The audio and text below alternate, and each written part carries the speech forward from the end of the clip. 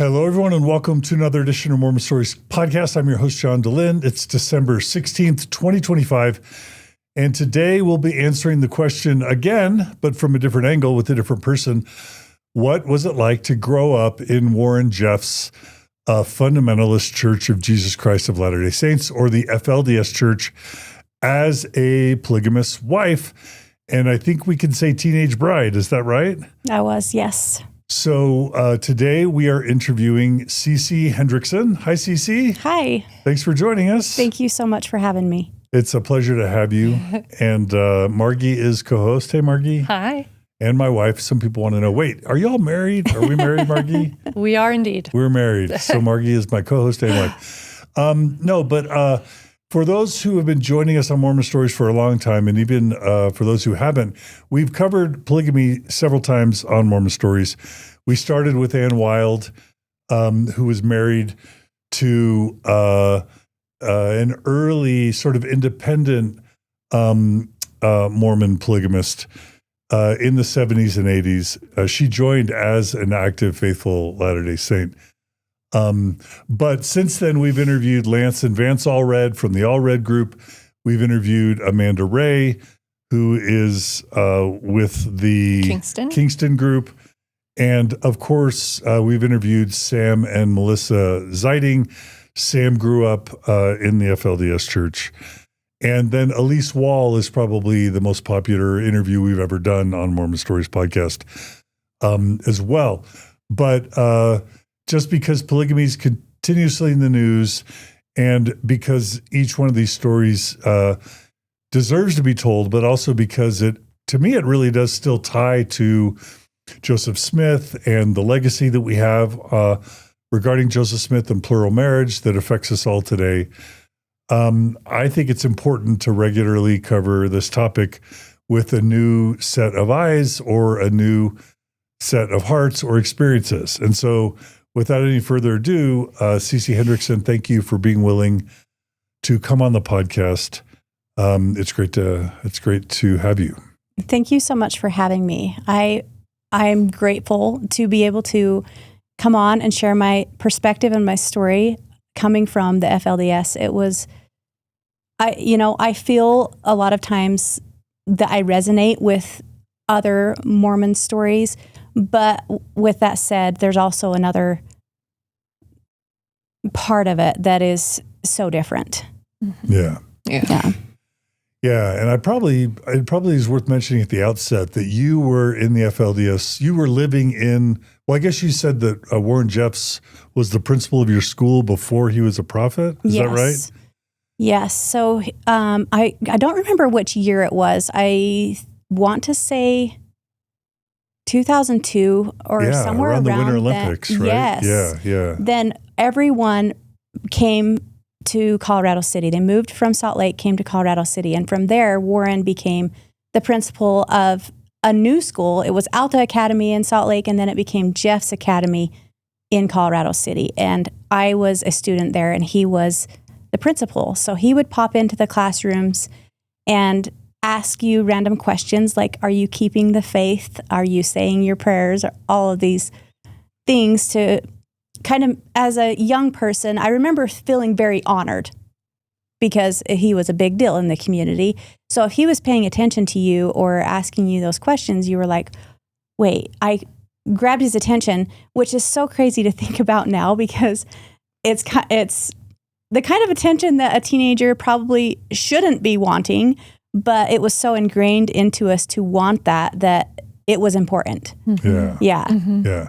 And all that to say, you were living in Hilldale / Colorado City during the rise of Rulan Jeffs. Yes. And through his demise as well, even though, there's a hideout involved that we'll be talking about. But yes.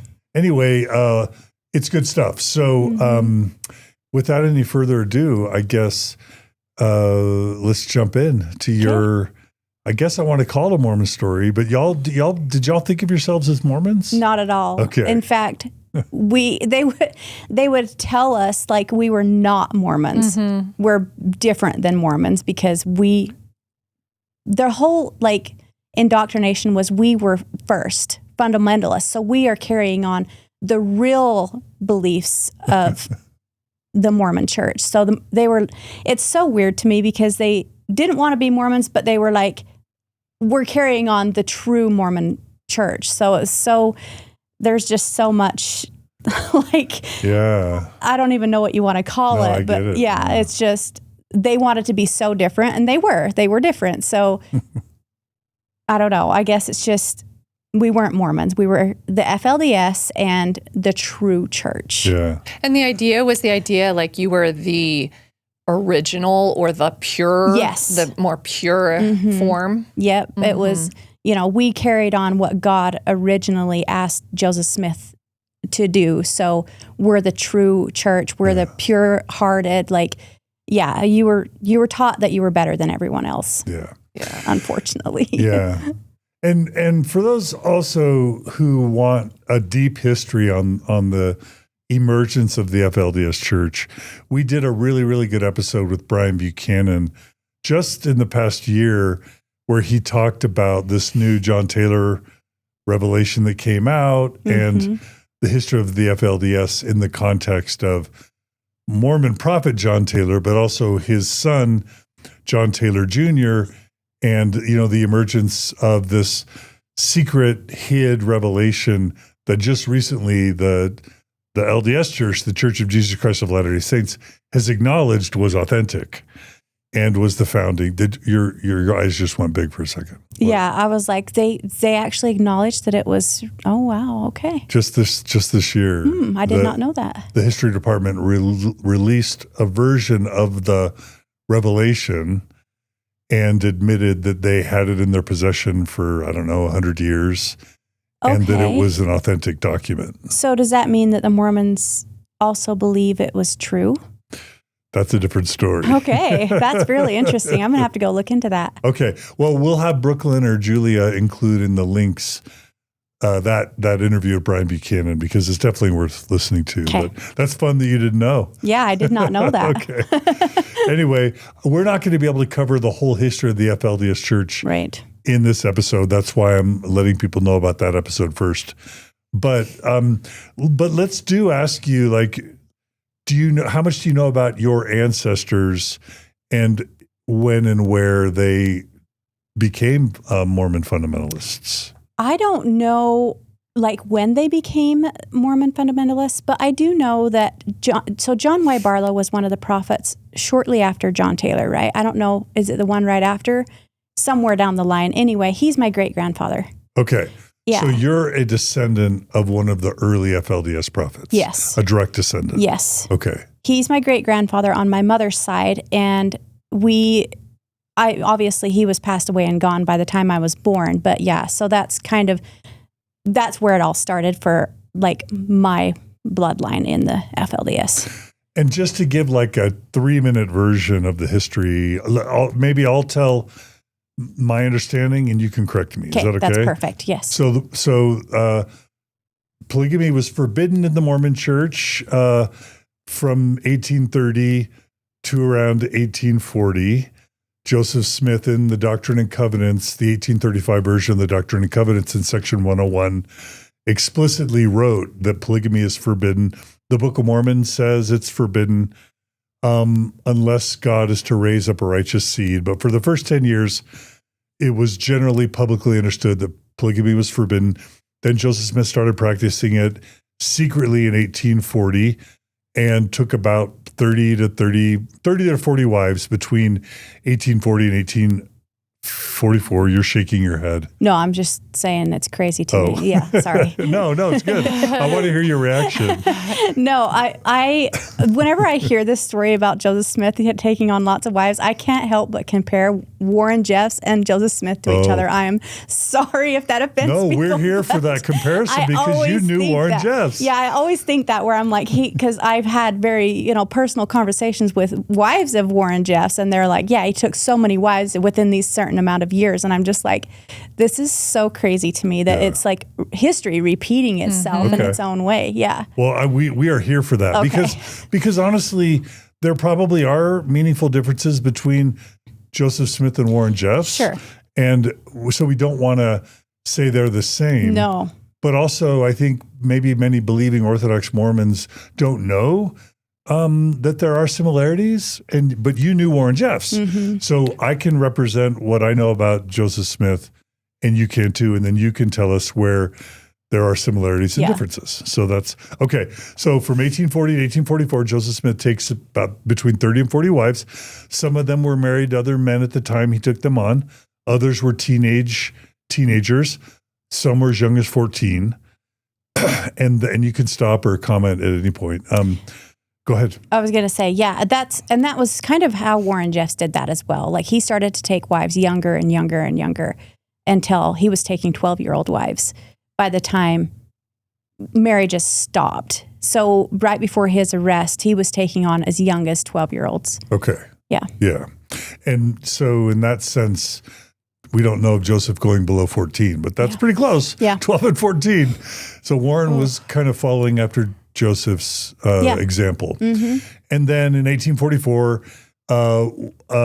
one of Joseph's counselors in the first presidency, William Law, broke from Joseph, published a newspaper called the Nauvoo Expositor, told the world that Joseph had been hiding and lying about his practice of polygamy, and Joseph had the printing press destroyed, the Nauvoo Expositor, and for that was sent to Carthage jail where a mob killed him.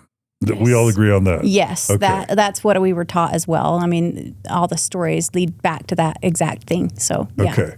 So then Brigham took a good chunk of the Latter-day Saints or Mormons west to Utah, kept practicing polygamy, didn't come out publicly as practicing polygamy until around 1855-ish, I want to say. Mm-hmm.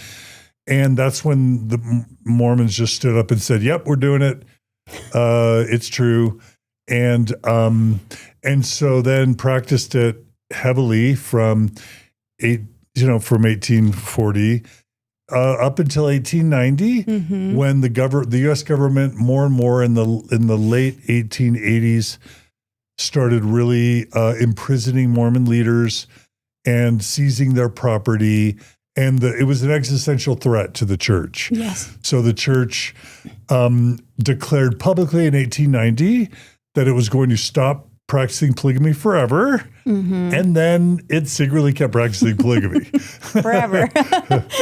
True? Yeah. Well, okay. So my question on this is, like, when they said, let's stop polygamy completely, was it because they felt like it was wrong, or was it because the law was making them? That's a question I've always had.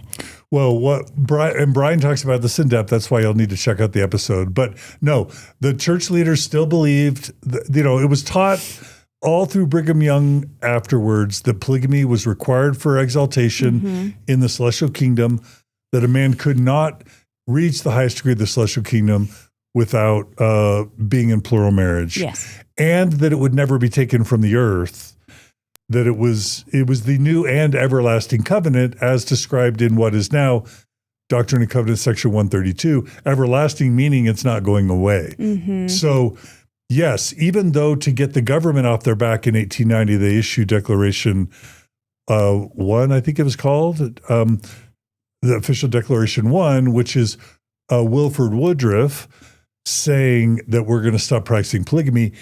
We know now in the LDS Church, that the modern our LDS Church, not mm-hmm. the FLDS Church, admits that for another 15 years, Wilford Woodruff, Lorenzo Snow, John Taylor, Wilford Woodruff and Lorenzo Snow, Joseph F. Smith, they were all practicing polygamy, approving polygamous marriages, and if they were doing less of it in the United States, they sent Mormons to Canada and Mexico, so northern Mexico and southern Canada, to continue the practice. Okay. So we know that at least through the 1920s, that mainstream LDS prophets and apostles were still performing or approving of or allowing plural marriages in the mainstream church. Okay. But publicly saying that we had stopped. Right. Yeah. Does that answer your question? Yes, that does completely, because, the way the way I was taught growing up was that, Mormons stopped, and it was by that revelation of Wilford Woodruff. Is that the name? 1890. Yeah. Yes. Official Declaration 1. Yeah, that it was actually a revelation from the devil, like we were taught that. It was a revelation from Satan, and we were to continue it because they're wrong, we're right. And that's kind of where the break-off happened. Right. Yeah. Yep. And it's a little more complicated than that, because my understanding is it took another 20 or 30 years after 1890 for the FLDS to emerge. And so what happened was there were some apostles who didn't like polygamy. Well, what happened was we just kept practicing it and just lied about it until the Smoot hearing. So we wanted a senator named by the last name of Smoot to be seated because we did Declaration 1, the federal government allowed Utah to become a state. So then we had senators elected, but the government back in Washington, D.C. knew that we were still practicing it. So because of that, they wouldn't allow, I think George Smoot was his name, to be a senator. And so they had hearings. So they brought Joseph F. Smith, our prophet, back to D.C. and said, you guys issued official Declaration 1, but you're still practicing it. And, we're not going to let you guys have your senators serve until you really, really stop. Right, yeah. And Joseph F. Smith had to testify in D.C. 15 years after official Declaration 1 that, okay, no, this time we really mean it. This time we're really going to stop practicing polygamy. And he went as far as to issue official Declaration 2, which was us saying, okay, this time we mean it. Why are you laughing, Margie? Why are you laughing? Because it's funny. The Declaration 1 was a lie, but he's thinking, I know, it's Declaration 2, though. It's literally like a child. Which is totally different because it's true. Believe us this time. Yeah, the difference between Declaration 1 and Declaration 2 is we mean it with Declaration 2, but we didn't mean it. It's totally different. It's totally different. It's hilarious. And so that was around, this is all true. And the LDS Church admits this now. This is not, yeah. So around 1905, they issued Declaration 2, but then it still didn't end polygamy. There were still apostles who didn't want to let it go. Into the 1910s, the LDS Church had to excommunicate a couple apostles who just wouldn't let it go. And then eventually by the 1915s, 1920s, the church really is serious about stamping it out for good. And that's when the emergence of this John Taylor Jr. revelation, which basically is just that John Taylor, the prophet that preceded Wilford Woodruff, so it's the third prophet of the church. It was Joseph Smith, Brigham Young, then John Taylor. John Taylor, while he was in hiding, received a revelation from God. Why are you laughing? Because whenever it's received a revelation, it's like, what? These people, I swear they just made it up. well, the revelation that John Taylor received while he was prophet is that polygamy should continue, but that a chosen, secret, select group of people should continue the practice. And so that revelation was never given to the church, but it was given to his son, John Taylor Jr., who I believe was an apostle. I think so. Came upon the revelation, started sharing it. And that's when I'm sure your great-grandfather, yes, Barlow, great-grandfather. I'm sure him with other people, there were probably all Reds and there were Jeffs. Yeah. And I forget all the names of the early founders of your FLDS church. Barlow, Johnson, Jeffs, Allred. Yeah. There's a few more I can't think of right off the top of my head. Yeah. Those dudes got together and said, we're gonna keep living the principle. And it was a Mormon prophet, John Taylor, that authorized it. Yeah. Right? Yeah. And I think too, the reason they were like a few select people is they knew it was going to be the people that would actually listen and do, like they would be like, oh yeah, we're all on board. It wasn't that God selected these few. I think John Taylor was like, I'm only going to tell the people that I think will believe what I'm saying because they already want to continue this, right? I think that's, probably most likely what happened there because a lot of those people already had multiple wives. and they didn't want to part with them.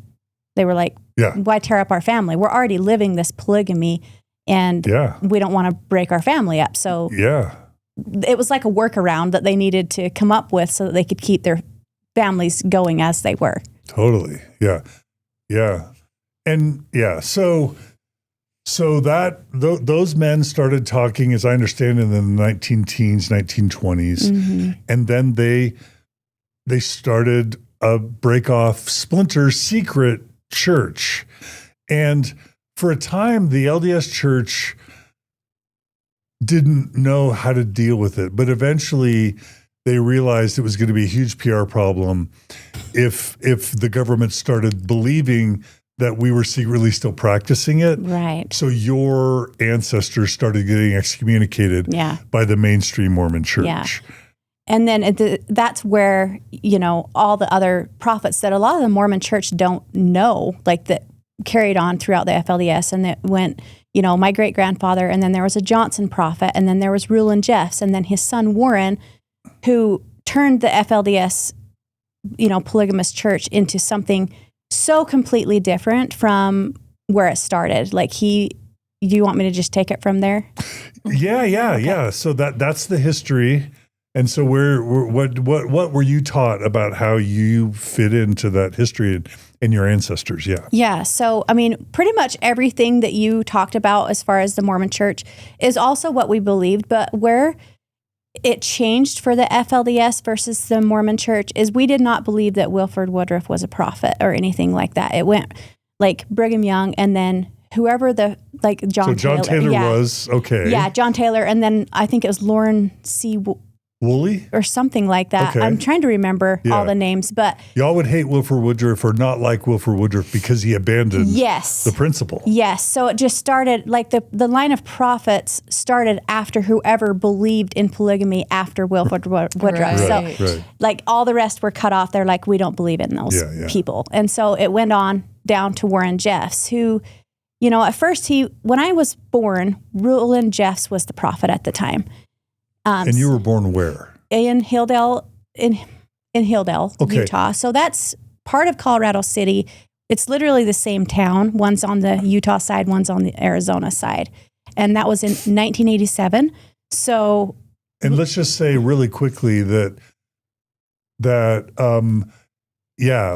you know when the FLDS Church started really settling and moving to southern Utah, / Arizona? I don't know the exact year because they were already pretty established there when I was born, but the prophet didn't live there. The prophet lived in Salt Lake. Okay. And so they, he had little branches. He had one in Canada. He had one in Colorado City. He had one here in Salt Lake. Like he had many different branches, but he was over all of them. So he would fly to the different areas on certain Sundays and do his church whatever with them. But then I want to say every so many months he would do like a big conference in Colorado City where everyone would try to come and meet. I think it was once a year actually that they would do that. And were you taught about the Short Creek raids? Yes, in 1953. Okay, yeah. So let's talk. So like while the prophet's still in Salt Lake, the FLDS prophet, and while he's growing his church in southern Utah and also in Canada and Mexico, did you say? I don't know all Just the places. Canada. Okay. Yeah, I know for sure Canada. But the FLDS presence started growing in southern Utah. And so, talk about the Hilldale, what you would remember about those raids, the Short Creek raids. Yes. So obviously it happened quite a few years before I was born.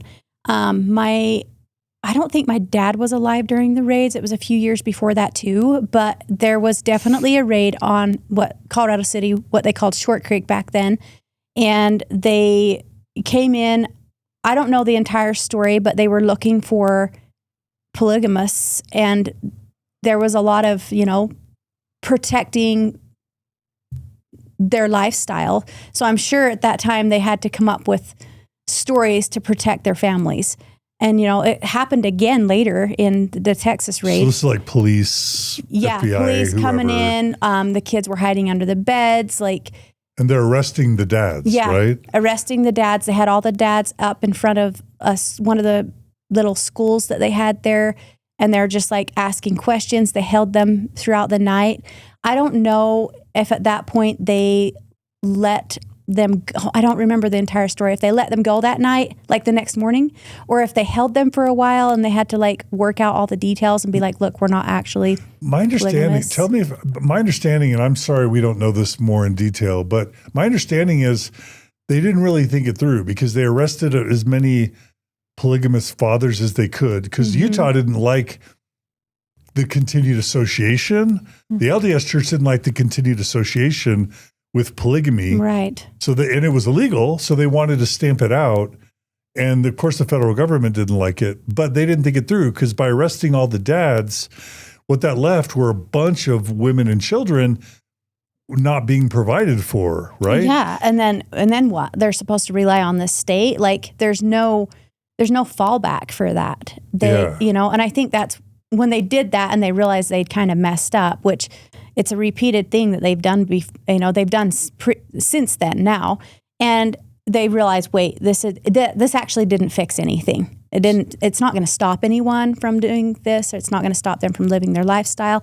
So I don't know at what point did they like let the fathers go back, or what they had to go through to do that. Yeah, but they did. At some point they had, and they kind of stopped doing raids for the most part. They kind of just left them alone for a very long time. Yeah. A very long time. What year was that? Was 1953. Okay. Yeah. So from 53, there may have been a raid or two here or there, but generally speaking, after the Short Creek raids, they're just like, we don't really know what to do. So we'll just kind of leave them alone and hope nothing bad happens. Right. From 1953 until like 2000, I want to say 2004, I think the people for the most part felt okay just living their life. There was definitely, your eyes were always peeled. Like if you saw someone you didn't know or that looked like they were outside of the FLDS come through town, you would keep your eye on them, kind of like, what are they doing here? What do they want? We were always taught that news was bad. Don't ever talk to any kind of news, because sometimes news would come out there and try to pick up information or make a story, and we just were not to talk to them ever. And what I remember is around the 2002 Winter Olympics, once they were awarded to Salt Lake City, there was some polygamist named Tom Green who got like national attention. So like the LDS Church in Utah is all super excited to have the Winter Olympics here. Mitt Romney was involved and he saved the Olympics. But then a huge percentage of the news was all about Mormons being weird and still practicing polygamy. And so I think that's when your church started getting a lot more heat and scrutiny. I have to agree with you on that. I forgot about that. So when in 2002, when they heard that the Olympics were going to be in Salt Lake, the prophet at the time, Rulan Jeffs, was convinced that during the Olympics, the destructions were going to happen and Salt Lake City was going to be destroyed. The second coming maybe was even going to come. So he was like, okay, everyone get out of Salt Lake. We are moving. And they had it was 2 months. Everybody had to be moved. And they were... And my understanding is Warren Jeffs led a school here, like in Sandy or something. Yes, it was, Alta. Alta. Yeah, because they called it Alta Academy. Yeah. But yeah, he had a school here. Their entire Jeffs family lived up here.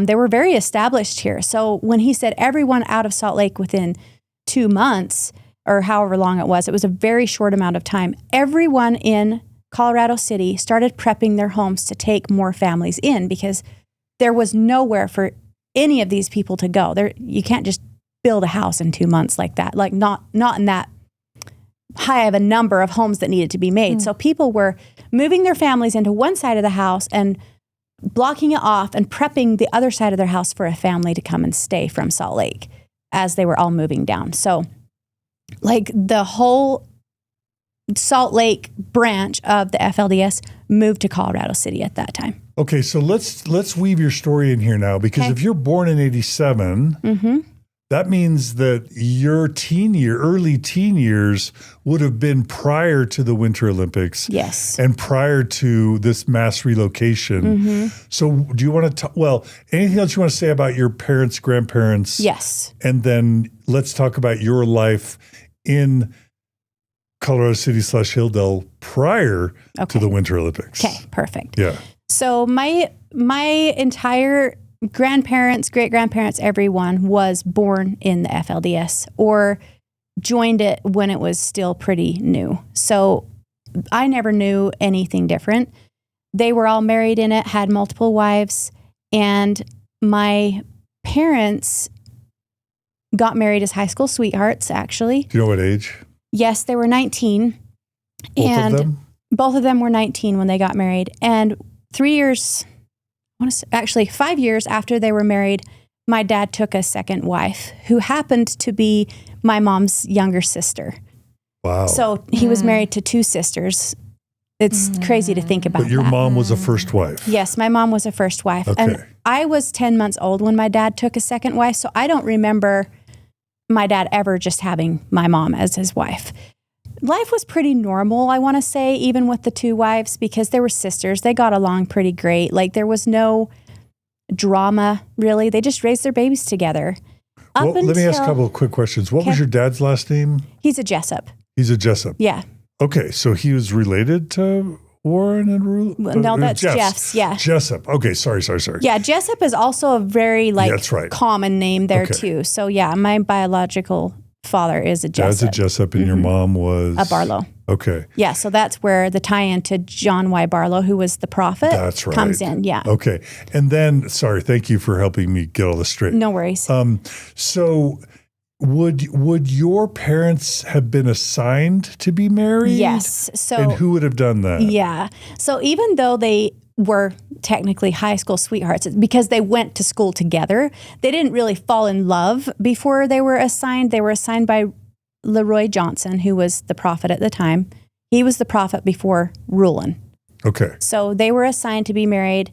And so that's the thing where the prophet got to decide who married who? Yes. That's wild. Right. And, during that time when Leroy Johnson was the prophet, he did allow a few people to come to him and be like, we're thinking about being together. Will you basically condone this or, let us do this? And he would marry them. So back then it was there was a little more leniency as far as that goes. He didn't allow all the time. He would definitely still do his assigned marriages, but there was a lot more leniency back when he was the prophet. But once Rulan Jeffs became the prophet, that all changed. There was no matchmaking before. He was the decider that who you married was who you married. And we were pretty much taught at that time that if you were someone that was like, no, I don't want to marry that person, then you were being rebellious. And a lot of times, if you did that, you weren't ever given another opportunity to marry someone else. You pretty much just didn't get that opportunity. Like, you turned it down, so you're done. So your parents were married under which prophet? Leroy Johnson. So they were sweethearts. Did they ask permission? No. Okay. No, they were placed together. Okay. But they were okay with that. They were okay with it. I think, two people who kind of knew each other before because they went to school together, getting married, it was the best they could probably ask for in the circumstances they were living under. And similar age, which isn't always the case. It can be large. Yeah. Right? So I think that they were pretty happy with the arrangement in the beginning. Everything was great. And, Dad took another wife when they had been together for about 5 years. Was he into construction? He was a manager of the local hardware store. Oh. Yeah. So he just worked at the hardware store. He wasn't at this time, my dad really didn't have a big influence in the community as far as the priesthood beliefs go. He was just a dad doing his thing. And so he was just a manager at the hardware store at that time. And you were where in the birth order with your mom? Okay. So my mom had a daughter and a son and then me. Okay. So I'm the third of my mom's 12 children. Whoa, 12 biological children. Yes. Wow. Okay. Yep. And then my dad took another wife. Your mom's sister. Yes, my mom's sister. Which Joseph Smith did. He married multiple sister pairs. He also married mother-daughter pairs. Yes. Yeah. Yeah, which is also very common in the FLDS Margie's sighing. Why are you sighing, Margie? It's sigh-worthy. Yes, it is. Well, is it? I mean, I want to hear what it was like, if it was good or bad, or you know, I didn't ever live that. I was never in the situation where it was mother and daughter, but the sister and sister, like, honestly, it was a better arrangement than others I know of, because they did already somewhat love each other. You know, sisters, they work it out. Like, they want to love each other. They loved each other before. Like, why wouldn't you continue at least trying to love each other, even though now that there's this man involved? And I think that's what my mom and her sister really tried to do.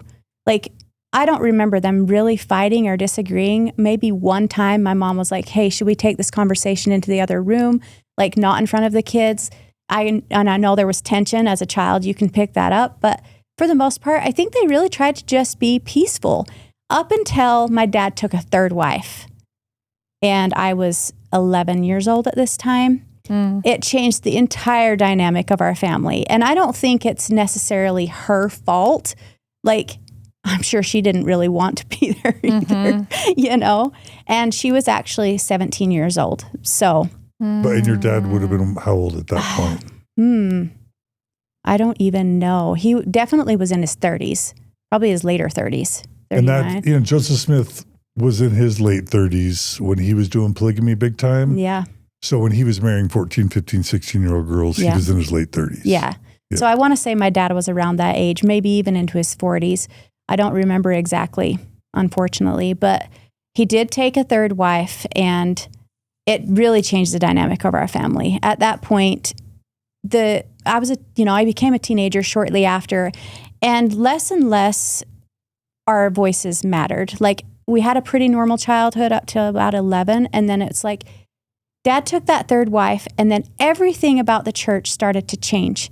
And what I mean by that is Rulan Jeffs passes away. Oh, wait. Before we get to that, can I ask you a couple quick questions? Yes. Okay. I really want to hear what you're about to say. Okay. And a couple questions. So when your mom and her sister are living, both married to your dad, are they living in the same house? Yeah, that was my question. And I don't want you to, I know that sometimes people ask like really probing, inappropriate questions. I'm not doing that. Okay. But what are you comfortable sharing about, like living arrangements and that sort of thing? No problem at all. Okay. Yes. So my dad had a very small house when he took his second wife. But as we were, as our family grew, because they were still having like my mom and this other mom they were having babies every 2 years at least. Wow. And so there was 2 babies every 2 years. So our family was growing very rapidly. And so Dad built onto the house he already had. And yeah, we all lived under one roof as a family. Okay. Yeah. The half siblings that are from my mom's sister, I don't even like to call them half siblings because they just feel like our siblings. Like we're just all the ones that have left, like we're all just tight knit. We just all hang out. Like we're all just one family, So for you growing up, not a lot of alone time, I'm imagining. Not at all. And me being the third to the oldest, like you're required. 8 years old. I remember doing laundry for multiple people, like, big piles and piles of laundry. Laundry day was massive. Meals were massive. Like everything, you took on a lot of responsibility. By the time you were 7, 8 years old, you were taking care of, at least 6 little kids at a time. Like you were required to grow up very fast. And also too, like by the time you're 12, they're prepping you for marriage. So like, it's just constantly on your mind where you're like, well, I'm going to grow up and be a wife. Like, any day now, so I got to get ready for this. So you're basically placed in a miniature adult role as a child where your work is actually essential. Right. It's required and it's essential. Right. As a your young family, person. Your family only operates by how much each person contributes. And that includes children, because how is 2 moms supposed to take care of that many babies all at once, even though they're the ones having them? Like we had to step in and, help them with that responsibility. It's a huge responsibility. What was the peak number of children in the home while you were living at home that you remember? I want to say 27. Yeah, I want to say there was 27 children. Because, I didn't get married until I was, I call it married. I was never actually legally married, but I was placed. I didn't get placed until I was 16. So there was 7 years there where my dad did have 3 wives, and they were all in their childbearing years. Mm-hmm. So they were just having children. Our family was still growing. And so when I was placed with my husband at the time, there was a lot of children under my father. So over 20 in one house. Yeah. Each, and this doesn't necessarily have to be your family, but traditionally in the FLDS community, historically, each wife would have her own room. Is that right? Yes, they would have their own room, but everything else was combined. We weren't even allowed to call our own mom. We had to call all the mothers, mother so-and-so. We couldn't really ever claim our own mother as our own mother. We had to do our best at trying to claim all of them equally, love them all equally, respect them all equally. And the mothers were to do the same with the children. They were supposed to claim each child as their own, treat them as their own. It was it's really hard to have an identity in that kind of situation because you're like, who do I really belong to? Even though each mom's supposed to claim each child as their own, there's really you don't ever really feel like you belong. Right. You're just a part of this great big family. It's almost like you belong to the collective. Yeah. It was like a group effort. There was I remember a few times, trying to give my mom special care, like she might be going through something or whatever. And I would get in trouble for it. Like Dad would call me out and be like, hey, you can only say I love you to her if you say I love you to the others. Oh, wow. It was very just, you had to accept everything as it was and not just what you thought was. That's right. Yeah. It's like even there was control over your love. Mm-hmm. Oh, 100%. How you were able to love and show love. Mm-hmm. But I can see why if it was always like, well, this is my mom and you hurt that kid and that kid is with that mom. And it was like the system wouldn't work that way. If everybody was fighting wars based on whose mom was who and whose kids were who. It would have been a lot of contention under one roof. It's almost like they had to do it that way to keep things as peaceful as they possibly could under the circumstances. And obedience. Yes. Obedience as the central. You're not my real mom. I'm not obeying you. Yes. There's no way. Yeah. Right? 100%. Sorry, I didn't mean to speak over you. Yeah. Is that what you meant? Yeah. But that was 100% it too. I think it was really just how they kept the peace in the best way that they could. Yeah. Yeah. So can I ask about what you remember about yourself as a child? So maybe up through 11 and 12. Do you remember, were you a stressed child? Were you very social? Were you happy? Yeah. Was there a part of you that was I'm going to be the most helpful child? Yeah. How did you show up in this environment? I might cry talking about this. Is that okay? Yeah. Please. Tissue's right there. I was a social butterfly. Mm-hmm.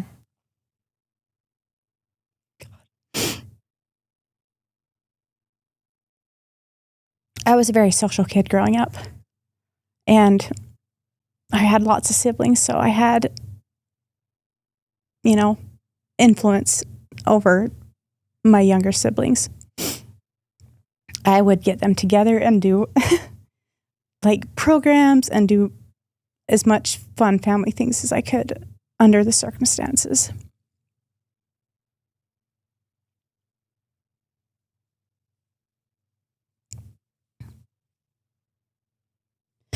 Jeez, I'm so sorry. Until I was about, I want to say 13, then I became a rebellious child. And did you have, what I think I'm sensing from your emotion was part of that how much you loved interacting with your siblings? Is it, let's say, before you're deemed rebellious? Were those joyous times? They really were. I think what's making me emotional is how full of light and love I was. And then it felt like it was almost bad to be like that. Like it's too worldly to be silly and funny and So you had a lightness about you. Is that what you mean? yeah, it makes me emotional because I see it in my own children. Yeah. And it's something over the past few years that I have been so passionate about never squalling that light in them by letting them just be who they are. And yeah, it's not really anyone's fault as a child growing up in the FLDS to have that light taken from you in a way, because it was like almost required. Like, you need to grow up now. You can't act like a child anymore. You're going to become a wife soon. You can't just be a little kid. And so, around the year, I think I was about 13. Jeez, my videos are going to look so bad. Sorry. No, don't worry. When I was about 13, when I say I became rebellious, my attention turned from being this fun, light older sister to kind of seeking out attention from boys within the community. And it was my little secret. Like, it was something I had that I could keep to myself. I didn't have to perform.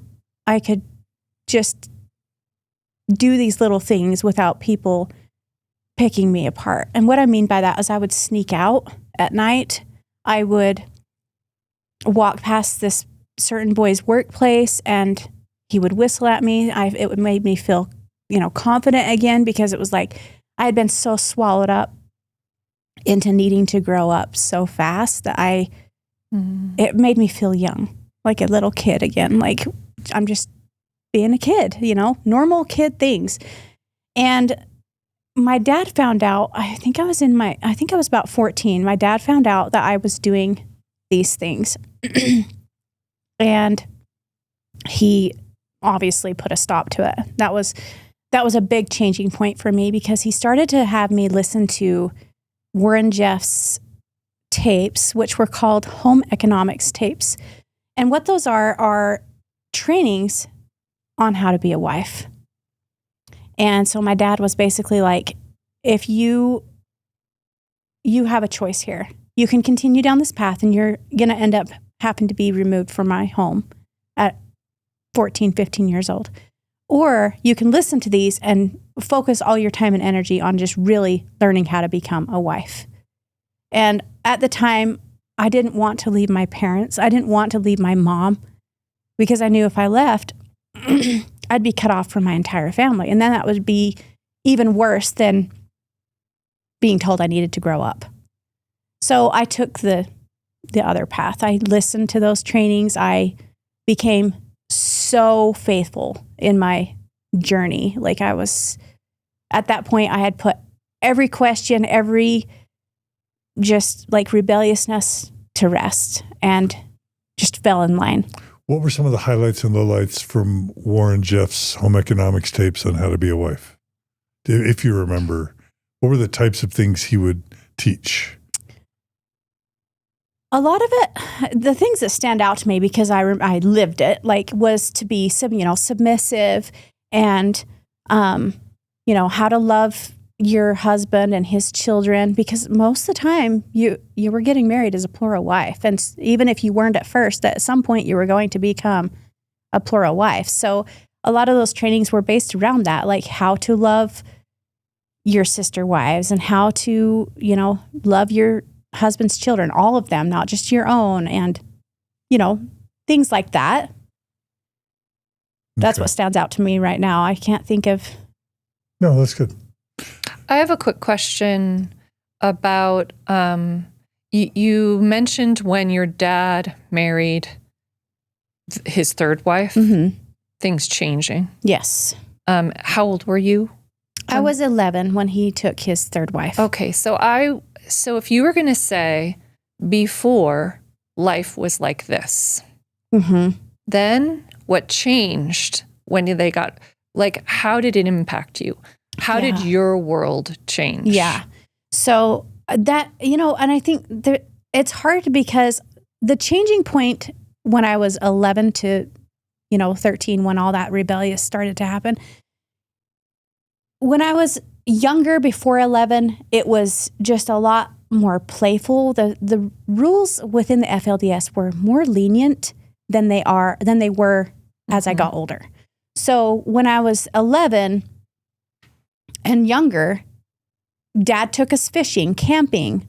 We could play sports. Even Rulan Jeffs had these massive park days that he would do in Jeffs Academy, and we'd play games together. We'd have fun together. And then when it was around the time my dad took his third wife, and that's why it's so it's not her fault that this all changed. It was just the timeline of events that our family changed, and it was because everything changed. It wasn't just our family. It was the church dynamics. It was the way Rulan Jeffs was leading the community. It was like everything changed at that point.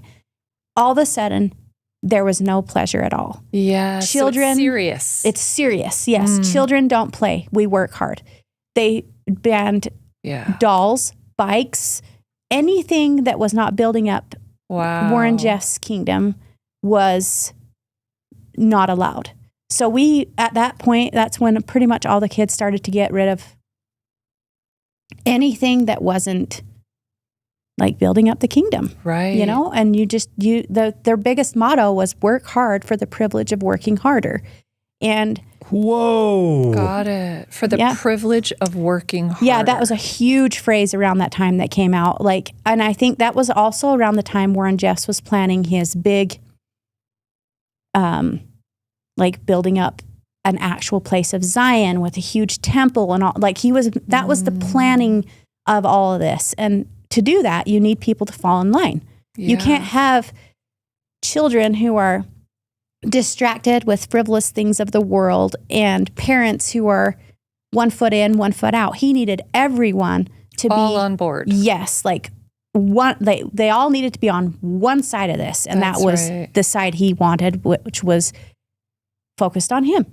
Yeah, it required more of an extreme experience, it sounds like. And that is, I so understand your tenderness, your emotion, because literally you left a self. You said goodbye to a part of yourself you remember. Yeah. And before we leave that, I just want to really clarify one thing, because one of the most difficult things I notice from any cult documentary or conversation is that almost without fail, the former cult members remember times in the cult as being the happiest times of their lives. And so I'm wondering, prior to your dad taking his third wife, prior to you starting to be interested in boys and your family clamping down, are your childhood memories of having two moms and a couple dozen kids all living in one home playing together, are they happy memories? They really are. And that's can you describe the happiness of living as a polygamist child? Mm-hmm. And that's the hardest part about sharing my story every time, because I'm like, I would never condone this lifestyle. I don't think it's good. Yeah, and ethically. Yes. You would. Mm-hmm. But it's at the same time, under the circumstances, we genuinely made the very best out of it. Like I told you before, we would do plays, we'd do programs, we would sing together, we would go camping, we would do all these things. And there was so many of us, there was not ever a time of being lonely or feeling like, I don't know, you just always had someone. We were just a big family and we all hung out together. And we had, my mom would make me and my sister matching dresses. We would go to community events, and it was all a great time. So it was a very happy childhood. And did your dad seem to get along with both your moms? At that time, yes. And that's another thing too, is it's it was a happy home, it sounds like. Yeah, it genuinely was for the most part. There's little pieces in between there where I think Dad was still he was confused too in some ways, because I think he knew what the priesthood expected of him, and trying to make what that priesthood is expecting of you and what you want your family to be meet is very difficult, especially from a parent's perspective, because you're required all this stuff. And if you come at your family hard and heavy with, well, the prophet said do all this, all of a sudden you're the bad guy, and your family's looking at you like, what happened? Like, why are you like this? And that literally did happen. When Dad started to clamp down, I remember thinking, you've changed so much. Like, you're not even the dad I remember growing up with. They changed. I mean, even down to, we don't call Dad anymore. He's father. And mom's not mom so-and-so, it's mother. Like, everything. Formal, much more formal. Yes, everything distance. was. Yep. There was the human connection just became less and less and less. And this was Warren's influence? Yes. As Warren got more power. Yes. After his father died. It was Rulan, right? Yes. After Rulan died in 2022.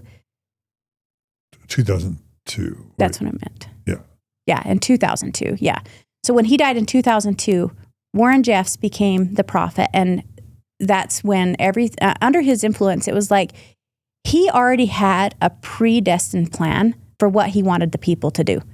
Even before his father died. Like, he had influence even before his father died. He was elderly and sick a lot. And so Rulan was. Yes, Rulan was. So when Warren would get up on the stand and talk to the people, a lot of times he would say, Father said this, but in reality, it makes you wonder, like, was he actually in charge long before the people suspected it?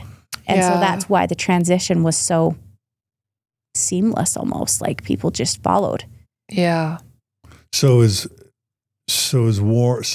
remember your parents being relatively happy and your childhood being relatively happy as a kid in an FLDS family. Yeah. Yes. And that's interesting, because modern society would say polygamy bad, but that doesn't mean it wasn't a joyful family experience. Yeah. Until Rulan Jeffs kind of ruined it. Is what I'm hearing from you. Yeah, I think,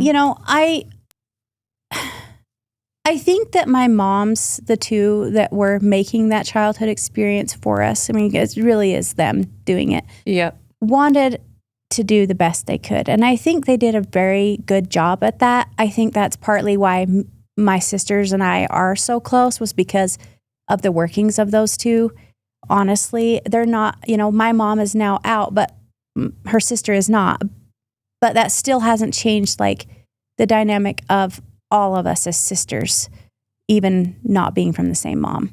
I think it is the workings of them, because they really did try to give us the best they could. I just want to say,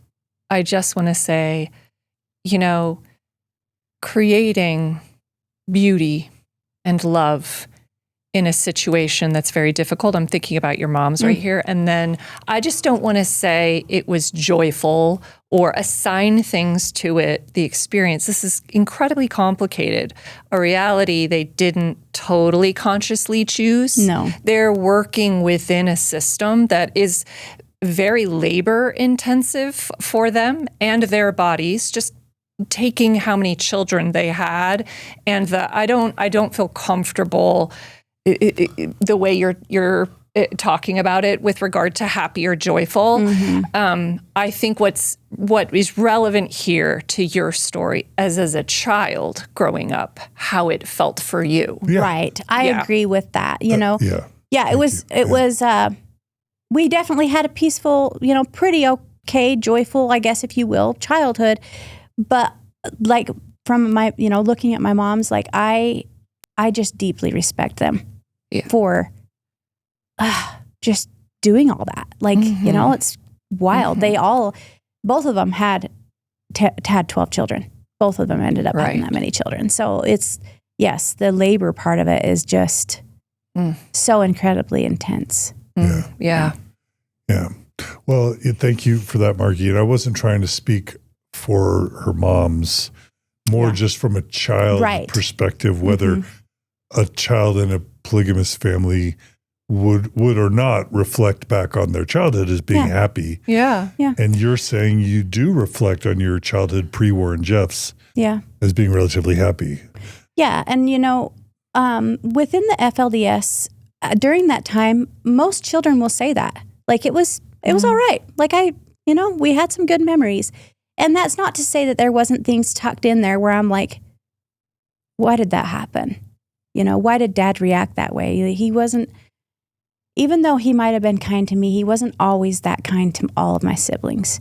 You know, there's plenty of times where I remember him getting, you know, so upset and losing it on some of my brothers or whatever. And so, like, there's definitely pieces in there where you're like, it's really just falls on the moms to make it the way they did, you know? Absolutely. But then at the same time, I'm like, the pressure was definitely being put on the fathers. Like, raise your children a certain way, do this, you know? And I know that pressure came through in those moments where someone would do something that wasn't falling in line, and my dad would react instead of, you know, he'd react frustrated instead of through love. And then you would have, you know, that kind of situation where abuse showed its ugly head or whatever that case may be. And so, like, even though those were random or maybe a few between, it's not the focal point of my childhood, but they were still there. Let's just say that. Okay. What do you remember about religious instruction, doctrine, church observance as a FLDS kid, in terms of how the church became, how the family became indoctrinated by the church, maybe? I always compare it to, it's kind of a slow burn. You know, at first, it's just reading the Book of Mormon and little pieces out of the Bible. It's really that simple. And that's what we did. Up until Warren Jeffs became the prophet. And then it was like the doctrine wasn't as much about those things. It was about the new revelations and the new, I don't even know the word, the new sermons and everything that were being put out by Rulan Jeffs and Warren. And would y'all have gone to church every Sunday? Yes, we would go to church every Sunday, and it got to where they were doing Monday morning meetings and Saturday morning meetings on top of that. So you would go Saturday morning, and then you would go Sunday, and then you would go Monday morning. How many hours on Sunday? On Sunday, it got to where church was a good 6 hours. Wow. What? Yes. 6 hours? It was. What were you doing for 6 hours? What are we doing? If you ever want to know, you can Google his revelations. They are so very many pages long, and he repeats himself like dozens of times. Okay, can I just be clear? So the 6 hours, the Saturday, the Sunday 6 hours, the Monday, is this the extreme version? This isn't your growing up as a child. No, this is the extreme version. This is when you're 11 through 13. Okay, so the childhood version, it was simple. Go to church on Sunday for an hour or two. And then, was there soccer meeting? Was there bread and water? Was there primary where you would sing with the kids? Okay, no, they never really did. Sunday school was Sunday school with your family. So on Sunday, you would do a little Sunday school, 10 a.m. At home. At home with your family. Where you learn stuff Yeah, about. little songs, little Home church. It was cute. Yeah, it was a cute time. Like it wasn't wild or intense. Not really. Like, we would learn a little song. We're going to sing this on Sunday.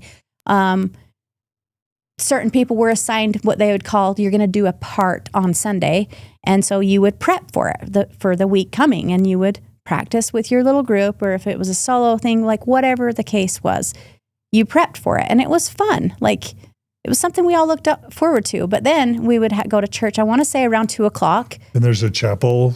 Yes, they had what they called the meeting house. And you'd go to church, like I said, for an hour or two. It was simple. This was the time when they would, read the Book of Mormon. Whoever was speaking would indulge and, talk about it a little more, explain certain verses, whatever. It was simple. And it was a lot easier to believe it because it was so simple and it was pulled right out of the book, right? it wasn't until later when everything was getting so construed. Were there wards and like congregations, or was it just it was like a mega church? Yeah, there was so within the FLDS, I know this is where it's different from the Mormons and the FLDS, is there's not wards, it's not organized like that. It's a big church. You do Sunday school with your family. I think once a month they would do what they call priesthood meeting, where the men would go in Sunday morning and do priesthood meeting, and then you wouldn't have Sunday school on that Sunday, and the men would just go and do that. And then we would have, during that time while the men were in their priesthood meeting, the family would prepare brunch, and then we'd eat together, and then we'd go to church. So that was kind of the layout, I guess, of how. So when you were at the meeting house on Sunday, everyone all together, was it sermons? Were there hymns? Yeah, there was singing, there was reading from the Book of Mormon, there was, whoever, they also had assigned speakers. So it was like, okay, we're going to call in President so-and-so or mostly men. Elder. Yeah. Yes. Almost always men. I remember a few times it being women, but it was usually when they needed, this is what I remember now looking back at it, when they needed a specific message delivered and they knew it would come across better if a woman delivered it, then they would have a woman, like it was very specific, like this is what you're talking about. Then they would call on a woman. Otherwise men would speak. Yes. And would the prophet speak every Sunday? If he was there, yes. If he was at a different, like if he went to Canada that weekend or, was up here in Salt Lake or whatever, then the leading, like the bishop or the leading presidents would take charge at that meeting. But if the prophet was in, that area, yes, he would lead the service. Okay. Yeah. Okay. Got it. Yeah. But hymns, you had a hymn book and all that. Okay. Okay. Okay.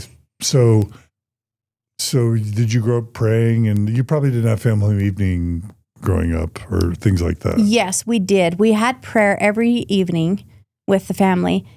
It started to change to where they did morning and evening prayer, which was fine. It wasn't until later then they started to add in prayer every hour. And just envision trying to settle in 27 children very quickly so you can pray every hour. Whoa. Like you spend 10 minutes trying to get everyone settled and you say the prayer, and whoever was praying sometimes would get carried away and you're 20 minutes in and then prayers in 40 minutes. Honestly. That's like, that's a day. Yeah. Was that Rulan Jeffs? Yes. Who said hourly family prayer? Yes. So. Wow, I'd never heard of that. Do you have any other questions about like before I was 13? Because once we get into no. Okay. Did y'all do patriarchal blessings? I'm just curious about that. Yes, there was a time when those were being ministered. I guess that was before my time. So my parents all had one. Okay. But I never got one.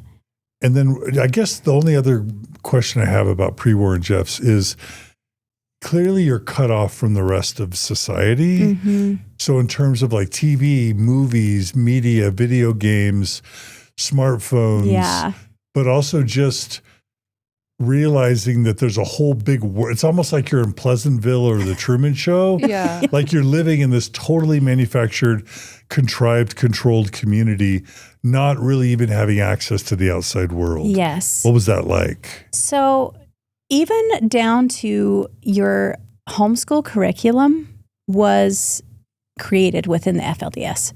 So everything you learned from your education to what you read, what you consumed in every way had to be developed, created, and published by the FLDS. And so to even protect or guard you even more, it was like, okay, no internet, no TV, no any kind of outside influence. You couldn't even go into town like St. George, which is close by, without a man being there, making sure that you didn't look the wrong way or indulge in anything that would corrupt your belief. It was very cut off. Radio? What about radio? They did have a small radio station. See, this is one of those times, like we had a small radio station, and for about 6 months, I hosted a kids radio show 1 hour every week. Wow. Like stuff like that is where I'm like, how did I get away with that? It must have been before everything changed, it definitely was. I was very young. But like listening to Britney Spears on the radio. No, it was very, then again, like, yes, even though I hosted the radio show, it was. With content that was. Yes, it wasn't exactly like priested music or. Yeah. At that time, it was music that they selected that was. Yeah.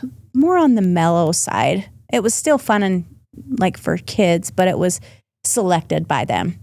And I even remember watching movies a few times as a little kid. What types of movies? I want to say like Winnie the Pooh, Little Women. I'm trying to think of a few of the other just Disney movies. Yeah, kind of Disney. Up until I want to say 5 or 6. So these are like very early memories. And then I had an uncle who continued to let his family do that. And even though my dad was like, no more, we get rid of the TV, or we didn't really get rid of it. We'd just put it down in the cellar and only pull it out to watch like family videos that were on the VHS. Yes. And so that was kind of the end of that era for our family. But every time we'd go over to my uncle's house, we would sneak and watch whatever he had in his collection. But if my dad ever found out, it was like, hey, you're not going over there for however many months. That kind of leads to my question, and that is, in your community, I'm getting a sense for all of this community culture and support for your way of life, right? And anything outside it, danger, right? So within your community and your experience of the community, was there variability? Did you see people living it a little bit differently?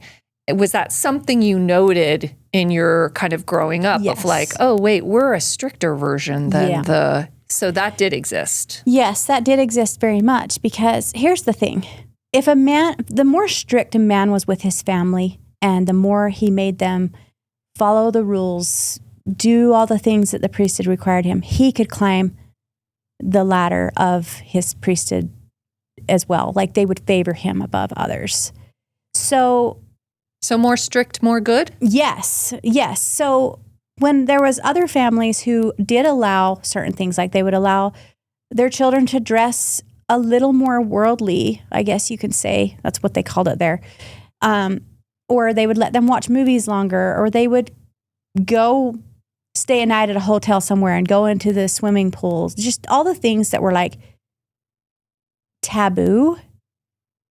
Those families were looked at as not as good. Got it. Like it got to the point where, with our family, Dad would be like, we don't hang out with that family. They're on the edge. They're not being as faithful, or we should be aware of them. I had cousins and their parents that were doing things a little more lenient. And I remember Dad very specifically being like, we don't really need to go over there and hang out. Like we need to stay focused on our family here. And that was his way of trying to get us to fall in line. He was trying to fall in line too and do all the things just right, which, did benefit him later on as far as finding favor with Warren. Yeah. It did give him a position within the church that a lot of men wanted. Right. Yeah. So, Okay, I have a quick question about the transition time. This time that you talk about it all changing. Yes. I'm curious because I feel like the way you've described it is, I just want to make sure I'm getting it right. Okay. So when Rulan Jeffs kind of takes over and you experience this, let's just say more intense, more extreme version of, I would say, like the religion, the lived experience of the religion. Was it all of a sudden, like, was it sort of like he takes over and then bam, it's something where, because that would be so confusing. It kind of was, to be honest. Like, I don't remember the exact timeline. It gets kind of overlaps a little, but so Rulan Jeffs dies. Warren Jeffs becomes the prophet. Shortly after, he starts sending men away that aren't falling in line, and he starts moving families around into homes. Like, okay, we're going to move you here. Everyone was, it wasn't just confusion because Warren became the prophet. It was confusion in every way. What you felt was normal was not normal ever again. We moved out of our childhood home into a different home within months. And Dad started taking care of another family. So there was so much change so fast within just a few months that... Was he assigned another wife? No. Okay. It was just like, I think his dad passed away during that time. So he was given like responsibility of his two moms and their children that were at home. Like it was... Wow, that's a lot. So, and this happened, like after Warren took over, this happened all the time. Like it was like a fruit basket upset of the community. Yeah, and everybody, chaos. yes, everybody moving everywhere, this person being sent away. And so if a man was sent away, someone had to look after this family, even if they didn't marry them, right? So they would put another man, like maybe they didn't go live within the household, but every day they had to go over there, check on them, make sure that they had their family classes, there was so much chaos after that point that the entire community was never the same. Why was Warren sending men away from your understanding? These were men who had wives and kids. Yes, and they were men in influence. So I'm talking these were men that stood on the stand and preached the gospel at some point. He stood up very shortly after he became the prophet and he said, I'm going to list off names. If you're listed, walk out of church right now. And he got up there and he read off a list of men's names, and there was men getting up and walking out, knowing they're being sent away. Their families are sobbing right there in public. It's a very public. He made a very public example out of them. Were you at those meetings? Yes. You were at the meetings where Warren Jeffs would name names and ask men to get up and leave their families forever. Yes. And the men would get up and leave, and you would hear the families so or just be like in shock. Like everyone's just sitting there like, what is happening? But he did this because he knew if he made a huge public example about all these leading men that people loved and respected, everyone else would fall in line. Like, oh. Or that would happen to them. Yeah, I don't want to lose my family. And that was when it was just a huge change because it wasn't fun anymore. The fun, the joy, anything that you ever felt about that was not there anymore. Interesting. Yeah. Wow. So it became like a reign of terror, basically. Yeah. And everyone, it was fearful. Like that's when I remember really like being afraid that our family would be broken up. Like I remember thinking, I wonder if my dad's ever done anything that would make them send him away. Like, and then we carried on like that where they had done this big disruption. And he so remind us, he got rid of dolls. He got rid of what? Like the big changes. Yes. Any kind of pleasure in any way. You couldn't go camping, fishing, took away bikes, dolls, any kind of toy that was distracting from the plan that he had. Weren't certain colors of clothes forbidden? Oh, yes. Red was banned. You couldn't wear any kind of red. And his explanation for that was that when Jesus comes back, he's going to be wearing a red robe, and we need to preserve that color for him. So we didn't wear red. And that's when, it was around that time that it was like, it went from being a normal child or a normal family as best you could to all these restrictions. There was, certain, you had to call your father, father, your mother, mother, no red, there were certain foods that were banned. Like what? No chocolate, no coffee, no. Wow. I'm trying to think. There's so many. Pleasure. Literally everything. Sugar, like yeah. refined sugar? Yes, refined sugars. Like there was, and it wasn't like he got up in meeting and just listed off a bunch of things. It was like, well, he did, but it was like, okay, one Sunday it was one thing. The next Sunday it was more things. And that's what I mean by a slow burn, because it was like the people were already kind of tricked into believing all of this and thinking, well, we need to fall in line. So he would just add little things to it slowly to where pretty soon you're going, wait, I literally don't even know what I'm doing. Like you almost had to refer back to the the revelation and be like, is this right? Like there's just so many rules. Yeah, so many rules. So it sounds like both. It was an abrupt change, a lot of changes abruptly, and also a slow burn of like the little pleasures at a time where eventually you get to a place where, you know, it's a very stark, controlled existence, would you say? Yeah. Okay, so can I get back to your story for a minute? Sure. So 11 to 13, you were saying how you had a rebellious like moment, and you were talking about how you, you know, how you defined that was going out sometimes. Was it late at night? Yeah. And enjoying, having experiences where you were enjoying the attention of boys, right? Right. Okay, so my question is, like, was this your attempt at pleasure? Was this your attempt of normalcy to like hang on to something I think that so, felt human to you and relatable and like you wanted it? Yeah, totally. It totally was. Because I remember thinking, well, if everything I do in my father's home is so regulated and like, you can't do this, and even the way, like the look on your face was like, are you being, you know, I feel you're being disobedient, or like everything was just on high alert.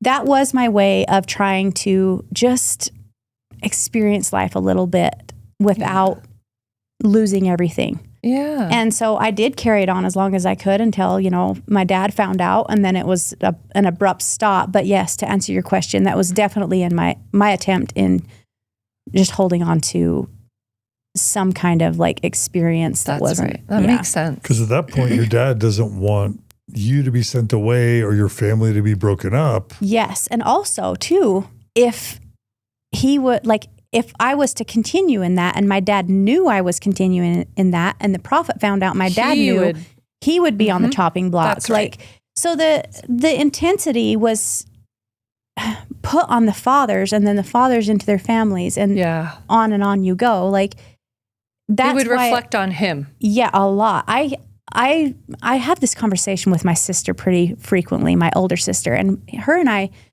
feel a lot like we were also trying to give our parents the best that we could because we knew what could happen to them if we didn't. Like it really did fall on the older kids quite a bit too, where we're like, well, I guess even though we don't want to do this, we'll do it because we don't want dad to, you know, suffer. You're trying to take care of your parent. You're trying to protect your parent. 100%. Yeah. It's a lot. I'm just processing, like switching back to like traditional LDS church. One of the things that liberal Mormons or even ex-Mormons will criticize the modern LDS church for, they'll say, when have the prophets ever, you know, after Joseph Smith or maybe Brigham Young, ever really had a revelation? They really haven't changed the scriptures since Joseph Smith. They haven't added to the Doctrine and Covenants other than to take things away. And prophets, what are they? What prophecies? How are they being seers? Where are their revelations since Joseph Smith? It's meant as a criticism, but I can see potentially the fear and or the wisdom in unleashing a prophet to start creating new revelations and new changes.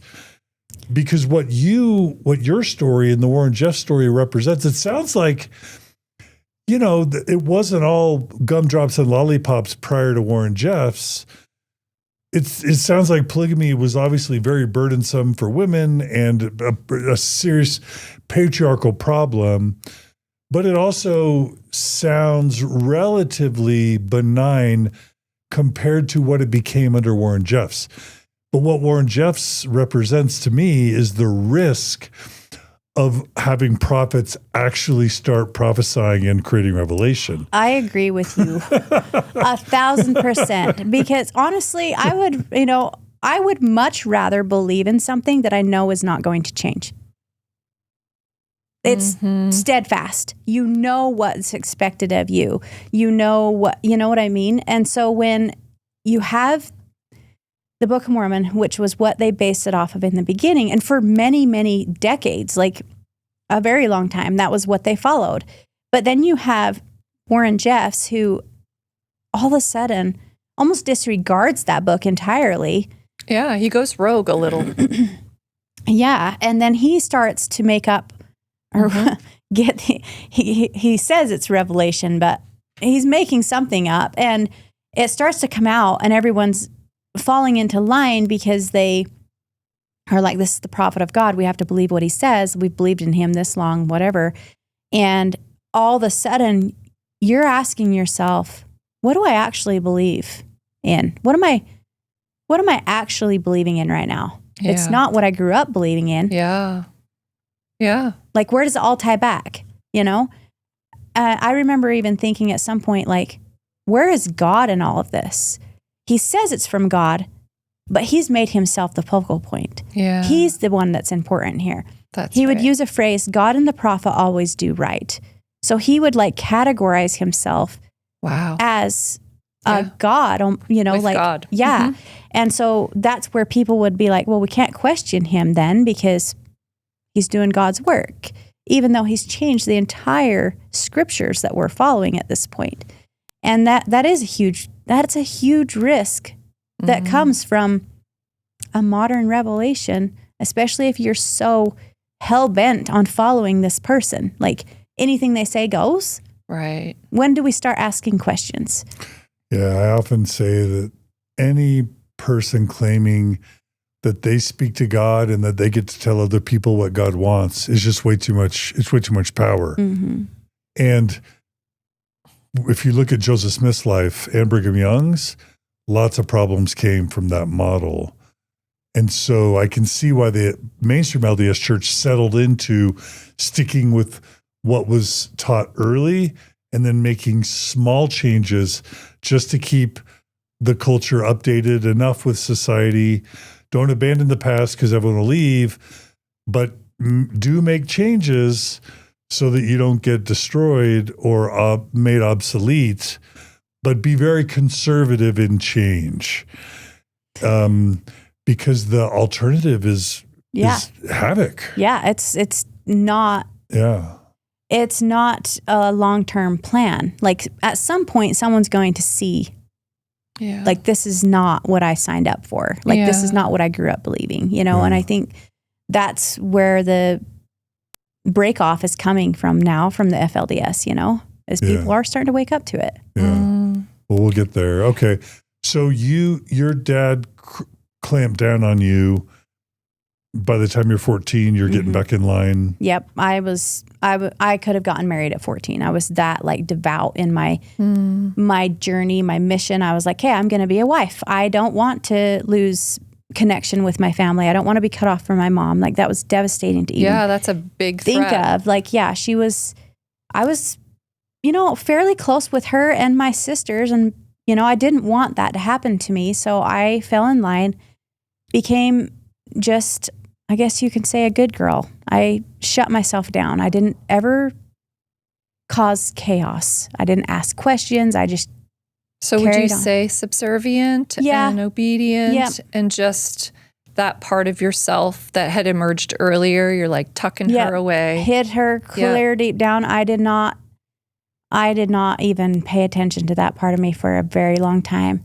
And, I carried on like that for a couple of years during this time. There's a story that Warren Jeffs used to keep the words "keep sweet" on his shoes. Mm-hmm. One shoe said "keep" at the bottom, the other said "sweet," and he would put them up on the desk to show a woman that she needed to know her place. Yeah. Is that term "keep sweet" something you would have heard growing up? 100%. What did it mean, and how did you hear it? Yeah. So, like, let's say, I mean, literally all the time. It was one of those things you would hear multiple times a day throughout your day.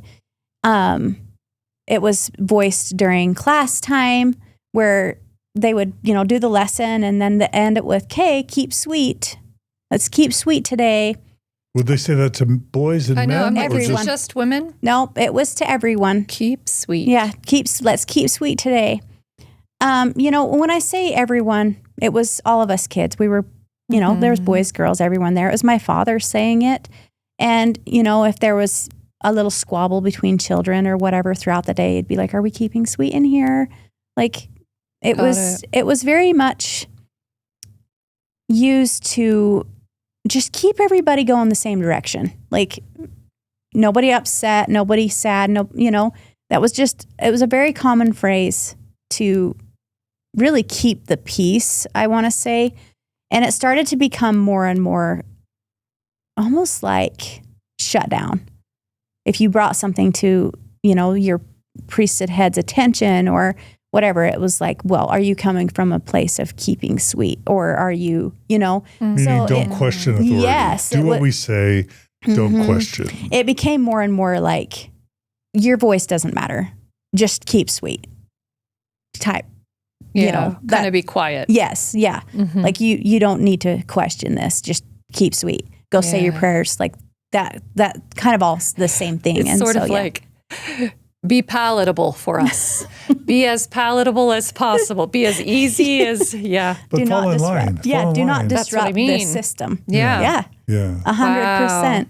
Okay. And so, that was definitely something growing up. And I, so this was, we're at when I was like 14, 15, where I was definitely, I was kind of a mother in my father's home at this point. I carried huge responsibilities. I mean, lots of babies and just carrying the family load just as a mom would, even taking care of mothers in their pregnancies and staying with them after they had babies and just. Did y'all use hospitals? Yeah, there was, it's not a hospital, but it's a birthing center in Hilldale that all moms would go have their babies at.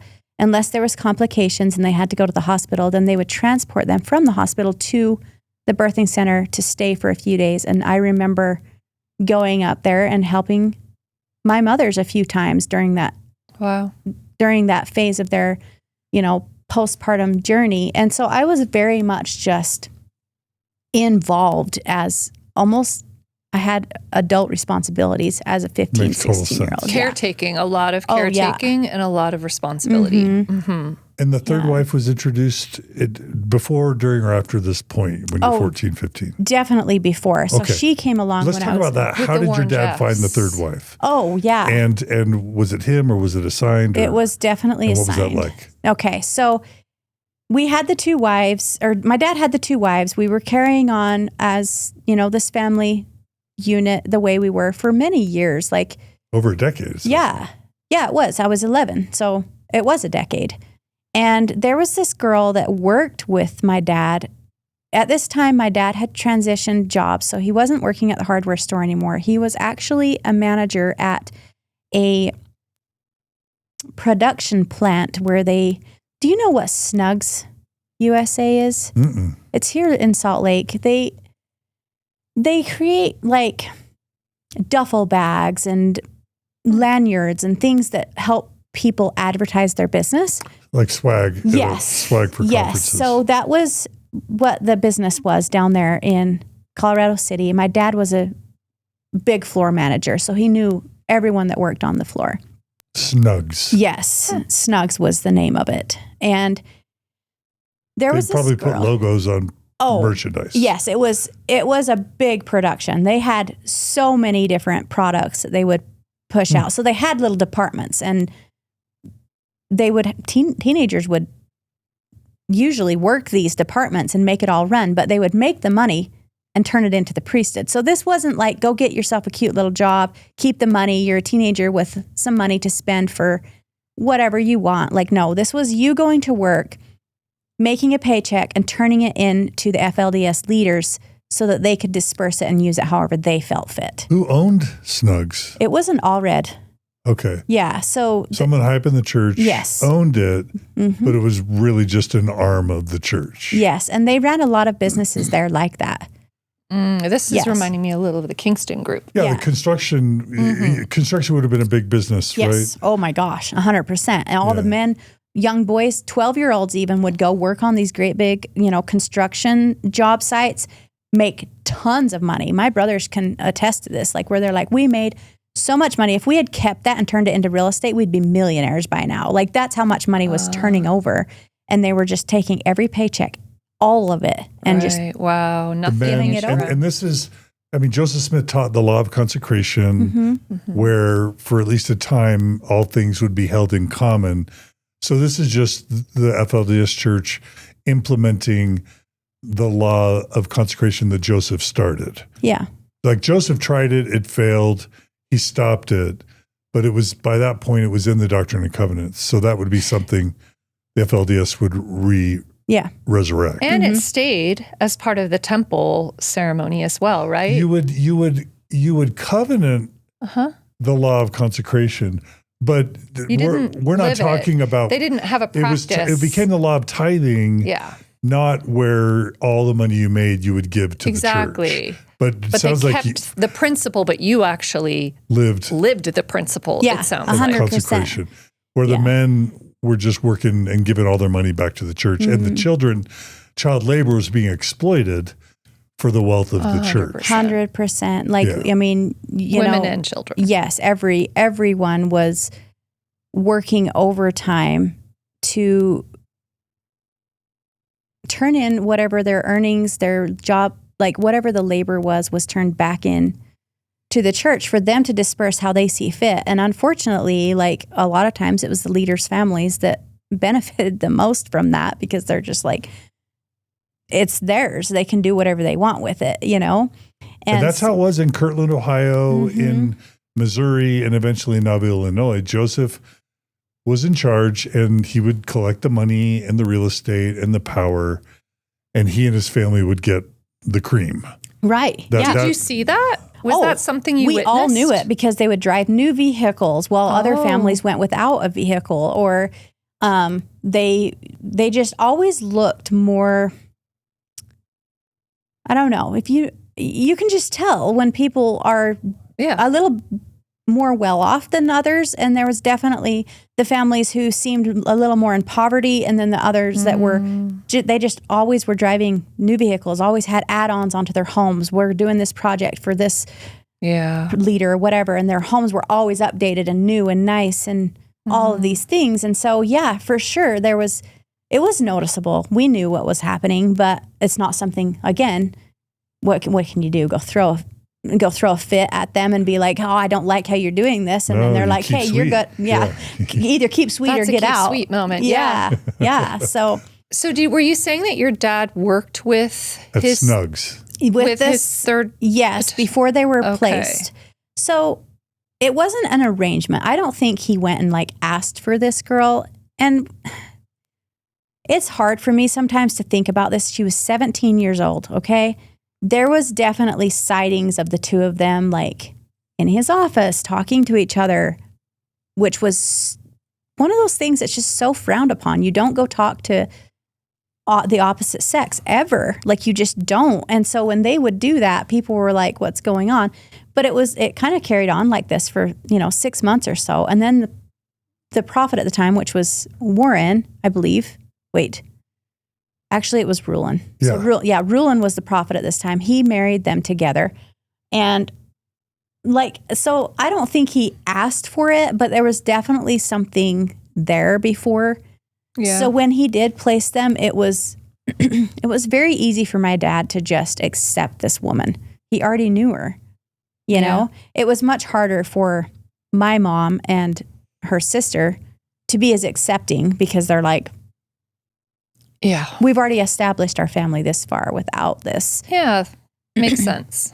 And then she comes in and she's literally only a year or two older than my sister. And it's just... Yeah. So she was older than the oldest child. Yes. By a year or two. Not much. Yeah. Okay. Yeah. So... And yeah. do you remember how your mom and your mom's sister, your other mom, felt? Oh, man. They Would tried. they have been able to talk about it? Yeah, we've talked about it since, I'll say that. But at the time, what was it like? Oh, they buried a lot of it. You could tell there was lots of tension. This woman was very different from my mom and her sister. My mom and her sister are a little more, they just want to collab. They just collaborate with each other, they work it out. And this lady was not like that. She came from a very abusive family. And that abuse trickled in. So now it wasn't just those one-off times of my dad being off the wall. It was a daily occurrence of her being abusive. Like yelling or insulting people. Slapping people, whipping people with belts, like you name it. She never did it to me, but I have lots of brothers. Yeah. And it was definitely taken out on them a lot. Okay, so you're now, through the introduction of her, you are now having chaos in your community, yes. in larger world, and in your inner space, your bubble of your family. Yes, and then at this point, my sister and I for sure became like, oh my gosh, we have to protect our siblings from her. We have to protect our siblings from our dad when he acts out. Like, it became much more. So the intensity was coming from multiple directions. It was coming from the church side of it. Like, you have to, be a certain way, do things a certain way, or you have the risk of losing your family. But then within the family, it was like, do we stand up to her and then get in trouble by dad for doing that because we're supposed to be respecting her? Or there's so much pressure to be a protector, which it's crazy because I still carry that, like, where I'm like, always, I got to protect everyone. Like, and it was so embedded into us growing up. Like, we just, yeah. I'm not trying to make excuses for her, the third wife, but it's an impossible situation to be put in. 100%. If there's this family with over 20 kids, only 2 moms, and then several almost adult children who have been functional moms for many years. There's this whole power structure and social order within the family that then if this 18-year-old or 17-year-old comes in and is supposed to be on the status of a wife or a mom, has never even had a kid before, doesn't know even how to be a functional adult. Her brain's not even fully formed yet. And yet she's stepping in with functional teenage children who are peers. How is she going to assume the power and status of a wife when these kids are feeling usurped? And who is this woman anyway? And she doesn't even know how to discipline or even have relationships with the 20X children. For her, it's an impossible situation. Well, and it sounds like, she's 17, and it sounds like she's lived through abuse herself, trauma herself. So what do you do when you don't process that? Is you live it out. Repeat the cycle, right. Yeah. And to gain power and to just also, survive. Also, what happens, some women react to extreme situations in control like your mom and her sister did. And other, personality types of women get angry. Oh, sure. And where does the anger go? It goes right there. So there's understanding, compassion, makes sense psychologically, and just kids, don't hit your kids. Right. This is how a system perpetuates the abuse, and this is how it all goes. What were the teachings around spanking or hitting children? Spanking was normal. You got to discipline your children to keep them, if they were falling out of line, get them back in line, however you do that. But I don't think abuse was ever like encouraged. But then again, they had priesthood meeting once a month. What did they talk about in those meetings? I don't know. Like, I don't think I've ever asked anyone, you know? I don't think that abuse was encouraged, though. I think that they tried. Not punching your children. Right. I think they tried to teach the men to love your children in obedience, because they also, Rulan Jeffs was really, really good at doing this. Almost overboard sweet and kind, and he would act this way until you do what he wanted, but then when you didn't, it was like he would withdraw his love and punish you that way. And that's kind of how he taught the men to do that. It was a very emotional roller coaster. Manipulative. Dad was like that. My dad was quite a bit that way. And yeah, you were very manipulated into like, oh, well, if I don't fall in line, then I'm going to displease him, and then he's going to treat me like I don't exist. And I don't really want to be treated like that in my own home. That it's not fun either. So to go back to what you were saying about her, though, I 100% agree with you. It was not an easy situation. I can't imagine. It was a lot. She probably had no idea how to even navigate what she was put into. But she became abusive. Yes. And you felt like you had to try and protect your siblings without upsetting your dad. Which, I mean, that was pretty much impossible. That was around the time where I pretty much came to the terms with, I'm going to do what I can to protect them. And I know it might upset Dad, which is unfortunate, because then it might push me further away from becoming a wife myself. And it was difficult, you know?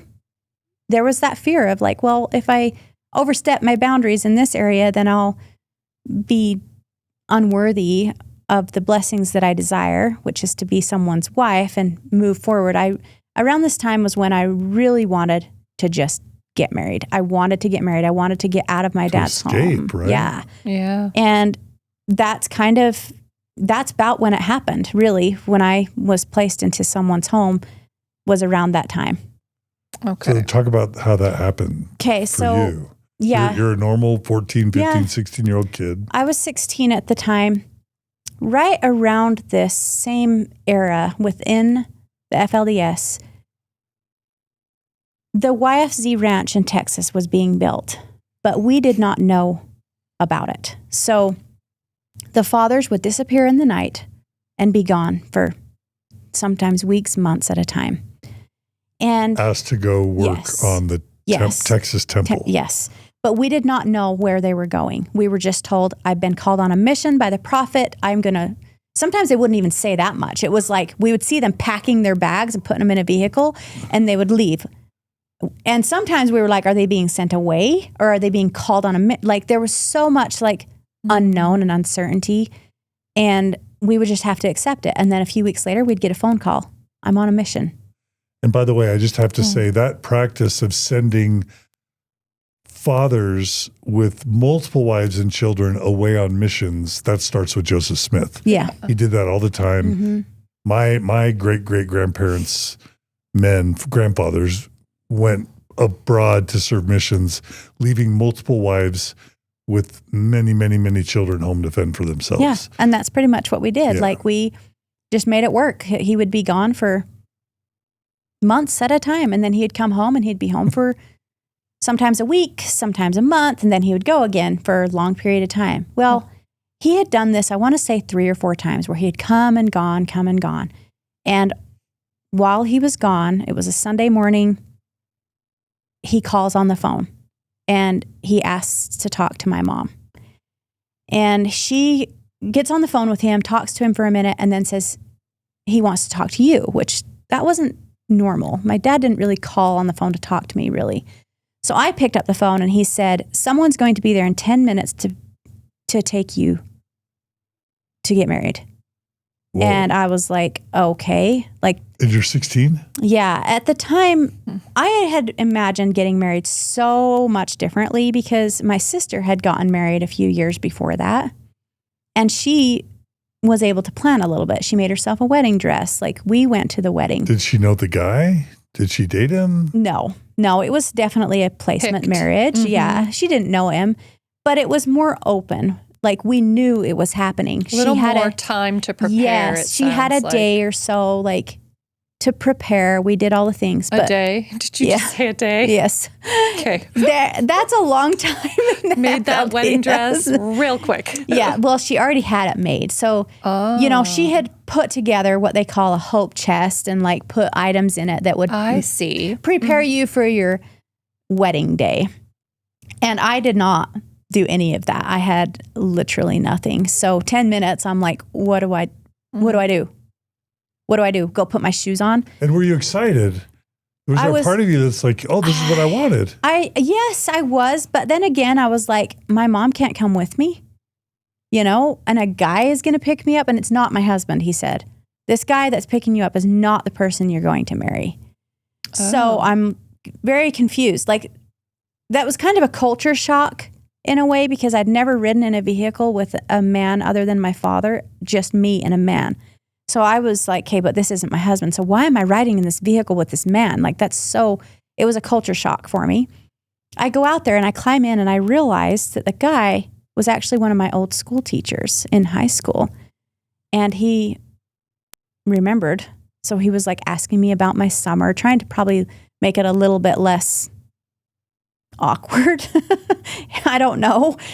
And he takes me to this home and shows me what room I need to wait in. So I go in there and it felt like half a day. I'm sure it was only a few moments, but I was so extremely like nervous, did not know who this person was that I was going to be placed with. Wow. I was by myself. There was no one sitting with me. Were you going to say something? Oh, and then someone comes in and gets me and they're like, hey, Uncle Warren, we called him that back then. Meaning the prophet. Yes, is in, like, follow me, I'll take you to where he is. So I walk in there. Oh. And he says... You mean, was this the first time you had... This is not the first time you had met or talked to Word. Right, he was the principal. In school. Yeah. So what types of interactions had you had prior to this with Warren? Just that at the school, and then going through the handshaking line at church a few times where he would not really say much in those situations because he would just going through the line with everyone. So y'all would line up and shake his hand as part of a Sunday ritual? Yeah. Sometimes we would do it. Sometimes we wouldn't wait. You had to wait in line for hours. So it just depended on if Dad felt like waiting, we would. But so you're going to meet him maybe for the first time one-on-one? Yeah, pretty much. So I walk in there and he asks me, excuse me, do you know who this man is? And he said his name, and I'm not going to disclose his name. And I said, at first I was like, I don't know if I do.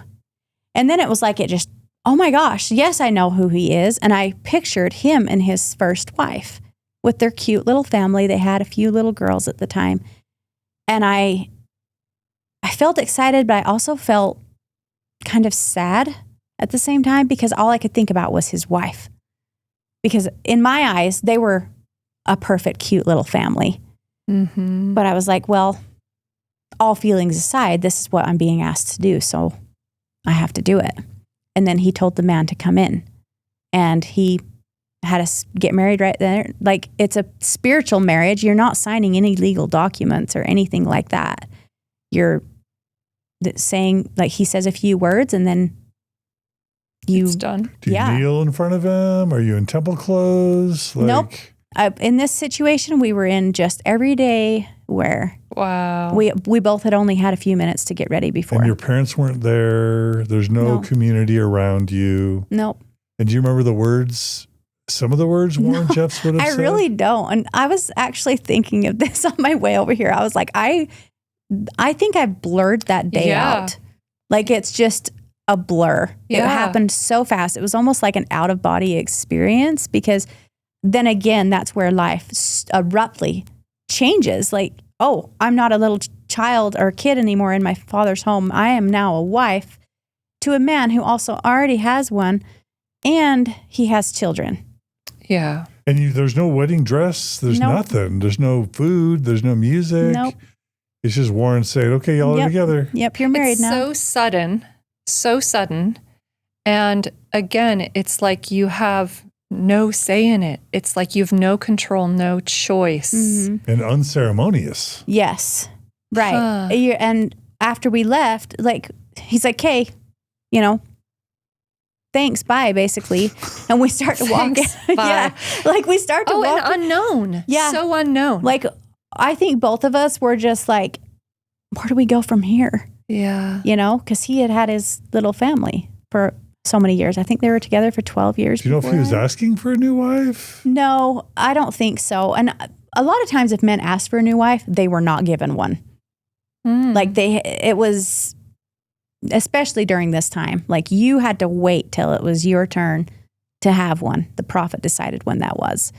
So no, he didn't ask. But so after the marriage or whatever, the wedding, we get in the vehicle and we're just both sitting there. Like, where do we go from here? Like, do we go to his family and do I get introduced to his wife and his children? Do I go to what do we do?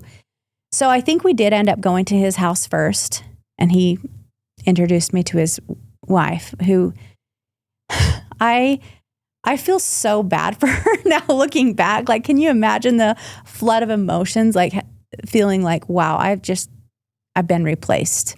You were becoming your dad's third wife, basically, at this point, because you were joining a family that was 10 years in progress as a young wife, right? Yes. I was his second wife. Right. But I mean, it's this idea. It sounds like with you and your mom and your aunt / second, that family got started really early. So it was kind of like your dad and the two wives for a long period of time. Are you saying kind of joining an established? Yeah. Oh, okay. I'm becoming the third wife wife that joins an established family. Yes. In that sense, you were becoming your dad's third wife to that new family. Okay, I get what you're saying. Yes. Is that right? Yes, 100%. Yeah. That's how it felt too, where I was like, I'm the disruptor here. That's, not the easiest thing, and not easy for her, not easy for me, not easy for the children. Like, again, where it's just like this overnight change for everyone. So how many kids at that point already? They had 5. Yeah, they had 5 together. So they had 4 girls and a son. And around 10 years, you say they'd been married? They're 12. They'd been together for 12 years. Okay. Yeah. So we, I moved in that day. He took me over to my dad's house. I got my stuff. I introduced him to my mom. Was like, "Okay, this is the family I'm going into." She kind of knew him. She knew his wife. I think she went to school with his wife's older sister. So they kind of knew who they were. And I moved in that day. I want to ask this delicately. Like, you can't develop I can't even imagine. It takes time to develop feelings for somebody. Like, could you even have feelings for a husband that you were assigned that day? Right. So even when we were together for 9 years, and even throughout that time, I don't think I ever was in love. And I say that because it's so hard to really genuinely love someone that is not committed to you fully. Like, you're sharing them. And you never know how much of your love is actually being reciprocated. Like, he has to spread his love and feelings across multiple people here. So I don't think I ever felt that safety of like, he accepts me truly for who I am, and I can do the same for him. It was like, he accepts me for my performance and my work ethic and my, Okay. And so it was, I eventually grew to appreciate him in some, for a lack of better words, but I don't think it was ever like, I love this man. Yeah. Yeah. What was his job again? So he was a low voltage technician, but more than that. So he was a business owner, a very wealthy one. When I joined his family, he had a beautiful, literally perfect home him and his wife had built together. I lived a luxurious life during my time in his family compared to what I grew up with.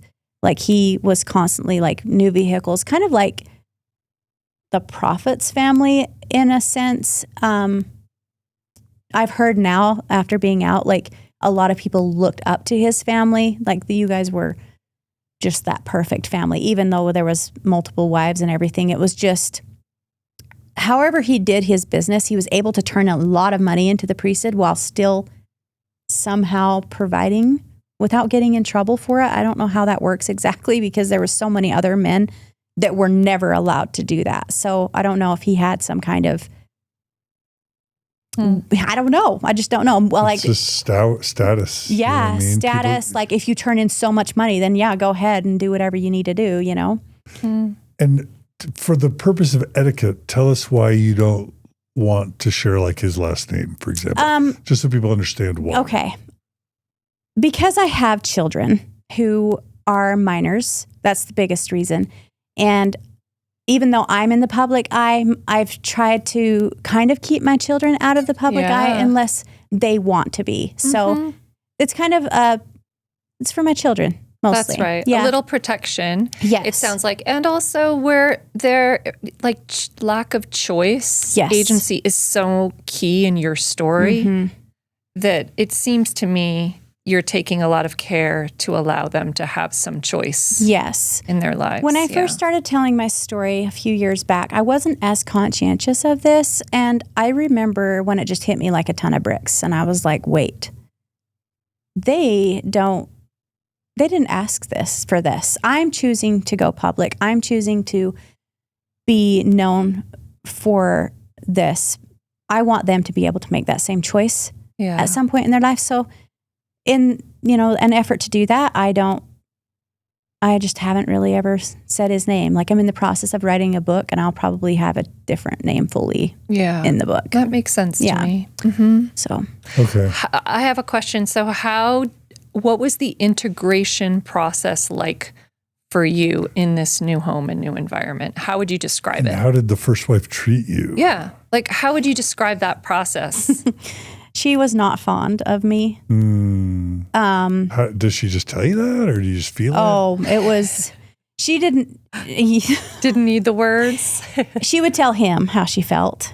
If I messed up, I mean, she had an established home. She ran it a certain way. How old were the kids? I want to say their oldest was 10 or 11. Okay. Yeah. 12 years of marriage. Yeah. 11. Yeah. So probably 11. I think their oldest was 11 and then their youngest was like 2 or something. Okay.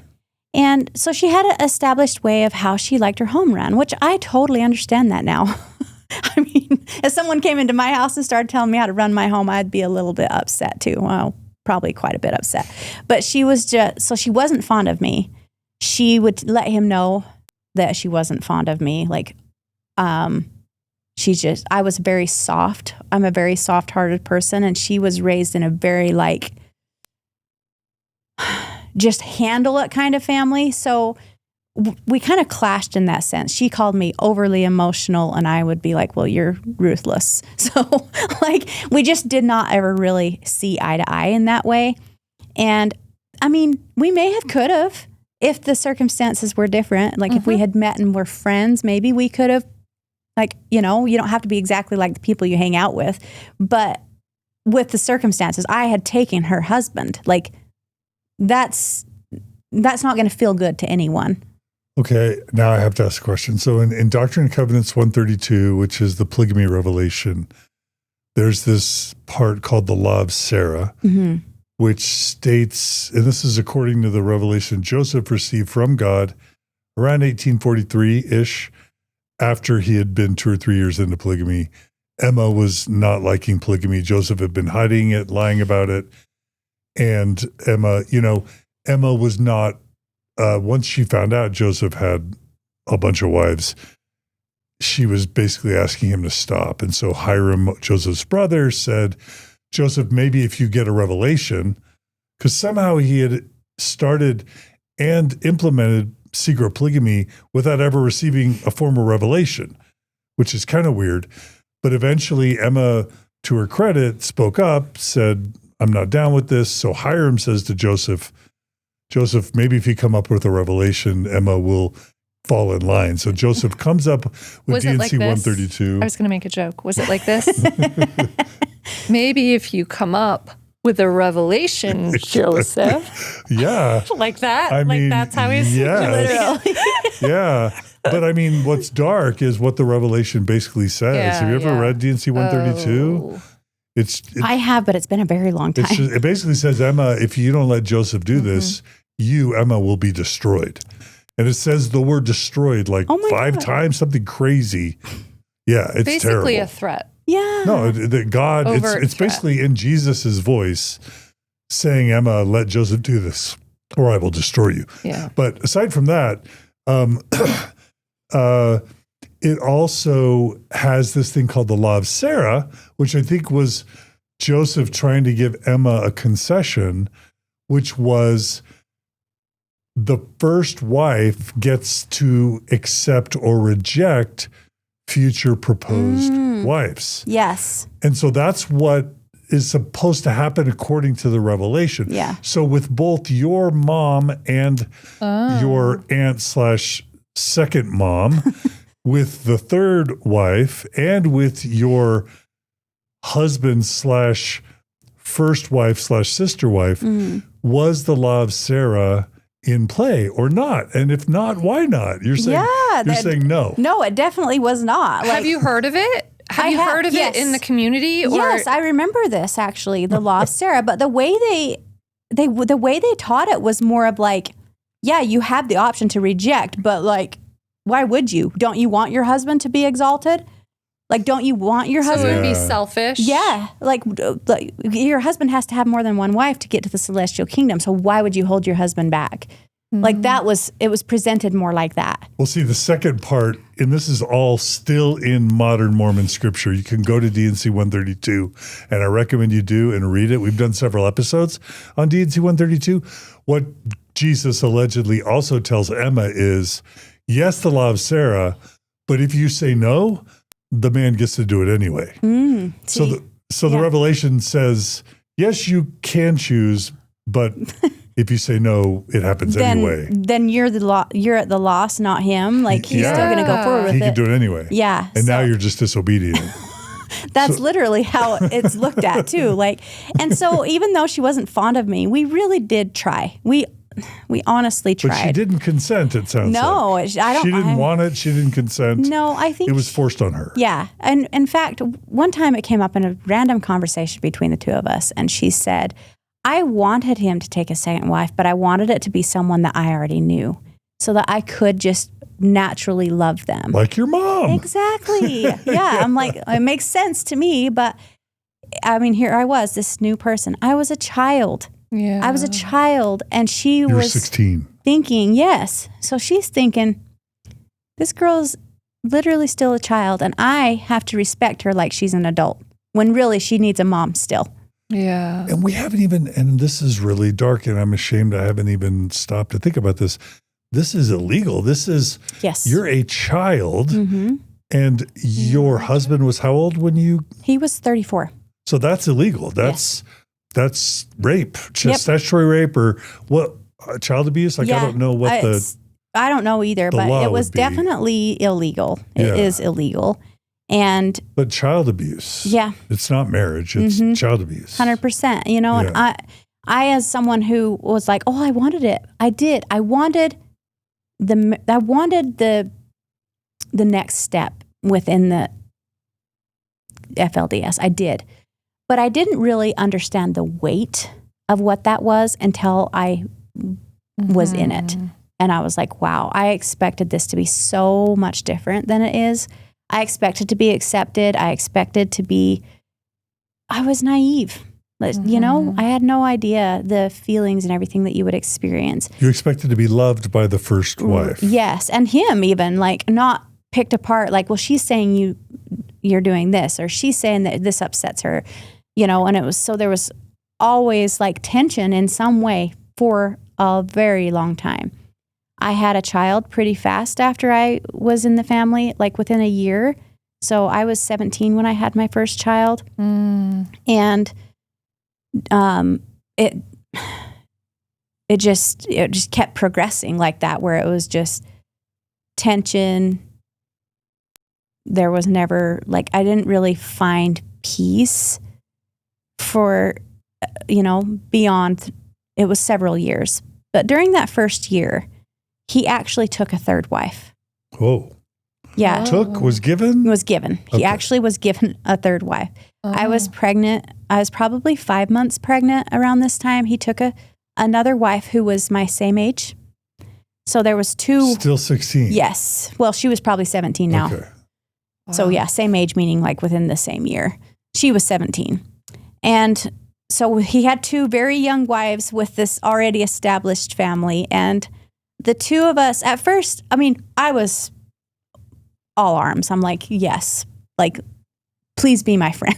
You I needed need a someone friend. to balance the power out. I'm like, I need a friend. So her and I did everything together. We became probably closer than I was with him, and at some point he told me, when she walks in the room, I need you to leave because you're basically getting between me and her, and we can't develop our relationship because I was always just like, we're friends. Like, but you needed an ally. yeah. And so I had to take a huge step back. So then again, it was like I wasn't even being accepted by him, even though I was pregnant with this child.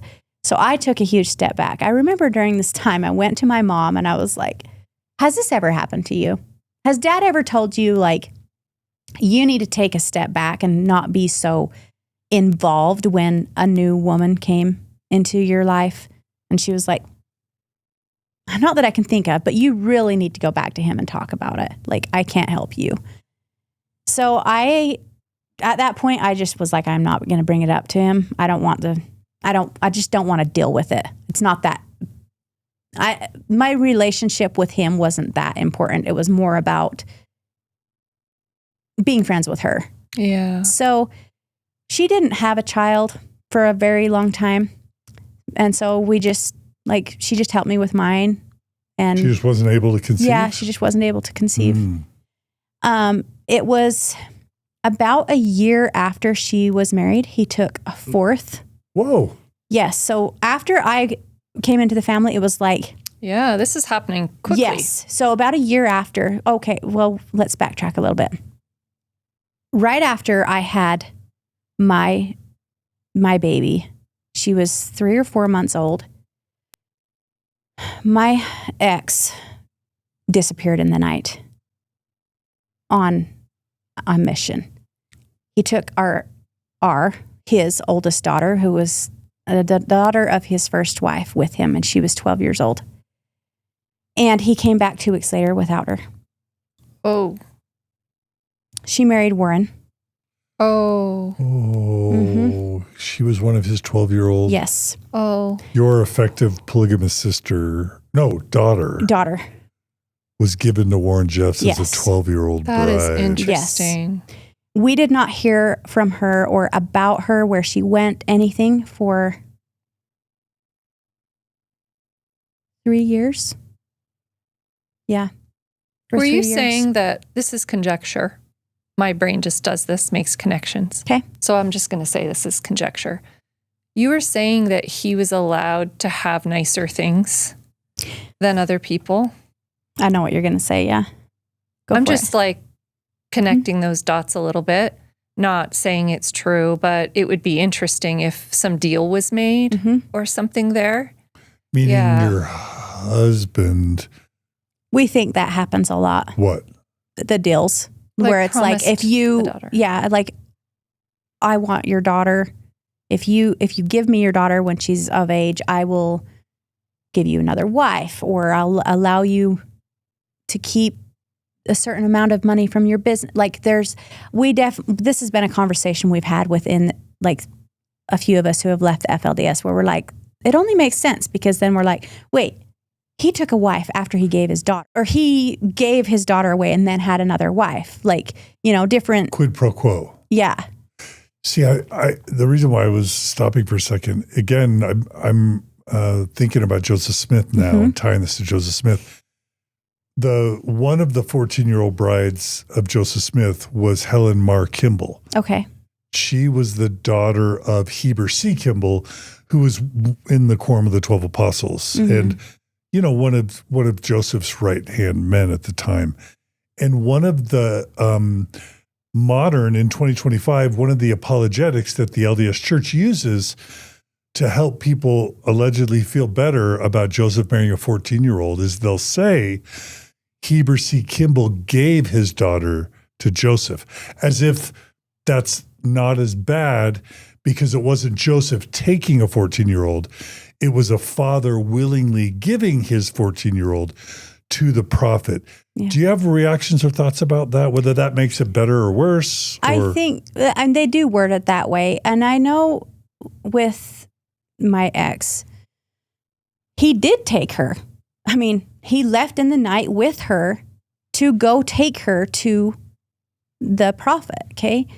But I've heard from people who were actually witnesses at that ceremony, they've left now, said that he was sobbing like a baby, which tells me he knew deep down it was not the right choice. Something Your was off. husband Yes, something was sobbing as he gave his 12-year-old daughter to Warren Jeffs. He knew. He had to have known that something was off about the situation. Right.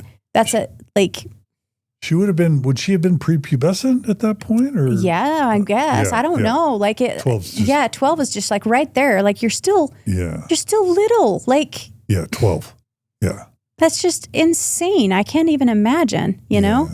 So I was just going to say my response to that is where there's like a power differential like that with like a prophet, and then also like prior coercion, like the Emma scripture of like where it's shown that you're basically emotionally manipulated or coerced based on heaven, like if you're going to be viewed as like going to the celestial kingdom, saved. Doesn't. I'm just saying, for me, what's given? Like, you could, under that type of system and framework, you can be coerced into giving a 12-year-old. 100%. You could be in your belief feeling like you're ensuring your 12-year-old to a celestial kingdom experience. Like, it's just like this is just nonsense. Yeah, 100%. Basically. And that's how Joseph would pitch polygamy. He would say to these teenage girls, if you accept my polygamous offer, you and all your family will be saved in the celestial kingdom forever. But if you reject it, you and all your family won't be saved in the celestial kingdom forever. You were just nodding, shaking your head. Why? Because I'm just like, it's trash. Like the promises are they're just so empty. It's like, who are you to say that you'll be saved if you do this or that? Like, and to also telling someone you'll be saved if you do this, which is against the law and so wrong on every level. Child abuse. Yeah, it's like, I mean, it's child abuse, child trafficking.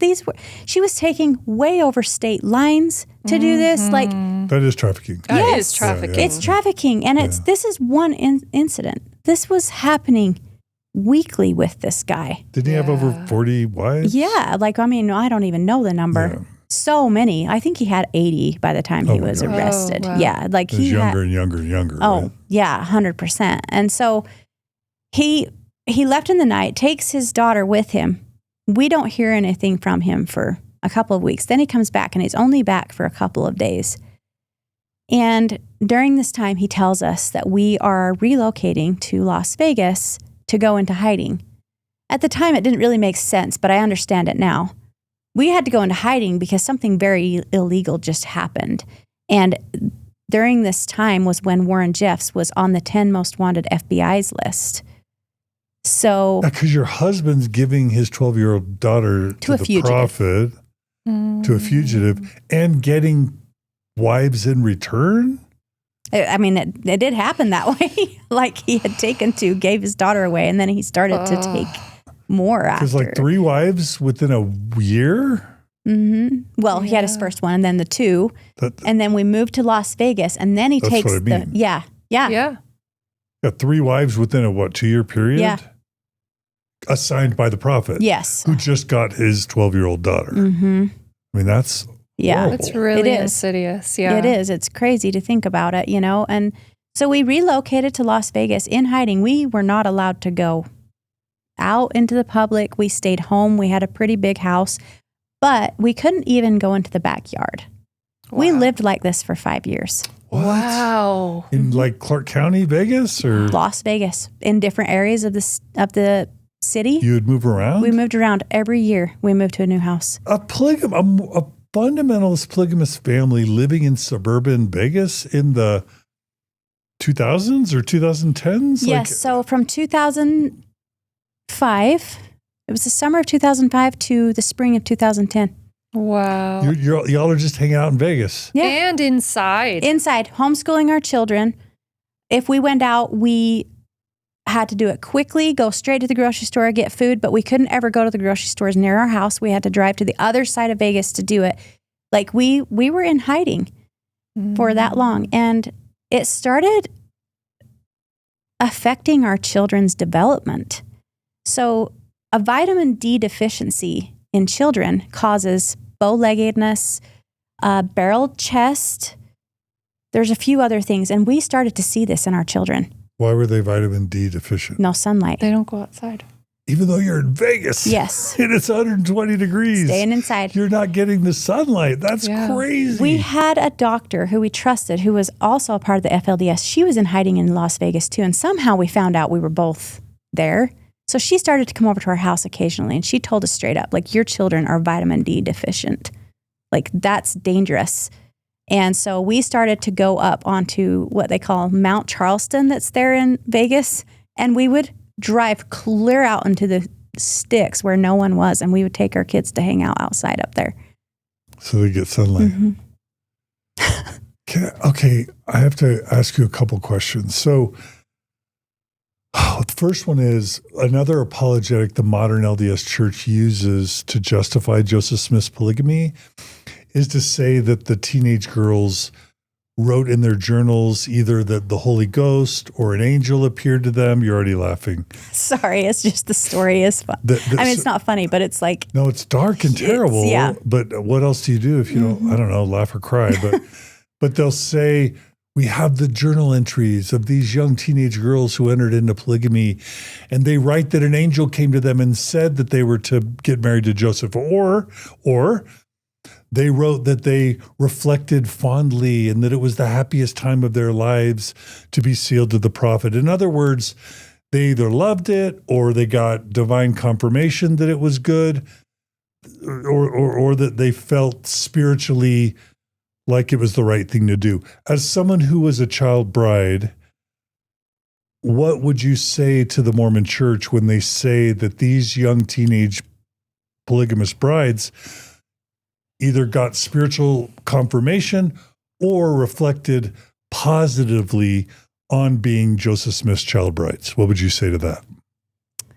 I don't think it's true, for one. As a child bride myself, it was what I thought I wanted because it was what I was conditioned to believe what I wanted. But being in it and now being out of it, it's like I would have never chose that if I had known what the alternative was. That was not the life that I would have picked. And saying that a revelation from God, like, that was never the experience I had. There was never like a spiritual confirmation that this was the right path, ever. If anything, it was the opposite of that. But I was so conditioned to ignore my intuition or any feeling that I had myself that I just didn't even think about that part. It was like in fact, if I ever felt that what I thought of something and the truth that I was being taught was different, then I was questioning authority.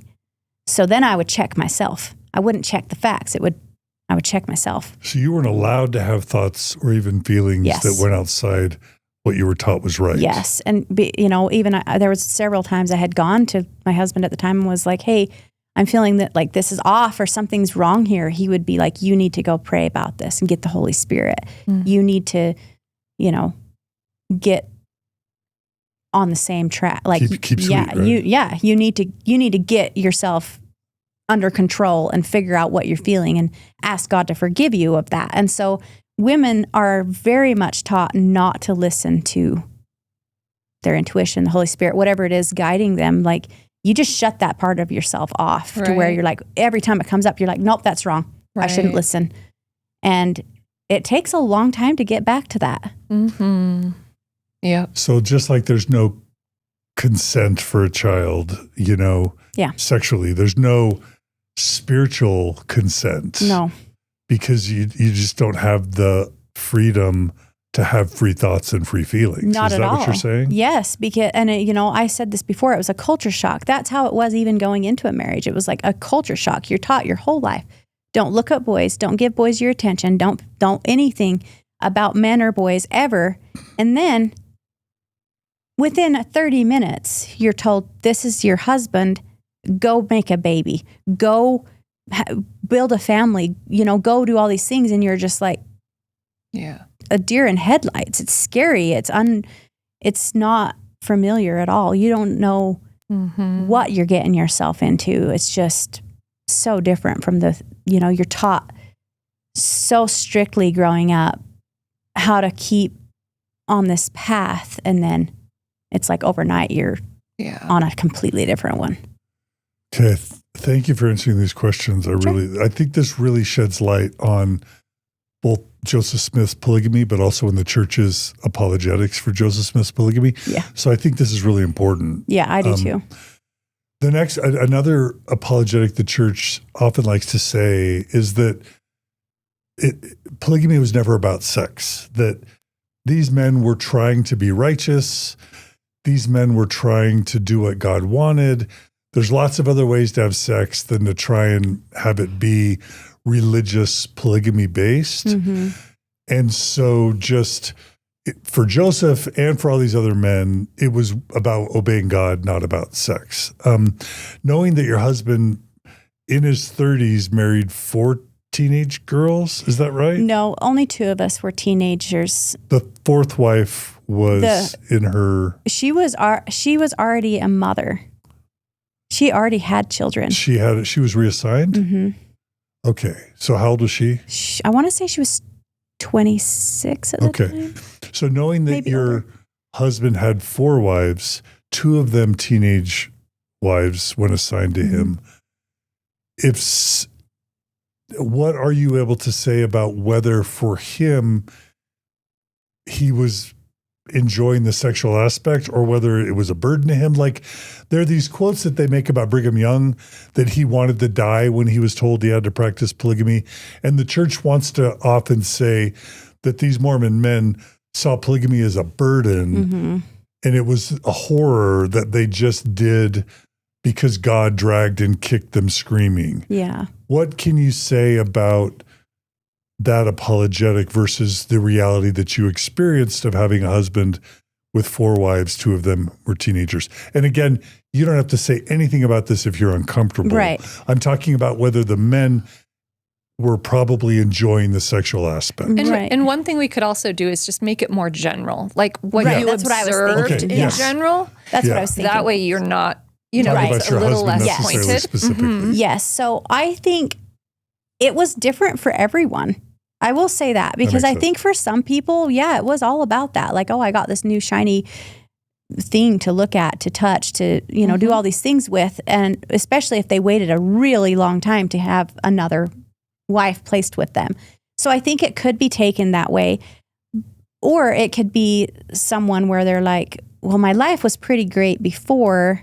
Like, I got along with my wife. We were building a family.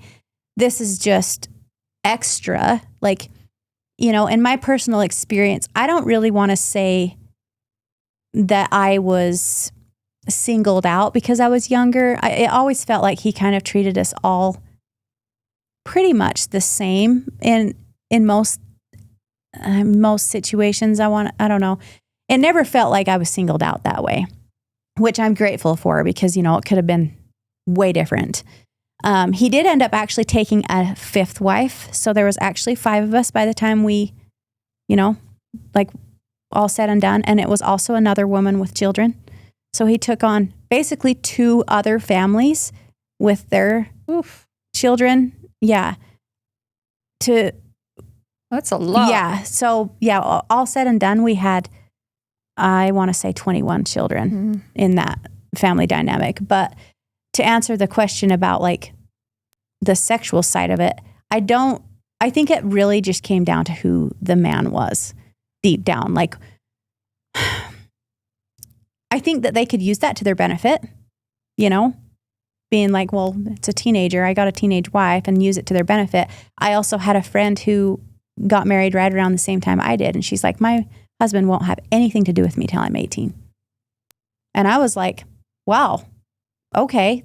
Like, how is he getting away with that? Like, I remember asking her, like, how is the priesthood not like putting pressure on him to like, you know, because we were the same age. And she said, I don't know. So I think it just depended on the guy. Okay. Yeah. Okay. Thank you for that. Sure. As far as you witnessing your husband's first wife's 12-year-old daughter being given to Rulan Jeffs, was there any part of you that's like, this is wrong? That's child abuse? This is illegal? This is terrible? Or were you so indoctrinated that you couldn't even see how illegal and morally reprehensible that was at the time? We did not know at all the in-depth details of what was actually happening to these girls that would disappear. We were told to believe that they were going to, quote, Zion to help build the community. So in our heads, that was like, well, she's already 12 years old in our home, acting as a pretty mature girl, like we all did growing up. By 12, you're carrying part of the household duties, if not just as much as a mother. So for them to call a 12-year-old to go do that in Zion made sense, right? More people, more hands-on to carry the load of building a community. Would it have been seen as an honor? Yes. Yes, everyone wanted to go. Like, it was, if you went, you were part of the elite, and that was, everyone was working towards that. Or if one of your kids got chosen. Yes. You were part of the elite. It doesn't mean, though, that mothers weren't, or fathers. Yeah, mothers or fathers weren't feeling so deeply heartbroken over it. Like, I watched his first wife. This is when my heart started to soften about her, is when I watched her mourn and grieve the loss of a child that was still alive.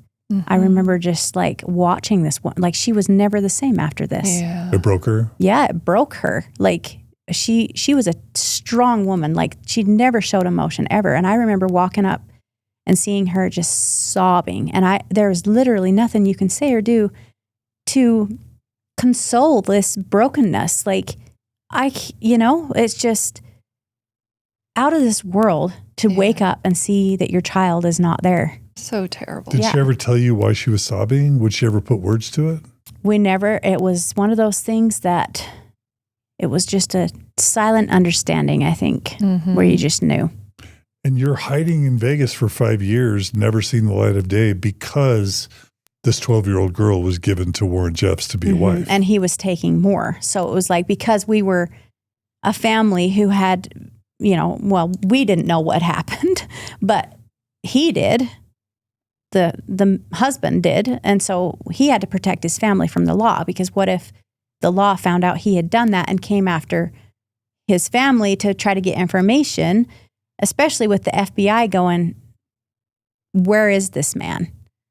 And so that was in 2005 when she disappeared in the night. Warren was arrested the next year. Yes, in 2006. Okay. Yeah, in July of 2006. So was she returned? No. Nope. She wasn't returned, or we did not hear anything from her until the Texas raid in 2008. And the only reason we had to be in, like, we heard from her is she was one of the children that were taken into custody. That's when they raided the temple. Yes. Right? What was it like in the community and for you and for your family when the prophets arrested? It was dramatic, traumatizing. I mean, I remember during this time, my husband had come back from a mission, so he pulled it up on the internet, the internet was completely off limits to us, but he pulled up the video of him being arrested. Of Rulan Jeffs being arrested. And showed us, and we fasted and prayed. People cried, like it was a whole thing. Like we felt like we were being attacked from the outside because of this, even though looking back at it now, I'm like, what? He should have been arrested way sooner than this. But with the facts that we had, it was like we're being attacked, which then in turn, they would be like, well, the evil always wants to take out the good, right? It strengthens testimony because the prophecy is that the righteous will be persecuted. Mm-hmm. Yeah, exactly. So that. clever. Yeah. Yes. And so that was very much pushed. And I mean, that was their strategy in it all, was like, well, we got to push this message even further. And so we all were like, well, to get Rulan Jeffs out, we have to be more faithful. Like the Lord will deliver him, right? So we fasted, prayed, like even more people were called to Zion. And pretty soon it was like half of a family would disappear in the night, or there was just, everyone was going. And if you weren't going, you kind of had to stop and ask yourself why. Like, why aren't you being more faithful? And you're using this word Zion. Like, I'm reading the Joseph Smith biography with John Turner right now. Zion meant Missouri back in Joseph Smith's day. So this whole idea of a place being designated as Zion and people need to go to it, 1,000% was how Joseph Smith was in the early years of the church. Yeah. And weirdly, the saints end up getting kicked out of Missouri, and the idea of Zion just gets shelved, even though lots of prophecies were made about Zion being built for the return of Jesus by Joseph Smith. It never happens. Yeah. So then the idea of Zion just becomes redefined as like wherever the church is. Yes. Zion dwells within you. Mm-hmm. And that's the way it is for like 150 years or whatever. So Warren or whoever at some point brings back this idea of a gathering place called Zion. Yes. And he picks Texas. Yes, a huge ranch out in Texas. It's so random. It is very random. But it's not any more random than Independence, Missouri. Right. You know? Well, I think part of it was that he knew that there was leniency in the law there. Like Texas. Yes. Because of protection of religions? Probably. Like I know the place he picked made sense for the thing that he was trying to build. And he was able to get a huge piece of property that was out in the middle of nowhere, and probably nobody even cared who or what was happening out there. You know, Texas is so big. Yes, exactly. Mm-hmm. So I think he was very strategic in where he picked to do this. And when they were building this YFZ ranch, it started with nothing. Like they would take buses or trucks of men and drop them out in the middle of nowhere and be like, there's your studs and your hammers and nails, build something. And you're sleeping on the ground. Like, you know, it started from nothing, and they had to be very secretive about it. Yeah. So even the families back home who had just lost their dad didn't know where their dad was or what he was doing. We had no idea. We did not learn where he was until after that raid. So are you saying years? Years. Your dad was gone for years. Yeah. It was like gone for a few months, come home for a week, gone for a few months. But yeah, years. And he would never tell you where he was or what he was doing. So was this during the time that you were in Vegas? Yep. My dad would go all during that time, and so would my quote dad husband. And husband. Yeah. You don't call him a husband. I try not to, because he was, in my head, he was never a husband to me. It was words matter, huh? Yeah. It's like, yeah. I mean, I have to say something to explain who he is. It's hard to say husband, because I'm like, I have one, and it's very much different than that. Yeah, those experiences are probably very different. Yeah, totally different. Oh man. So your husband at the time, although you weren't legally married, I guess that's another reason. Right. It's like, wait, he wasn't my husband. How do you refer to him in real life? Just now. Oh. Like, how do you, because we refer to him the same way. Right. Yeah, I guess I just say my husband or my ex. I don't know. Right. It's hard. Like, it's hard to decipher, because it's like that was the position he filled technically in the story. Right. And it sounds like you didn't even really have a chance to get to know him because Not really. You had 3 kids with him? I had 4. 4 kids with him, but he was gone a lot. More than around? Oh, yeah, 100%. I even had one of my children without him there. Oh, wow. Yeah, like it was just. Wow. Yeah. What an experience. Carry on. What an incredible amount of evil power Warren Jeffs had to be. And I'm sickened by so many things, but 2 of the wives were reassigned from other men, which means Warren Jeffs was just doing power plays, getting rid of men that he didn't like and then reassigning their wives to other men who he could get teenage brides from, or you know what I mean? That's so dark and terrible. It is. It's very twisted. And when you start to understand what kind of man Warren Jeffs is, you're like, whoa, wait a second. Like all of those thoughts that I had are validated, you know, when you start to see the truth of it, all the darkness. Because when you're in it, you can only see so far in front of you. You're not looking outside of it. Like all you see is what they tell you. There's no way to fact check what you're being told. You don't have access to the internet. And we were told if you ever look on the internet and you see something that goes against what we have taught you, you could be unusable. Like your testimony could be so tainted that we could never call you to Zion. So that also kept people from ever trying to look outside. You just stayed on that. It meant you would be separated from your family. Yeah. And all your family would get to go to Zion and you would be left behind. Which happened to people all the time. Yeah. Their mothers would at times wake up and all their children would be gone. And they're just left there in an empty home. Like it was. Women were left behind? Yes. Yeah. Yeah. Ugh. I know. So your ex/husband at the time and dad were constantly going to Zion to build the kingdom. You ended up having 4 children with your ex/husband at the time, mostly gone. Mm-hmm. And then it's just you and your sister wives. And all of our children. Holding down Inside. the fort? Yeah. Up until never able to leave the house. Can you imagine? Yeah. I mean, it was intense. I will say that. Like we were not always peaceful, loving, and kind. Like there was days when I was like, I could punch someone. Like people we're not getting along here at all. And you weren't going to church because there wouldn't have been a church. Nope. During that time, they had paused a lot of things because all the attention was being put on this new community that was being built. So there was less church. There was if they did hold a church, we would travel from Las Vegas to Colorado City on those one-off weekends.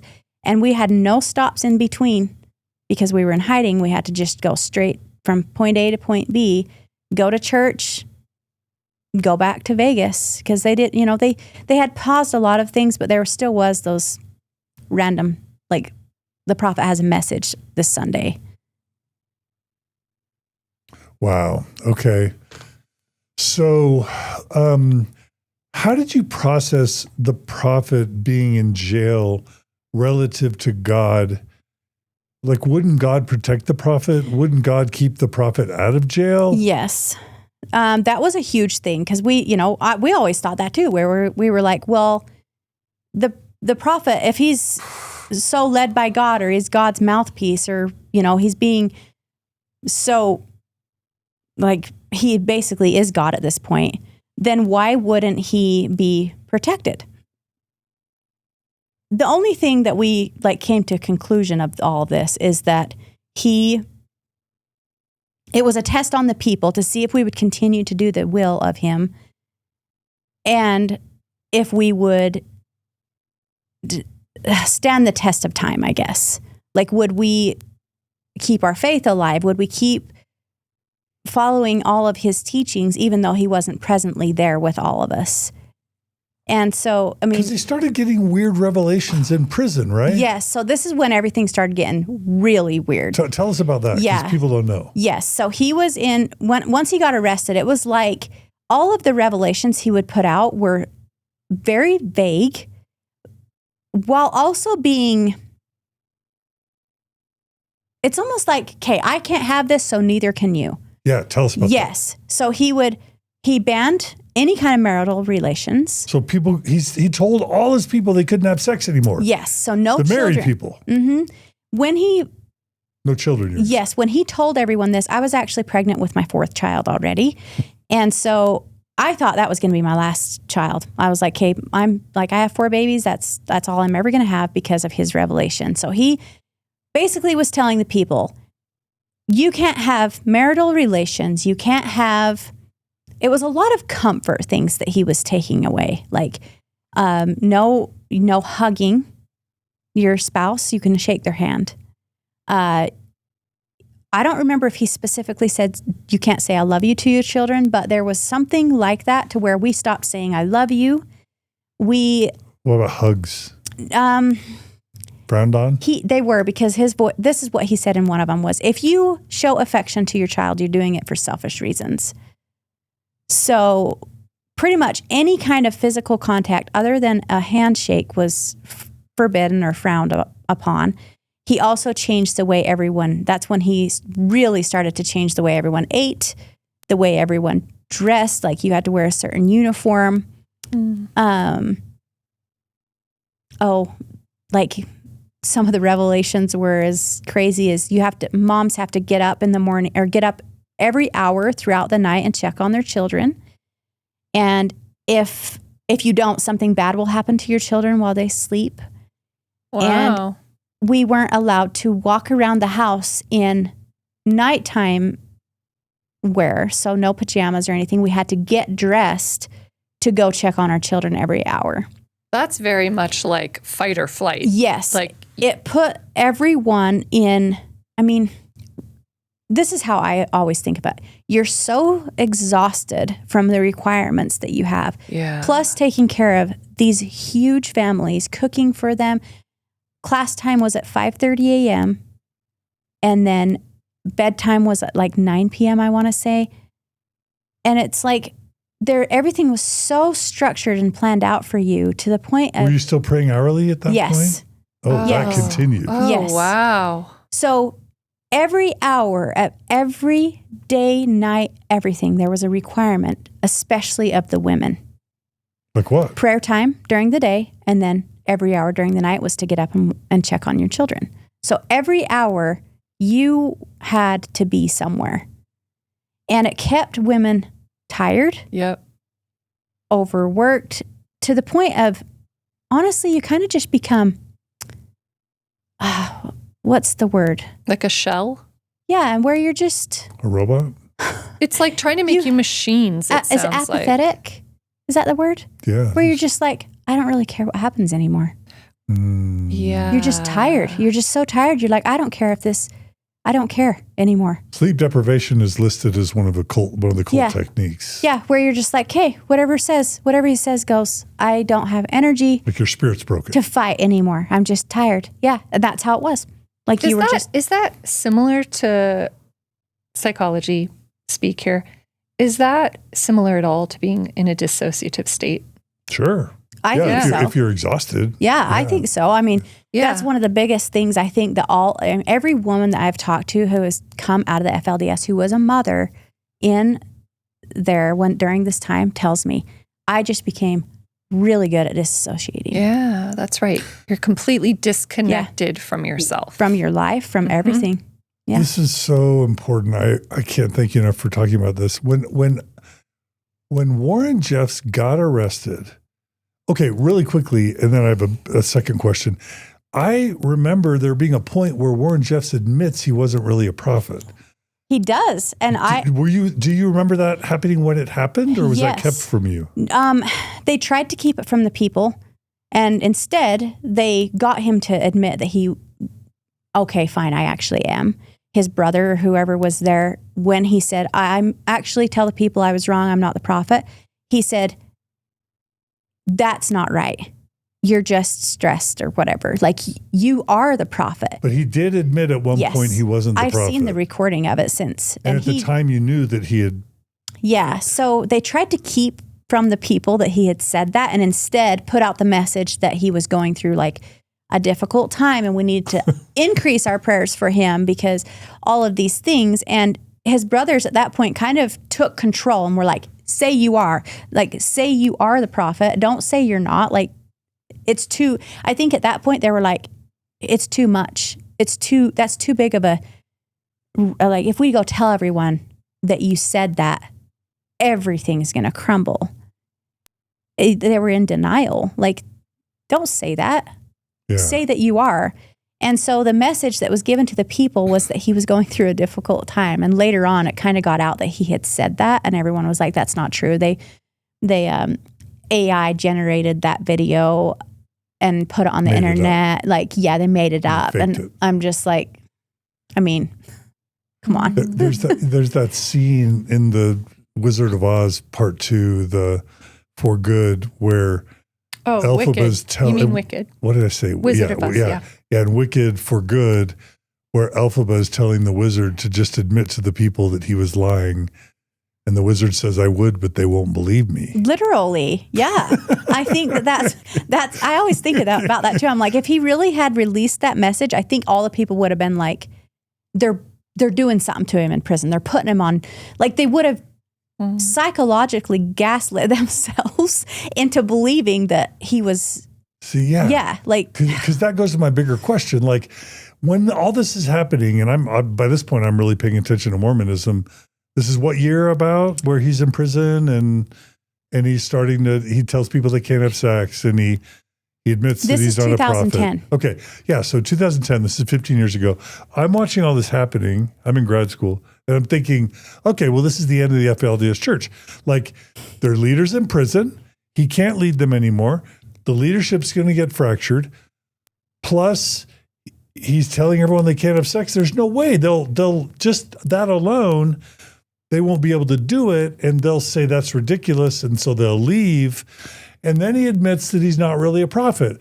Like, in my mind, I'm like, they're done. They're toast. The FLDS is over. And you're laughing. I know. But that's not, even that didn't end the FLDS Church, didn't cause people to stop believing. No, it didn't. And, you know, How did that not end the church? The only thing I can say about that is I think the only way a man in his position has that much power is he has people who will do his dirty work for him. They believe so much in him that they will continue to keep things going by filling in the gaps that he can't communicate to people, making stuff up. Like, even if a revelation that he puts out doesn't totally make sense, they'll add to it. Like, there are people who are helping him keep this going. He cannot do it by himself. Plus, they control the money. They control the power. Yes. And, you know, money and power do a lot. And I'm thinking about in the modern LDS Church when, like, Thomas S. Monson or Ezra Taft Benson, they had full-on dementia. But the members didn't want to believe that. And just other leaders stepped up to lead the church. It was kind of like a weekend at Bernie's church, you know, which is just like this idea that the prophet's in effect dead, but the people under him still lead the church and just prop the prophet up to look alive when functionally he's dead. Yeah. But in your case, this guy's in prison, even admitted he's not a prophet, and that's not enough to make the true believer stop believing. No, it's not. And so after he tells the people all these rules, no more marital relationships or relations, no more hugging. I mean, kissing. The list goes on. You have dietary stuff. You have nighttime, hourly. What shoe you put on first. Wow. What hand you use to wash a dirty dish versus what hand you use to pick up something clean. Like, it was. These are the revelations from jail? Yes. That Warren. Like, they were so down to the nitty gritty. Can I ask you something? Is this like a sign? Does he start to have like a mental collapse? I think during this time is when I do think that. He gets super skinny. He gets super skinny, and he was hospitalized multiple times during this era as well. So I don't know what that was about. Like, why was he hospitalized? Was it mental health? I think he was on suicide watch. Yeah. Like, there's definitely something going on there. I feel like he was not okay. But you did implement these things. Yeah, 100%. Wow. Yeah, 100%. Like, that was how you showed your faithfulness, was by sticking to the rules, doing everything that he was asking of you. And it was hard sometimes to remember everything. Like you'd stop during the day and be like, did I? Yeah. Did I do everything right? Is that why I'm not being called to Zion? So you're constantly on high alert about even yourself. Did I say the right word? Did I pray before I went in the house? Did I pray in the vehicle before I drove? Did I, there's always like just constant asking yourself, am I enough? Mm-hmm. Like that's really what it comes down to. Am I doing enough? Am I implementing everything enough? And it was 2012. Then we can pretty much continued this lifestyle. Okay. From 2010 to 2012, we had moved back to Colorado City during this time because a lot of truths had come out already, and the people that were going to be arrested for things that had happened in the YFC ranch were arrested. And my husband was not included in that. So we were, quote, safe now. So we moved back to Colorado City, and we're just living our lives there. He grows his business exponentially, like it was booming. He was doing amazing, like bringing in really great money. And again, it was what type of business? Low voltage. So that would be just electricity? Yeah, that would be like nurse call systems, security systems. He developed the entire security system on like the prophet's home. Like it was all that sort of thing. So yeah, that's what low voltage is. How does a man with 5 wives and 20 ex-children build a successful business and serve as a missionary for the church? Like how? I can't even imagine how he does that. It all has to do with positioning people. Like if you have your family set up a certain way where it's like, hey, this is your rotation. You're doing, your school teaching, you're doing kitchen duty, you're doing this, and you do it. Like that is your duty and you stick to it. And these are the children that are under you at certain times. It's all about the system. The family runs itself. Yeah. Everybody, if you do your part, it runs like... The wives and the children run the family. Yes. So the husband doesn't have to worry about the family. Yes, pretty much. Okay. And then same thing with his business. It's all about positioning people. Okay, you're good at this, you're running this part of it. And that doesn't change. If he's there physically or not, it's still operated the same. So it's like he started the business because of his knowledge and like he knew how to do the work. So he trained people and hired people that could also support that same mission or whatever in the business. But same thing, both of them just ran themselves whether he was there or not. And this is just one case of that. Like this happened all over in the FLDS. Like many successful men ran their families and homes and businesses like this. When Warren was arrested, he was found with bags and bags and bags of cash. So I'm just wondering if you even know your ex, like when he made all his money, did he give it all to the prophet? Do you think he probably kept some? Oh, he definitely kept some because during this time we were allowed to, we had an allowance. Yeah, we had a family allowance. All of our vehicles ran through his business. So we always had nice vehicles, a nice home. Like we really didn't ever live in bad situations. Even in Vegas, our homes were massive. Like we would, for instance, I don't know if you know where Michael Jackson lived in Vegas. Okay, we lived right next to him.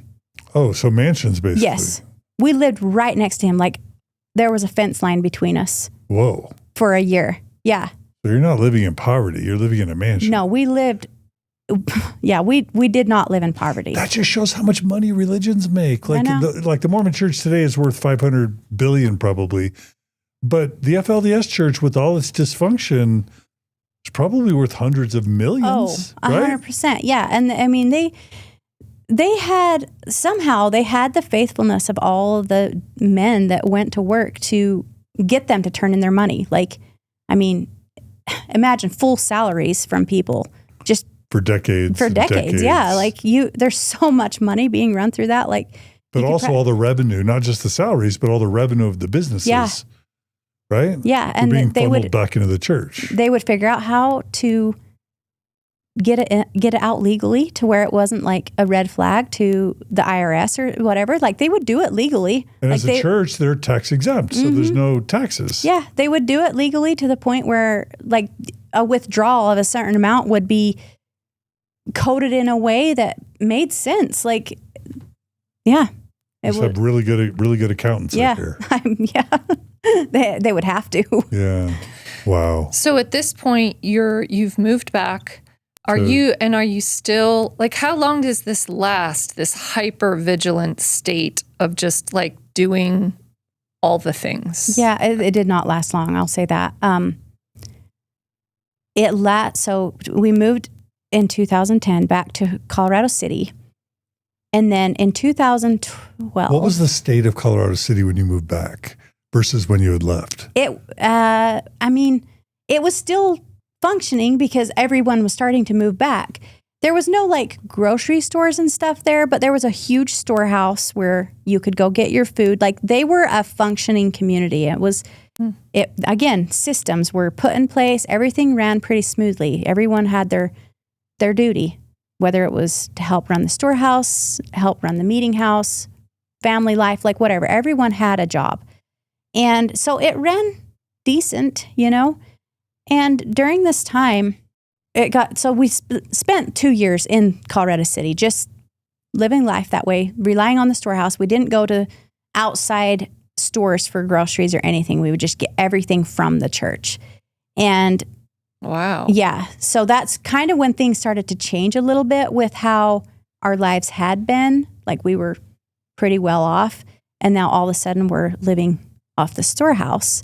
And we're not allowed to go just get loads of stuff from Costco unless we're taking it to the storehouse. So if we're going to go get groceries for our family, we have to get a ton and take it to the storehouse, turn it in, and then take back what we need. So that was a system that they had in place. It was their way of control, I guess. Mm-hmm. I don't know. I don't even know what the right term for that would be. Control, and maybe even so that they could disperse things more evenly throughout the community. And I mean, maybe that, but it was 2012 when everything, I think Warren realized that people were starting to have a lot of questions. Like, okay, this has gone on long enough. Like the revelations are changing. Everything we've been taught is so different than it used to be. And he started to, again, did another purge where he was sending people away right and left. Like there was just families being split up. It's weird he can manage the church from prison.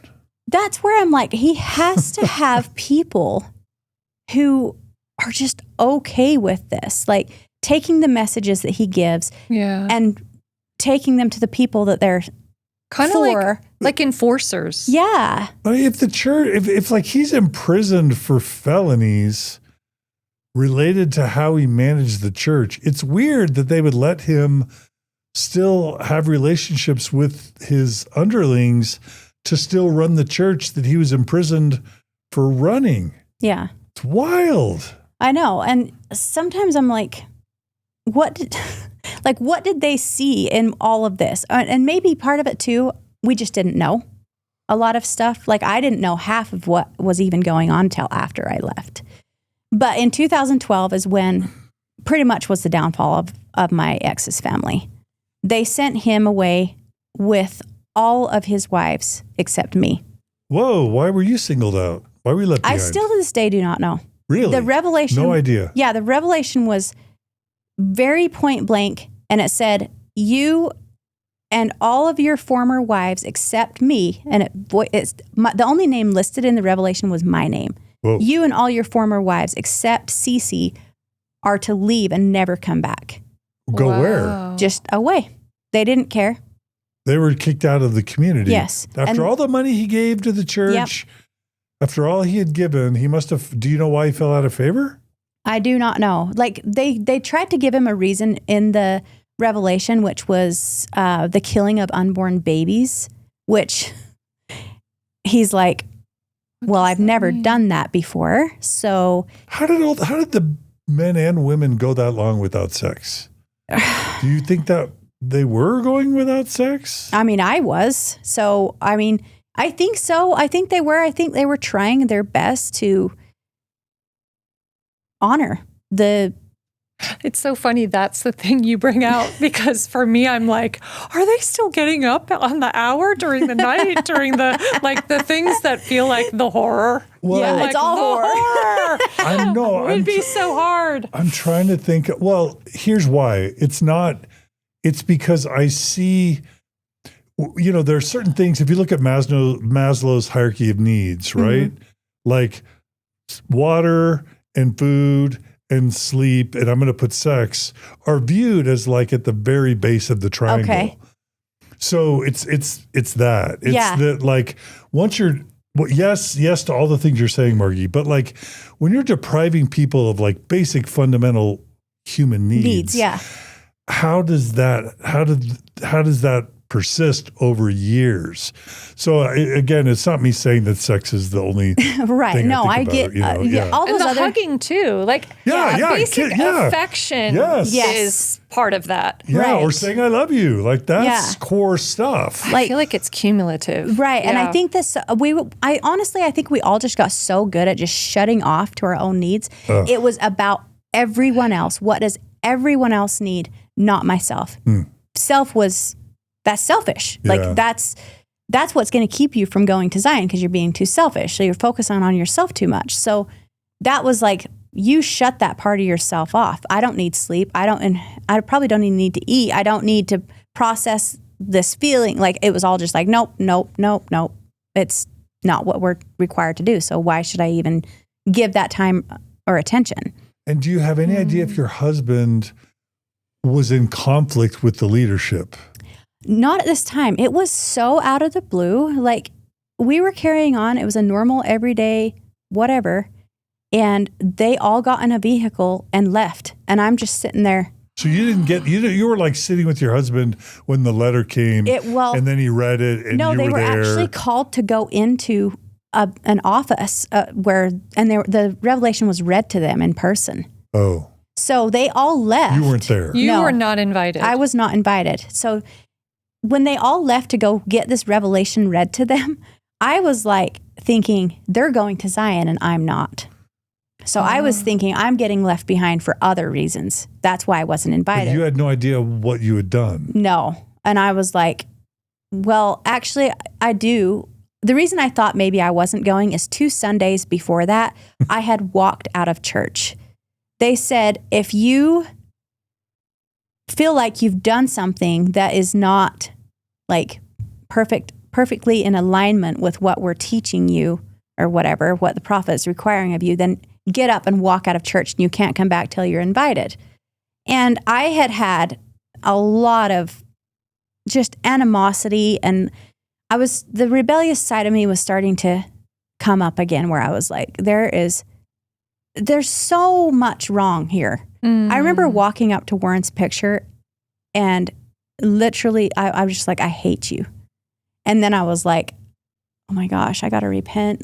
And so during this time I was like, I should probably walk out of church because I'm not being as faithful as I should be. Yeah, you're not keeping sweet. Yes. Yeah. So Wow. So you walking out. yes. So I thought that deemed me as unworthy of like Zion. it identified you. Yes. So I was like, wait, so they're all going to Zion and I wasn't invited because I had walked out of church. So it was all starting to make sense in my head. And I was spiraling at this point. I was like, okay, well, our family is being split up, but I thought it was going to be so different than it was. But they let you keep your kids At this time. At the time. Yes. So they came back home and he said, we need to have a conversation. Let's go into my office. So him and I go in there and he tells me and all of the moms have to leave. We have to be gone by tonight. With the kids. Without the kids. Oh, what? Yes. They were leaving all the kids Yes. with you? Oh, what? Yes. He says, we are trying to make arrangements before we leave of where the kids are going to go. But for now, they have to stay with you until those are all figured out. So they got everything packed up, brought everyone into the living room, told all the kids, Unbelievable. I haven't recounted this story in a long time. because the wailing is just something you don't forget.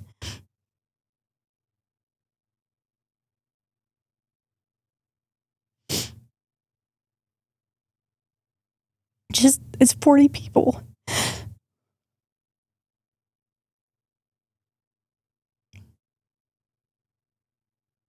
Who are just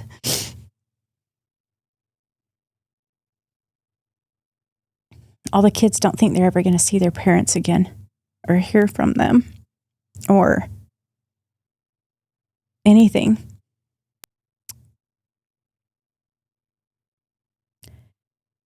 It was just like, just a really dark day, you know?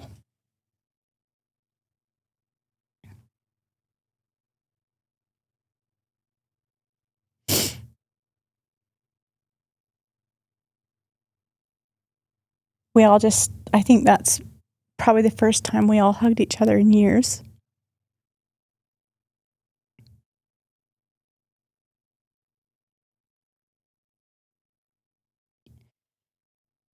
At that time, it was like we'd all become friends, you know? Trauma bonding, right? Yeah. And you meaning the wives? Yeah, and all kids? the wives had become friends over the years of being a family.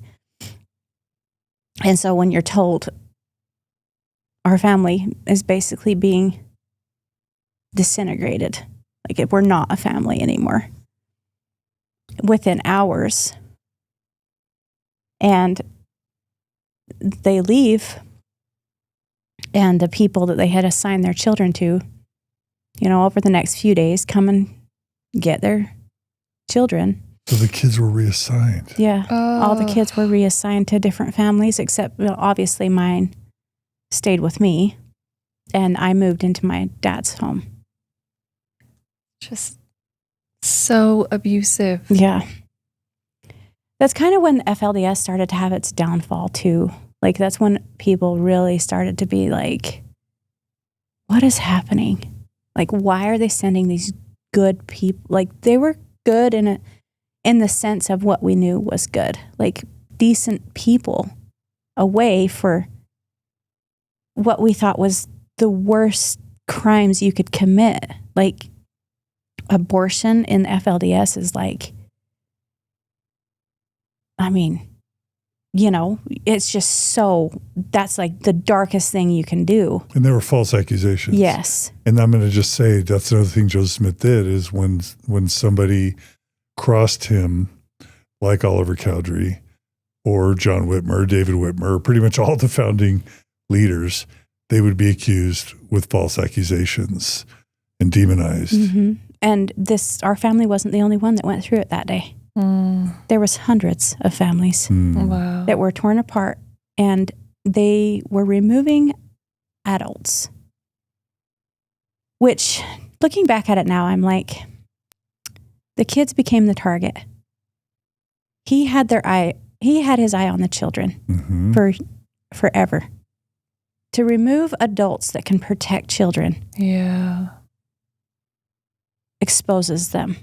It's like a pedophile's kingdom. Yes. Remove all the parents. And you can do whatever you want. With the kids. No one's going to stop you. With the kids. Yes. Yep. So that's kind of how I see what happened those weeks where families were just torn apart. I moved back into my dad's home. And even more now, I was like, I am not putting myself in this position to ever go through something like this again. Was your dad still a believer in Warren Jeffs Yes. at that point? Yes, and he still is. To this day? Yes. So, but he was gone on missions too. My dad was still doing the whole be gone for months at a time. I moved into his home. I took a job at my ex's old company. So when my ex was kicked out, he left his big business that he had built to the people who were actually operating it, signed it over to them. And I took a job out there at the office because I was like, I'm thinking of leaving. Like deep down, I was like, I cannot keep doing this. I just can't. I can't deal with it's just so much heartbreak and sadness and darkness. And it was starting to really, I don't know, make me question more and more that I didn't want to be there. So I took a part-time job out there, and over time, I got romantically involved with someone who worked there. And we got caught. And so they told us, like, you can't live in the community anymore. Was it someone who was married to someone else? He was single. No, he was single, never been married. That was the whole point, too, where I was just like, if I'm going to write my story, I'm going to do it so different. I want a man that can commit to me only, doesn't have ties or baggage or anything. That's so I was very like picky about that part. And so when he, we started to talk, and he was there for me during all of this. And I honestly at that time thought he was going to be in it for the long game with me. And so I moved out of Colorado City and moved to Cedar City, which it's about an hour out. North, right? Yeah. And I moved there. At the time, I took my children with me, but I was still, it wasn't like I was cut off completely just yet. They were still involving me in their daily classes, like calling me, checking on me. The bishop would call, make sure I was staying in line and repenting of all these things. And I just got to be better at hiding it. I didn't stop. I just quit telling them everything. So me and this guy were still like hanging out, and we got pregnant, and the church found out, and they were like, okay, well, this is your final straw. And I had my mom and dad come get my kids, and I moved in with this guy, pregnant with his child, in his apartment in Logan for just a few months. And then he was basically like, I never wanted this. Like, I don't want this relationship. I don't want any of it. He said, I booked you a one-way flight to Colorado. I had a brother that had left previous to me over there in Colorado. And he's like, get a hold of him and ask him if you can live with him. And I had not made any kind of contact with him at this time. So I was just like, okay. So I got a hold of my brother and told him, I have a one-way flight to Colorado. Can I stay with you for a while? And he let me, but then I took an insurance job, and I was selling insurance all over Colorado, pregnant, sleeping in my car, and just trying to make ends meet until I was able to get a place of my own. Mm-hmm. And about 3 weeks before I was due to have my fifth child, I finally got an apartment and moved into it, and met someone who was a pastor's mother. So her son was a pastor of a very small little church up there in Fort Collins, Colorado. And I kind of had told him a little bit of like what I was going through. I had been homeless, pregnant, and I needed to get my 4 children out of the FLDS. Because by this time, being out for almost a year, I had woken up to truly the darkness that was hidden behind everything that I'd believed in this whole time. I had gone on the internet, I had done my research, and I realized my daughter's coming up on 11 years old. Now, knowing that Warren had taken so many 12-year-old wives, I was fearful that something like that would happen with my daughter. So I got everything figured out. This pastor helped me. His mother helped me. We got a attorney in Cedar who did my entire case pro bono. And we went out there to Colorado City and basically told my dad, like, you don't have a choice here. You need to give her children back. And at first he tried to give you your children back. Yeah, give me my children back. Yeah. He tried to fight it at first, and he, all the excuses in the book where it was like, what did I do to betray you? Why would you want to take your children out into the world? Like, you're taking them to hell in a handbasket. And I was like, honestly, if I have to go to hell to get my children out of this hell, I've made peace with that. Like, You know, it didn't, at that point, I really did not care who I was upsetting. Like, I had some children to get out. And, you know, it wasn't an easy road doing all that. They had been pretty indoctrinated the year and a half that we weren't together, that I was just not a good person. So they were pretty scared and afraid, like, what was I going to do with them? What was... Yeah, you had become suspect. Yeah, like, what was their future? So, you know, the first couple of years after getting them back was really just about reassurance and safety, like proving, like, I even had my son ask me at one point, he was like, when are you leaving us again? You know, like, because they felt abandoned by you. Yes. You didn't abandon them. No. You didn't want to abandon them. Yeah. But it was like, you were told you had to leave them? Yeah. So when the bishop found out I was pregnant, he would call me like every week and tell me, like, you need to turn these children over. You're taking them to hell. Like, and during that time, even though I was having questions, I hadn't completely written off the FLDS Church, because I was like, there's just questions. If I can get the answers, then everything might be fine. That's right. Yeah. And you were also vulnerable. Very. Yeah. I was. And sometimes... in your mind, you had messed up. And that's what I mean by vulnerable. Yeah. Like more vulnerable to their judgment and to what they're saying about rules. You and what their kids, what about your kids? Oh, right my now. ability to take your kids away 100%. So, and, you know, if there's anything that I could ever change, and I always tell women this who are trying to get out, I'm like, if there's anything that you can do that I wish I would have, is just take your children. It's scary. You might not know where to start, but trying to repair that relationship and undo the abandonment that they feel is so... It's probably one of the hardest things I've ever had to do. And something I just wish I could go back and redo and undo.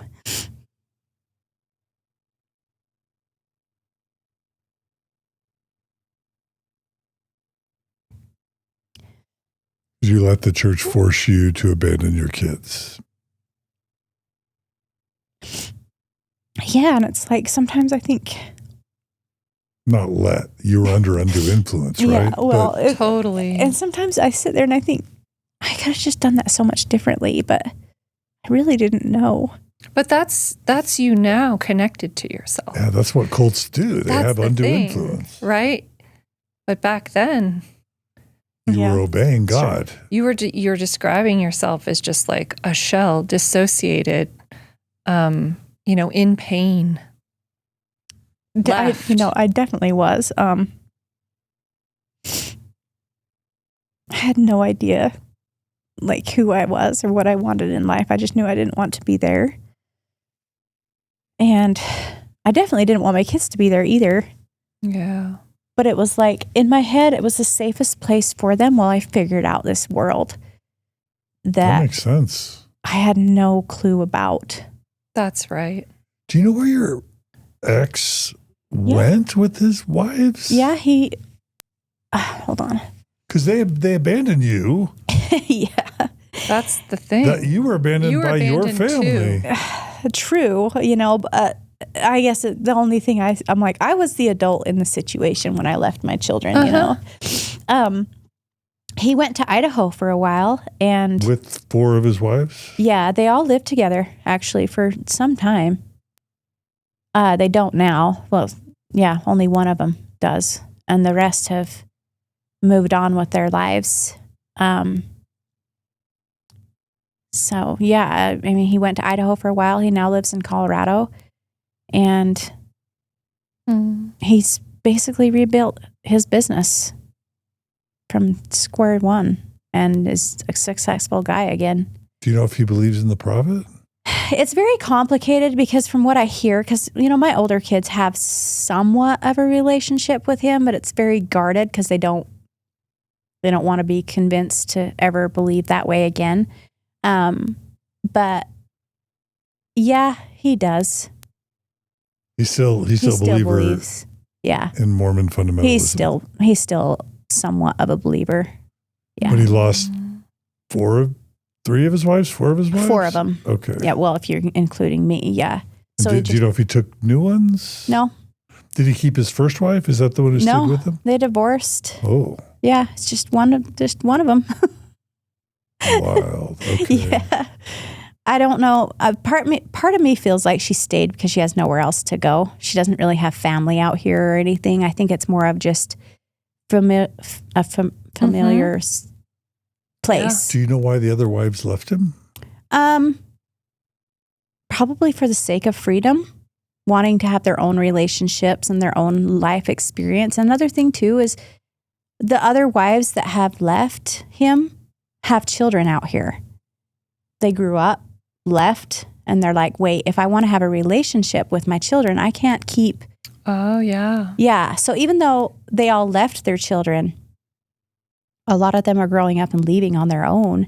And they're like, we want to be in their life, which, you start waking up to the truth and you're like, waking up to the darkness. I don't know, whatever the FLDS has convinced you of, you start to realize you've literally wasted your life following their rules for what? Yeah. Emptiness, loneliness. Like there's no resolve in that. Yep. I want to circle back to your feelings of guilt, but I think the reason why cults are called cults is because they wield undue influence on their members. Mm-hmm. And in that sense, the members are victims. Even if they're adults, they're still under undue influence. True. So why did you leave your kids for a while until you could, number one, you had to get safe and get stabilized because your family had abandoned you. Yeah. But also you were under undue influence. So in the LDS Church today, in the past 20 years, what would often happen is a Mormon would stumble on the internet and read a website called the CES Letter or a website called Mormon Think, or they'd stumble on Mormon Stories Podcast, and they would start learning about a truthful church history that they had never been taught, or they would start to be sensitive to the plight of women or racism or abuse. And that would start them down the path of learning about the Mormon Church and its problems. And they'd learn about Peepstone and the Hat and the Book of Mormon translation, or the Mountain Meadows Massacre, or the Kirtland Bank scandal. And by learning about Joseph Smith's history, or the fact that the Book of Mormon had historical problems or scientific problems, or the Book of Abraham had historical problems, or they would learn about Joseph's polygamy. Right, yeah. And then they would say, well, this is a crock. Joseph was a sexual predator. Then they would lose their faith in the religion. How does a FLDS member lose their faith? Because I'm guessing Mormon Stories, CES Letter, learning about Joseph's polygamy, those things aren't going to take you out of your belief. So what takes an FLDS person out of their belief in the FLDS version of Mormonism? I think types of resources, books, websites, whatever. Okay. So I think for me personally, it was my friend pulled something up on the internet, which was all of the articles and everything they found during the YFC ranch. Okay. What the FBI found. Yes. Everything that the FBI found during the ranch in Texas. And she pulled, this is all common knowledge. If you just look up FLDS, Texas ranch, you're going to see it all. There's videos, there's all the documents, everything. And at the time, it was, I want to say they've taken this audio down since then, but it was an audio of Warren assaulting a child. And it was so eye-opening. I couldn't unhear what I heard. And now, right now, there's more and more people who have left the FLDS who are creating those resources. There's, I want to shout out a girl named Lenora Barlow. She is Rulan Jeffs' daughter, who was one of his scribes at some point. She is sharing everything that she took notes on the social media platforms. What's the website or what's that's her name on social media, Lenora Barlow. Okay, we'll write that down in the show notes. Yes, please do. She just started, and I thought I knew. And there's still more. I'm just like, and when you say it wasn't an audio recording of Rulan Jeffs marrying No, it was the actual assault happening. Sexually abusing. Yes. And wasn't it in the temple? Yes. And wasn't it like almost part of a weird temple ceremony thing? Yes. Yeah. Yep. And that's when I was like, so I don't know. That's what did it for you. Yeah. For me, I was like, that will never be my child. That will never be my child. So that was when it just clicked for me. I can't do this anymore. Yeah. Do we know the age of that child? She was 11 or 12. Okay. Yeah. And that was a friend? A friend showed you? Yes. A friend showed me. She was not a part of the FLDS. She had just come across it somehow. I think she kind of knew where I was from. So she was like, wait, I'll help you do the research. Since I wouldn't look at that time, I wouldn't really look at the internet. I was like still trying to decide what I wanted to do. Then she was like, come over to my house. I'm going to show you this stuff. And I did. And after that, I was like, okay, well, part of my mission now is to shed light on these things. And that's why I go on podcasts. So you were a teenage child bride. Yes. So clearly you knew that teenage girls were being taken as brides in the FLDS Church. Mm-hmm. So why was this particular audio troubling when not only were you aware that other teenage brides were being taken all the time, but you were one yourself?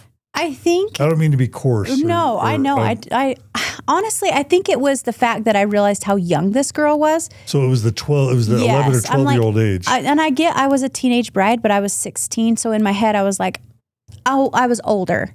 I was in the stage of life where I could have been doing that with a teenager. You know what I mean? Like my brain was more developed to the point of like, people that age do have sex, right? But an 11 and 12-year-old, that is, to me, I'm just like, no way. There's no way I could accept that as a child's fate. And in my head, I was also thinking, because I was the one that experienced my own experience, I know how it went. I was there. I witnessed it. I processed it the best I knew how. But thinking of an 11 or 12-year-old processing what I was hearing was just too much for my brain to like accept that it was good. Mm-hmm. I just could not. I kept thinking of like this little girl after all said and done, like what went through her head? How did she feel? Like she had to have been so traumatized. I just couldn't. Mm-hmm. There was just such a big disconnect there. I could not. Yeah. I don't know, maybe at that point my intuition was a little stronger to where I was starting to listen to like what I was feeling instead of just shutting it all out. You know, I had witnessed where I had listened, you know, living in my car, that's risky. I had to become more aware of myself and what I was doing to be protected.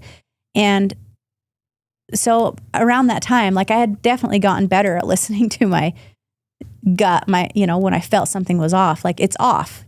We're going to figure out why that is. Yeah. Yeah. So because you probably would have been okay with the 14-year-old getting married or 15. I mean, you were 16, so 14 isn't that far from 16. I mean, maybe, but I do remember my mom, even as a 16-year-old, turning to my dad, like when I very first was like, I think I want to get married around that age. My mom looked at dad and was like, isn't she too young for that? So in my head, I was like, I didn't think anything under 16 was really okay. Okay. Yeah, I really didn't. And I mean, even as a 16-year-old, I did feel young. I felt very young, but I didn't know it was illegal. I didn't know any of that. Yeah. Until I did my research and was like, oh my gosh. You didn't know it was illegal for a 16-year-old to marry a 30-year-old? No. I thought, why would they do something illegal? Like, Why would you put yourself in that situation, right? But apparently they didn't really care about that part much.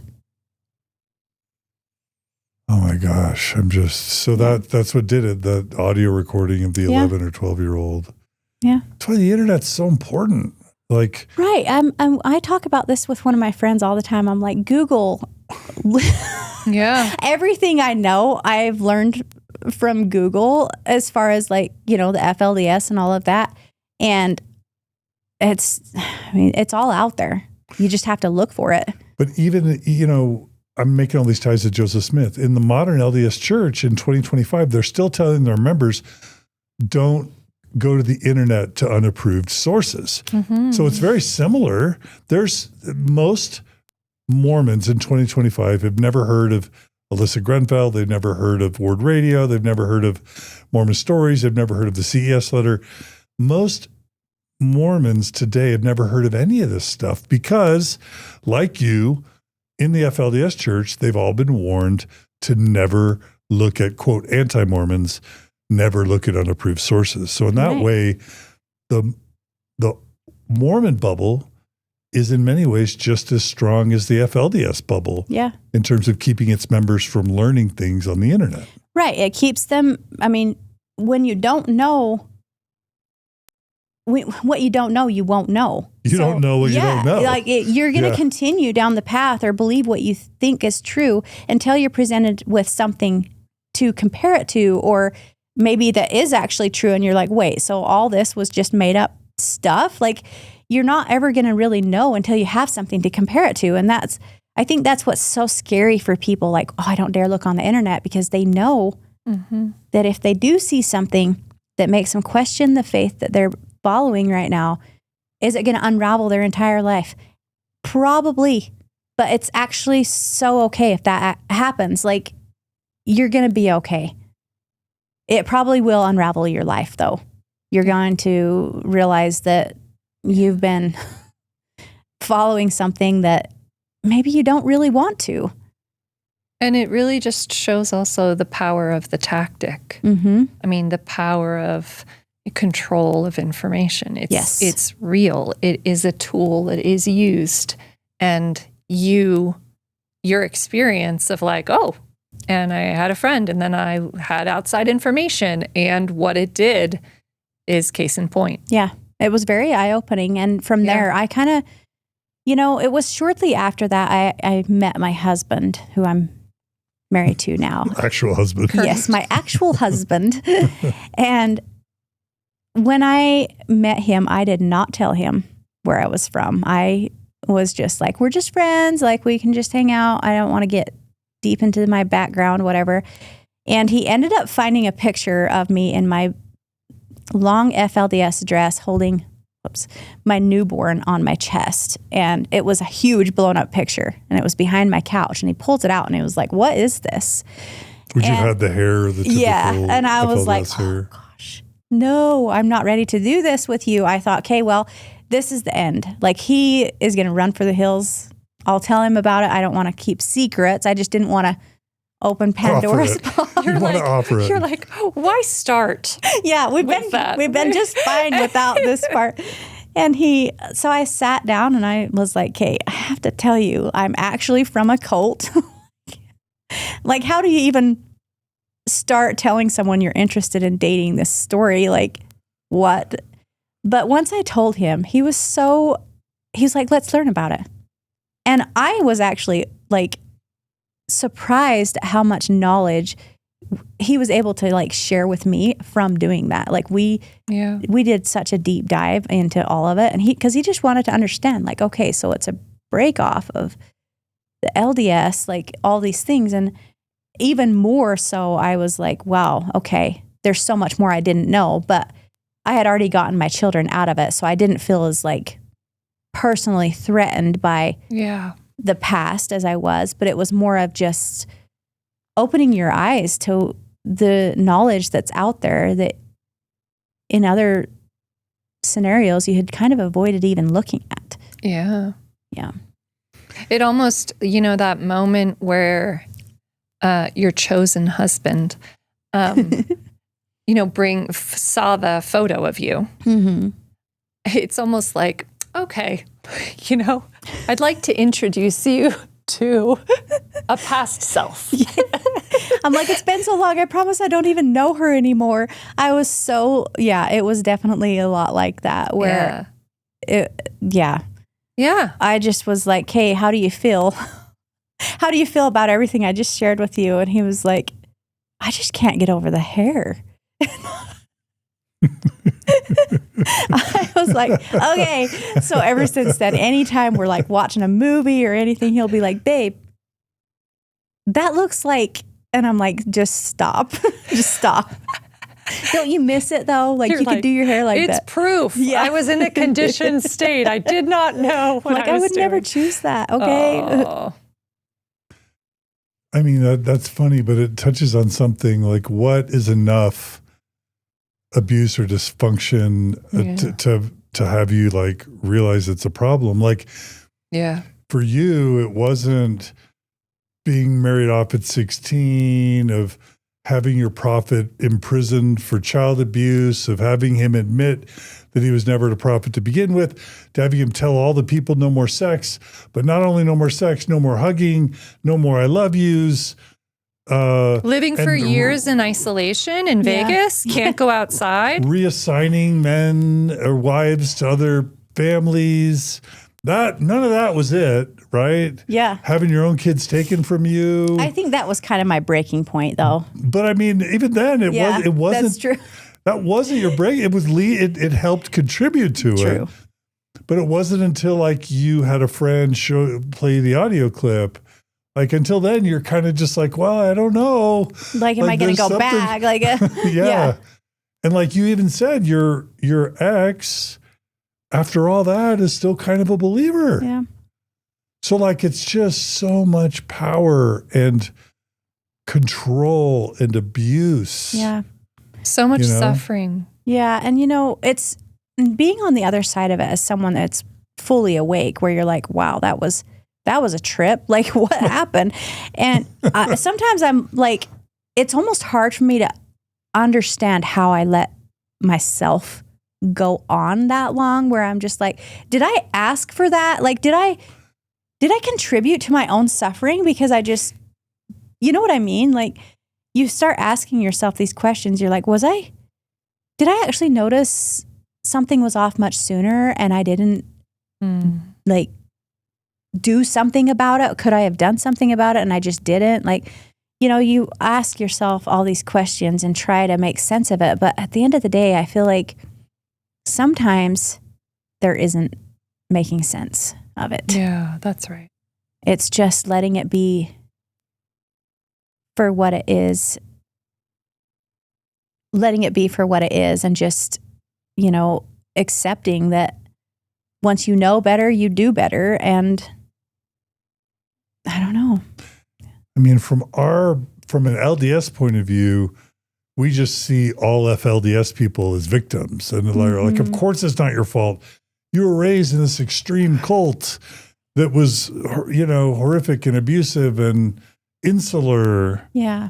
But then, like, plenty of people see LDS people that way. Mm-hmm. You know what I mean? Yeah. But we don't see ourselves that way. We're like, oh no, we weren't in a cult. We're a happy, family-friendly church. You know what I mean? It's those FLDS people that were in this weird, abusive cult. Yeah. You know what I mean? Yeah. But then you're questioning whether you were at fault or complicit. Which is it reminds me of the doctrines itself and how it works, that you're always feeling like it's you. It's never, we're always responsible. Right. It's not the people actually in power, wielding the power, that are responsible. Mm-hmm. And that's by design, Yeah. I just wonder if there's room, or if you have space in yourself that you actually consider that you saved yourself. And by saving yourself, you were able to save your children years and years like you had in it. Right. Yeah. And sometimes I do, where I'm like, sometimes I think I had more guts back then than I do now. where I'm like, I had to have some guts to go stand up to my dad and be like, Dad, you're giving my kids back. That was scary. I was shaking in my boots. Like that was, that was not comfortable. And even taking a hard, good look at the evidence that was presented to me and being like, what is this? I need to see what this is. I remember after my friend did show me all the evidence that she showed me, I stayed up all night that night and just, I was researching everything I needed to know. Like after that first little inkling of like, whoa, this is so messed up, I had to keep digging. Mm-hmm. And again, about Warren Jeffs, right? Yes. It was all about Warren Jeffs and the FLDS and the things that were coming to light after that raid. And I had just guarded my eyes and my heart from all of it for so long that I did feel guilty, deep diving into all of it, where I was like, am I doing something that I will never come back from in a bad way? But now looking at it, I'm like, I never did come back from it. And it was for the best, like the best reasons. I needed to gain more knowledge and understand what the FLDS was before I could even take that next step of going and getting my kids. Like, what was the purpose of me fighting for them if I didn't have the knowledge of what was happening there? That's right. So yeah, to answer your question, I do sometimes. I'm like, well, I did have to literally save myself so that I could save my family. Yeah, 100%. Sure. Yeah. 100%. And as you're describing that process, particularly the night of, poring over the information, like I'm curious, I feel like there are times when I would say that learning data, what actually, like the data of what was happening, and I can so see this with regard to Warren Jeffs. Did you feel like you had to actually reconstruct reality for yourself? You were like, wait a second, I thought it was this, but in fact it was this. And yes. It's literally like constructing maybe reality for the first time, realizing that what you had been living in was not. Yeah, 100%. I definitely went through that where it was almost like I had to take the reality that I knew and that I had lived and make a timeline of like when I thought something was a certain way versus what it actually was at that time, and be like, okay, where's the like, when did this happen? So while I was in Colorado City or Las Vegas trying to prove myself worthy to go to Zion, he was over here doing this to underage 11, 12-year-old girls. Like, okay, so that's really messed up. And then, it's like you have to make this timeline to almost recreate what you thought was and what actually was. So yes, 100%. And I even did this again pretty recent. I want to say in the last year or so when the show Keep Sweet, Pray, and Obey? It was either that one or Something Evil. It was an FLDS documentary, basically. Something Evil. I don't remember. It has a big red hand coming out of the ground, and it has a bunch of FLDS girls sitting on the middle of it. We'll have Brooke look it up. Okay. Yeah. It's that show, one of those shows, Keep Sweet, Pray, and Obey, or that other one. And they basically told the story about all the things that Warren Jeffs was up to, like where he went to the Mardi Gras party, Vegas strip clubs. He was going to strip clubs. Yes. When he was doing all this insane stuff. Like when he was on the run from the law. And by the way, Joseph Smith was on the run from the law because he was constantly being chased. It's just, see what I mean? Yeah. Like the two stories are just, I have a hard time not comparing the storylines to each other. Oh, well, that's because there's parallel. There's a lot of similarities there. But when I realized that he was doing all of this stuff, when I was watching this show, I was like, hey, where was I? What was I doing? Like, I was literally trying so hard to become like this perfect saint so that I could be called to go to this place where everyone thought they wanted to go. And meanwhile, he's out doing all these forbidden things. It's like, you really just have to That's right. Like recreate your own like reality. And So there's Warren Jeffs' Prophet of Evil. Is that the yes, documentary? does it have the red hand? I'll have to look, but I'm just Yeah. Googling. I don't see a red hand on this one, but There is a hand. there's a hand. Oh, maybe it's not a red hand. Prophet of Evil. Warren Jeffs' Prophet of Evil. Yeah, I think that's it. Yeah. Okay. Anyway, so you had to, part of your healing was to recreate the timeline of what was really going on that was kept from you, Mm-hmm. and then reimagine where you were at the different points of the timeline, Mm-hmm. and then to re-experience the abuse you were experiencing while understanding what Warren Jeffs was actually doing during the time you were allowing yourself and your family to be abused. Right. And the part of the reason it was healing for me was when you're taught that all your feelings around a certain thing are just, they're bad, you shouldn't have them, and you had them during those times, and then you realize the evil that was actually happening behind it all, then you're like, wait, so everything that I was feeling about this was so valid, even if I didn't know the reason behind it.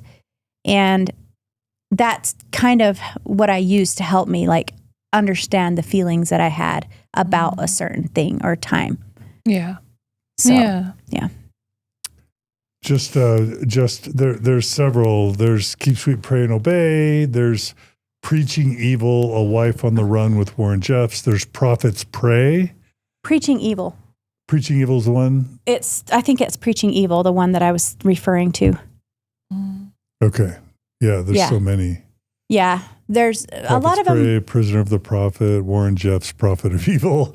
Wow, there's been like 10 documentaries on Warren Jeffs, which makes sense, I guess. Yeah. Okay. Really quickly, did you even have to deconstruct Joseph Smith in the Book of Mormon? Because even if you decided that Warren Jeffs was a fallen prophet, you still had to contend with the fact that you believed in the restoration, that God called Joseph Smith to be a prophet. The Book of Mormon was the word of God. So did you just not have to process that because it was really all about Warren? I've had this question asked to me before, and like the way someone worded it recently was like, how did you throw the baby out with the bathwater? Yeah. How did you do that? And Joseph Smith's the baby and the bathwater's Warren Jeffs. Yeah, is that right? pretty much. And here's the thing. When their stories align the way that they do, where they're so similar, it's almost, for me personally, has been a no-brainer where I'm like, well, I don't even need to process the whole story of Joseph Smith because I already know how I feel about how Warren did it. I already know how I feel about underage marriage or the plural wife. Like it was already processed in it from the beginning. I didn't really have to separate the two. It was just. Okay. Well, okay. And yes, I'm seeing it now. It's Preaching Evil, a Peacock original. Yes. That's the documentary you're talking about. Oh, yeah. Thank you, Brooklyn. Thank you. Is it fair to say that this is obvious, and we've been building this case, I think, the whole episode, but I'm just going to ask you point blank. Is it fair to compare Joseph Smith with Warren Jeffs? Or is it because a member of the Church of Jesus Christ of Latter-day Saints would tell you there's no comparison. Warren Jeffs was a horrible, child-abusing maniac. Joseph Smith was a loving family man, good man who had to do polygamy against his will. That's kind of how Mormons look at Joseph Smith today, but they don't see Joseph Smith and Warren Jeffs being even in the same universe. All right. What's your take? Warren Jeffs was also a very loving, kind, well-spoken man. Most people didn't really see the other side of him unless they were extremely close. So as far as what the people saw was that same thing. He was charismatic. He knew how to make you feel like you were the only person in the room. Like he really was good at that. And so that's where I'm like, I knew Warren Jeffs. I knew of him. I knew how he was to the people. And a lot of people who say Joseph Smith was that same way. But do they really know who he was behind closed doors? Like, do they really know the darkness that he carried to even bring polygamy out and write the Revelation? So yeah, sometimes I'm like, I compare them to each other because I do see similarities. And I know it's like probably hard for people to hear that because they're like, I mean, Warren Jeffs is a twisted maniac. Like, he probably took things quite a few steps further than Joseph Smith did, like, obviously, but at the same time, like, Joseph Smith saying, I had to do this. Why? Why did he have to take wives? Why did he have to marry teenage brides? I want to know the reason behind that. Like, well, he told people an angel threatened to kill him if he didn't do it. Right. Well, and Warren Jeffs has the same stories, like where he's like, well, I'm doing the Lord's will. The Lord told me to do this, and the Lord, it's all in the name of God. And so that's where I'm like, I don't know. I think there are definitely some similarities there. I mean, teenage brides, like getting money and power, violating taking the wives, law. Prison. Yes. Taking wives from other men to make your own. I mean, yeah. Warren Jeffs did that on a major scale. Major. His father died, and then within 2 weeks, he had married so many. Yeah. Like, you know what I mean? Yeah. It's just, I don't know. I think there are similarities there for sure. For you, meaningful similarities. Yes. Yeah. So your belief in Joseph died along with your belief in Warren. Yeah. Jeffs. Yeah. That doesn't mean my belief in God died, though. I still definitely believe in that. I have found my own way to believing that, At first I was like, are they all the same? Are they all the same thing? Like, are they all, how do you, when you're basically threatened by God your entire life, it's like, how do you believe that there's a good God or someone that actually does have your best interest at heart? But throughout my experience, it's like, there's been so many parts of it that I know God was there for me, But as far as like Joseph Smith goes, my belief for that whole thing is, it just pretty much went away with the FLDS. Well, honestly, I can't believe you're sitting here, but I can't believe you walked in today. Like, the level of trauma and abuse that you've experienced is unimaginable. Sometimes when I look at the entirety of the story that I've been through and everything, it's hard for me to even comprehend it myself because I have almost taken myself out of it. And sometimes I'll even think it wasn't quite, I think sometimes that I downplay the trauma of it all and think maybe it was traumatic, but was it as bad as it felt in my head when I was going through it or after I went through it?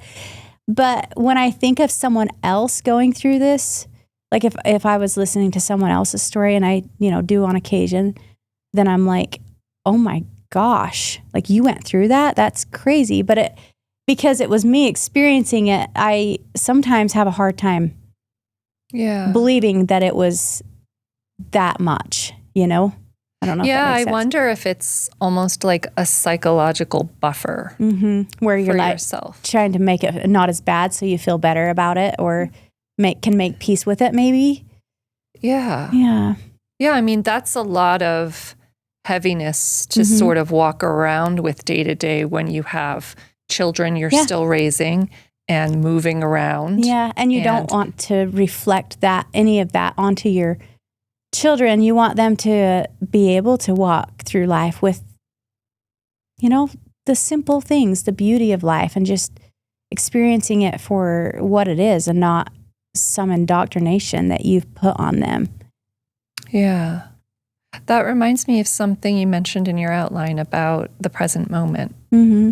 You were talking about something I feel like that had to do with that's been an important part of rebuilding. And you do you want to say anything about that? Yeah, I can't remember exactly what I said. I remember I thought about those answers quite a bit. And I feel like it comes up because that's a way where when we're more present in the moment, we're with our children. Yes. We're not with our story. We're not with our history, right? Mm-hmm. That's why it kind of came to me. Yeah. Well, of course, that makes sense. Yeah, it's been something I very consciously have put at the forefront of pretty much everything I do, is trying to be more present, like especially with my own children, because there's so many moments that are missed when you're so wrapped up in what you went through, or, you know, just life in general too. It's so, you can just get so involved in everything else, and you're missing out on those little things that seriously develop and affect our children going forward. And by learning how to be more present, getting out into nature with my children is part of what healed us all together. And I've even asked my children recently as they're growing up, because the 4 that were left behind are now 21 to 15. So they're much older now. And we have those random deep conversations. And they've told me multiple times, like, our best memories after we got out of the FLDS was when we would go like up on Cedar Mountain or go to the lake, and we would just all hang out and just be there with each other. There was no distractions, and it's kind of made me take a step back, like, and just want to be more present, you know, in every aspect of life. And I'm not always like the best at it. There's times when I'm like, hey, I'm getting swallowed up into life, maybe out of avoidance in some ways, where I don't want to feel a certain thing if it's going to trigger a past memory or whatever. But I think being present has been just a huge part of that healing for sure. Right. Yeah. It's such a balance, isn't it? I feel, because I feel like you don't want to use presence as an escape. Yes. Or an avoidance. Like there is something to processing, right? Yes. What we go through. And yet also you can't just straight up process. It's too heavy. So you need some presence, and you need breaks from that. And so it's such a balance. How else would you talk about, I guess, you know, what direction I want to go in is connection with yourself. How have you rebuilt your sense of self and getting to know kind of what you enjoy, what you, especially afterwards when you went through such a disconnected state for so long? What does it look like for you? There's several ways I do this, because for so long, my whole entire identity was chosen for me. It was a mother and a wife. And I'm not saying those are bad things, but I think that if you choose those things on your own accord, you can show up so much differently than like a woman in the FLDS would.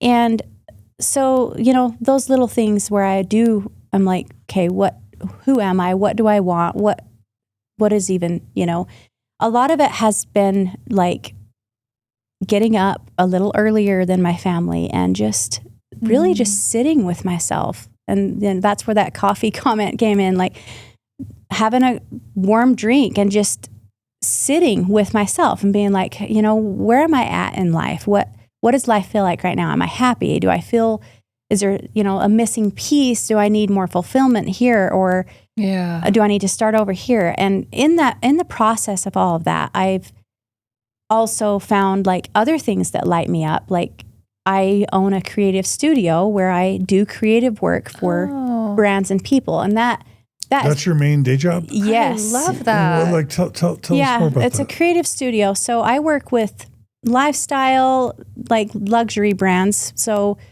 let's say one of my clients is like a glamping resort. So I'll go and I'll stay out there for a day or two and just get content of their space. So nice camera. Yeah. So and video, it gives me audio, time to everything? just connect with like what's around me. And it's kind of I never really viewed it as a way of healing until I had been doing it for a while. And I was like, wait, every time I'm in my element doing this, it's like I'm taking notice of the little things that people otherwise wouldn't really pay attention to. And that's been like this past year, it's grown exponentially and I've been so grateful, but it's healed me a lot just being able to get into my creative zone and just be there doing my work. And it's so crazy to me. Like I said, I never really realized that it was healing me the way that it was, but it took me out of being mom, wife, all the things that I've been from 16 years old up until now. Absolutely. And given me... Well, you were a mom before you got... You were a that mom is as a true. When I was 12 years old. You were a child mom. Even as a I'm child. sorry, I don't mean to interrupt you. No, totally. You're totally right. And so it's like my identity has been wrapped up in this, being a mother, a wife, which I have found so much joy in. I love being those things in my current life right now. But it's like something that I am building that's mine that is not tied to any of that. Yes, it's your own. Something completely different. And I've now like partnered with my oldest daughter. So her and I go and we do these things together now.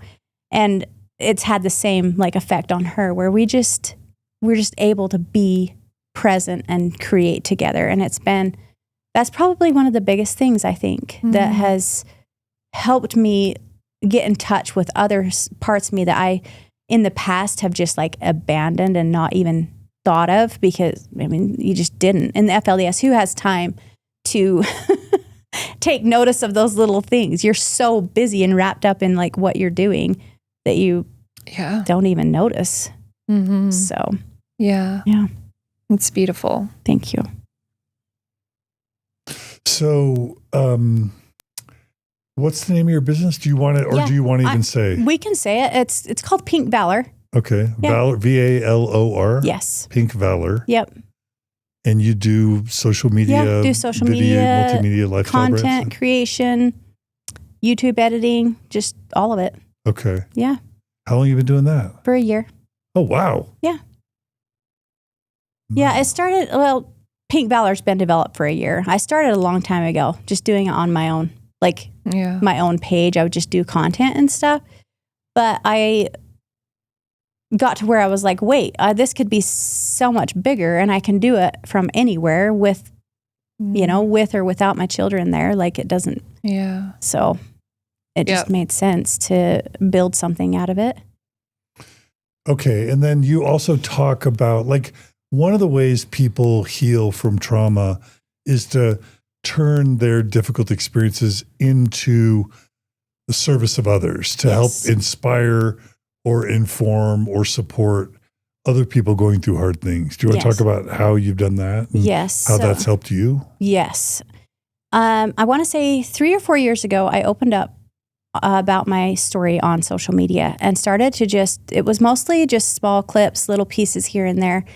And the feedback that I got was overwhelming. I was shocked. I went so very, I've been viral multiple times because of it and connected with so many women who are either still in cults or abusive relationships or have just left and don't know what to do. And it really opened my eyes to how lonely I felt when I was going through all of that.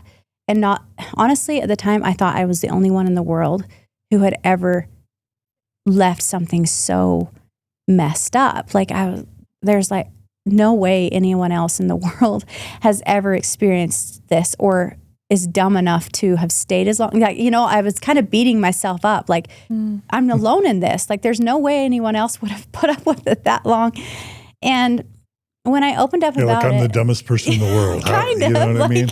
Yeah. Why would I have done that? And so when I opened up about it on social media and I got the feedback that I got, just hundreds of messages daily, and I was like, whoa, what? Yeah. And there were women like, because of you, I was finally able to save up money and I finally got out of this situation or whatever. And I was just blown away by it. Like I had no idea that this little story that I was just randomly sharing was impacting people like that.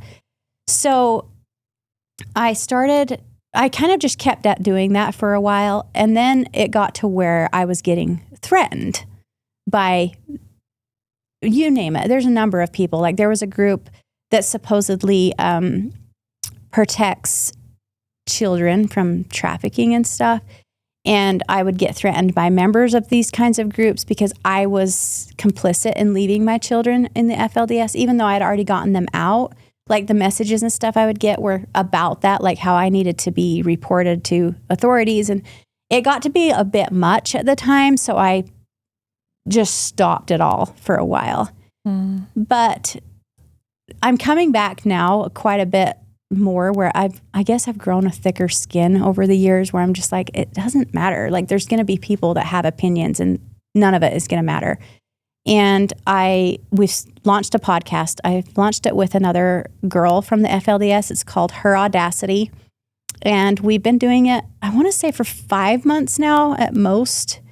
And that's kind of the direction that I've, taken, that trying to make an impact and help people understand like their experience and everything is through the podcast. And we've had lots of really interesting guests come on who have experienced something similar, but the main focal point of our podcast on Her Audacity is redemption stories. Like, what have you built? Like, what beautiful life have you created after all of this? Because there's always more after. It doesn't just stop with your trauma. That's right. Do you have any idea how many men and women are still living as believers of Rulan Jeffs in the FLDS Church? I wouldn't have a number. Is it 1,000? Is it 10,000? Is it 20,000? I don't know. It's got to be in the thousands, not just 8,000. It could be tens of thousands. It very well could be. I know that there's a lot of people who have left. They have reestablished themselves, in South Dakota. They have reestablished themselves in South Dakota. And probably other places. Yeah, I'm sure. Yeah. Like that's the one I know of. Yeah. And I've also had people. I've heard Montana, I've heard Wyoming, I've heard Canada. Yes, I was going to say, I've had people message me on social media actually and say, hey, so there's a house not too far down from where I live, and I see FLDS polygamists coming in and out of it. Like, should I report them to the authorities? And I'm like, just keep an eye on them. If it's obviously underage girls coming and going, I probably would, because that could be a trafficking situation. Yes, and I don't agree with that at all. It's so difficult though, because it's like, if they're all adults and that's where they live, reporting to the authorities, all that's going to do is they're going to move. They're going to hide better. It's really difficult how to handle a situation like that. So, yeah, I'm not sure the number, but I know there's stations everywhere. And is it even possible to help wake an FLDS person up these days, or are they just in such a bubble, and is their information so controlled, and are they under such undue influence that like they've just got to fight their way out, and there's really nothing any of us could do, like create an FLDS Stories podcast or even your podcast? Do you think that social media stuff can reach FLDS people in 2025 and beyond? It's difficult to say, because I have had messages from some who are technically still in, and they'll say things like, why are you spreading lies? And and so it's difficult to say if it reaches them. Like, obviously it reaches them because I've gotten replies, but is it reaching them in a way of like a wake up? Or is it like we've talked about this before, where it's like you're presented with the truth, but you're like, no, that's not true, because it's not what you were taught your whole life. Yeah. And so it's anti-Mormon, it's anti-FLDS. Same thing here. And so I honestly, sometimes I think that if they see the right thing at the right time, then maybe it'll trigger like maybe I should look into that. But I've also seen family members of my very own family get almost to the point of leaving, and then something will happen within the FLDS and they're like, cut off everyone. We don't want anything to do with you. Do not contact me. And it's like, we don't know what those things were, like what they were told, what made them resort back to that. So it's hard to say if any of these resources would actually help someone make the choice of leaving. I think they would have to be already out looking for the information or the truth of what was actually going on. How much are you in contact with your parents and siblings? How many of them are out versus in, if you're able to share? Yes. So my dad is still very much in and involved, and he had 4 wives in the FLDS. He has 2 still living with him. And then the other 2, one being my mom, I'm very much involved with her. Your mom left your dad? Yes. Okay. Yes. My mom left my dad. I don't know which year. It's been a while. So I want to say probably 8 years, maybe even 10 years since they've left. He was his first. Yes. She was his first wife. Did her sister stay? Yes. Whoa. Yep. Yeah. That's the sad part is, I think that my mom had hoped that her leaving would also influence her sister to leave as well, but that's not how it turned out. Dang. Yeah. So I'm, very much involved with my mom. I go see her down in St. George often. And I have 7 sisters or 6 sisters, maybe in the 7th, I think. Yeah. So there's 7 of us and 4 brothers who are. This is from your biological mom. No, but 1 brother and 1 sister are from my mom's sister. Okay. Yeah, and the rest are all my mom's kids that have all left. Oh, okay. So you're saying a good 7 and 9 siblings? Yeah. Well, between your mom and your other my mom's aunt sister. Mom yes, have left, which means another 15 have stayed? Yeah. And, he had his other wives, whatever, and there's several of their kids that are still in, and even a couple of my mom's kids are in as well that didn't want to leave with her. I don't know how any parent stays in a church when their kid has left the church for good reason. You know what I mean? I know. It's always very confusing to me as well, because I'm like, you're choosing this church over relationships with your children, and some of it is your grandchildren as well, which, I mean, I guess if they think that they're on their straight and narrow and the righteous path, then they have justification for staying. Like, they don't want to throw their salvation away, and they think that their children are doing so. It's such a complicated situation in any way that you look at it, whether it's the parents leaving or the children leaving.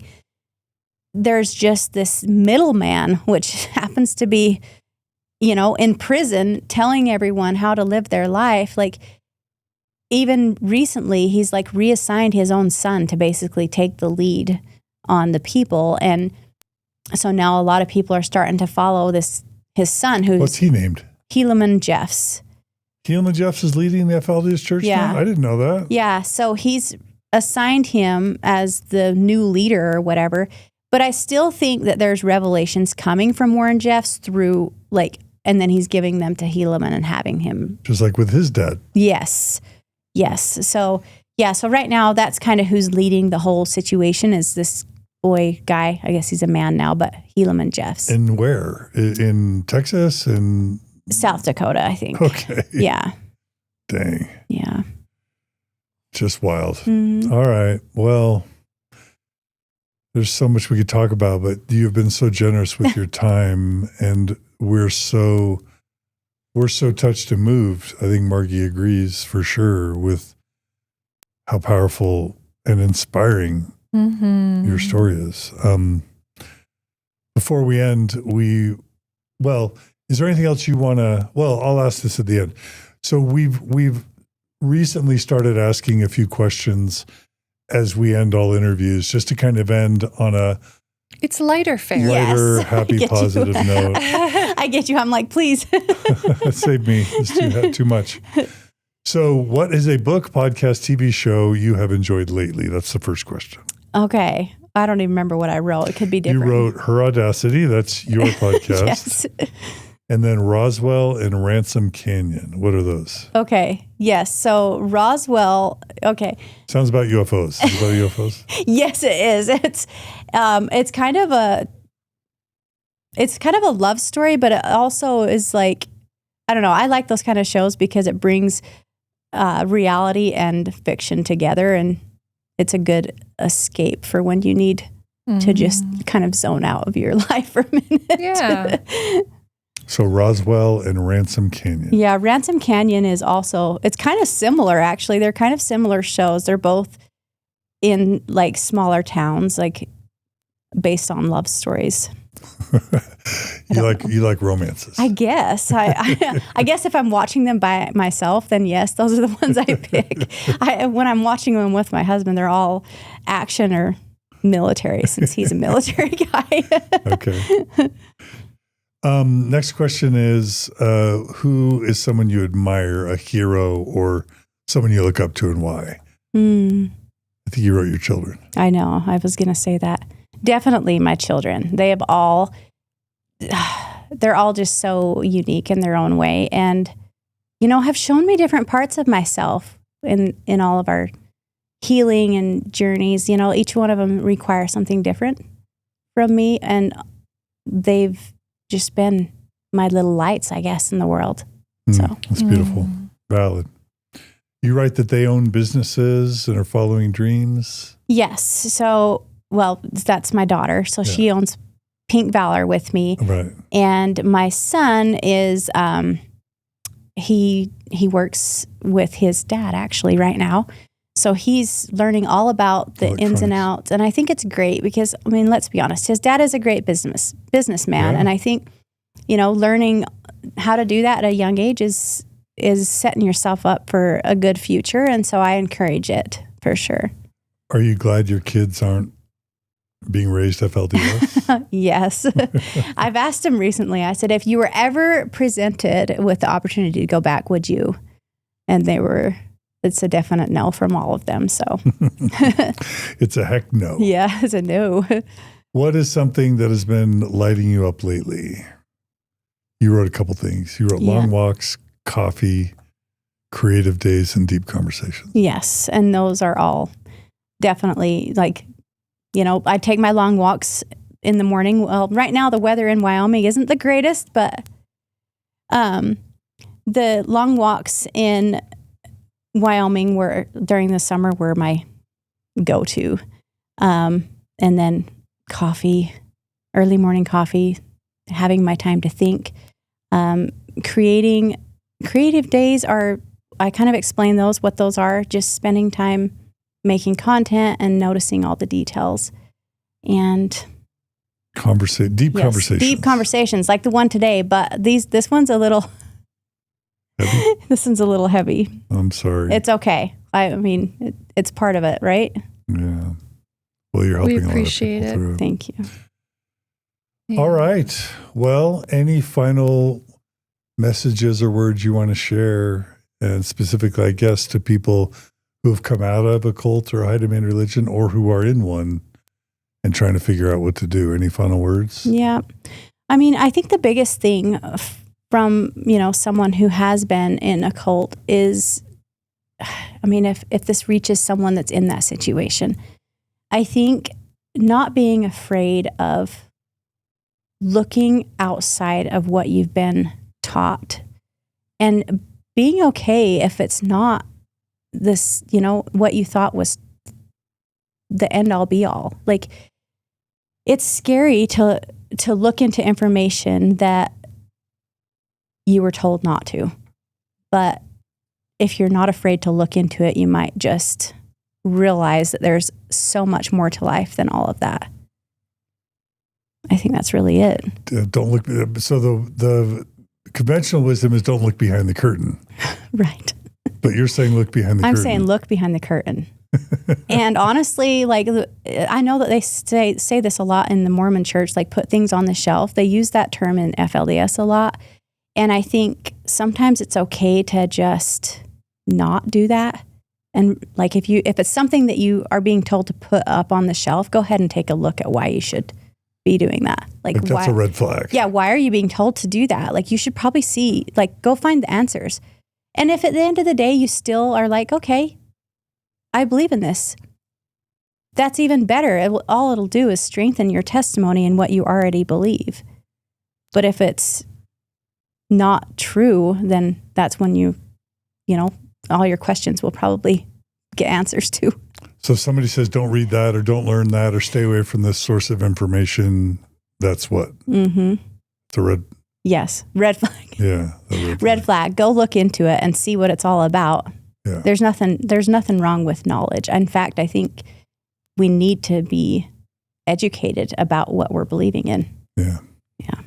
Well, I hope your podcast is super successful. Thank you. I hope your book is once you write it and publish it, is super successful as well. Thank you. I'm excited. Yeah.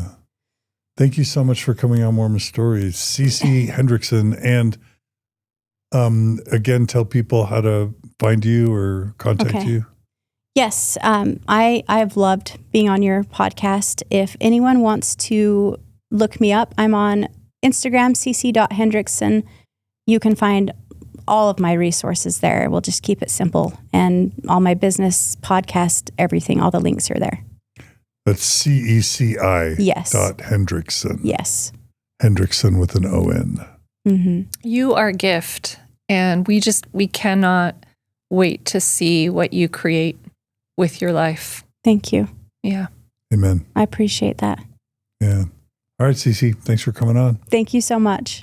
And Margie, thanks for co-hosting. Yes, absolutely. And thanks for joining us today on Mormon Stories. We couldn't do this without our donors. So if you're a donor, thank you. Please subscribe and like this episode. We're almost at 300,000 YouTube subscribers. So man, if just a few thousand more of you subscribe, we'll hit that 300,000 mark, and that would be awesome. You can also subscribe and follow us on TikTok, Instagram, Facebook, etc. If you're not a donor, but you value this type of content, it's really easy to become a regular donor. You go to mormonstories.org/donate, sign up to become a monthly donor. We're losing donors every month. So if people don't sign up to replace them, then we start not being able to do what we do. So please support us if you can at mormonstories.org/donate. Also, we're always looking for great storytellers who have great stories. So just like Ceci did, she applied and did a video. We would encourage you to do the same. Please go to mormonstories.org/apply, fill out the form, send us a 3-minute video. Tell us why you think your story will be compelling to our audience, and then we'll reach out if we feel like there's a good fit. Please apply. Other than that, we appreciate your feedback. Please email us at mormonstories@gmail.com. We always love comments on YouTube or Spotify, and we always love your feedback. So thanks for joining us today. Please be good to each other, be kind to each other, be a bridge builder and a peacemaker. And we'll see you all again soon on another episode of Mormon Stories Podcast. Take care, everybody.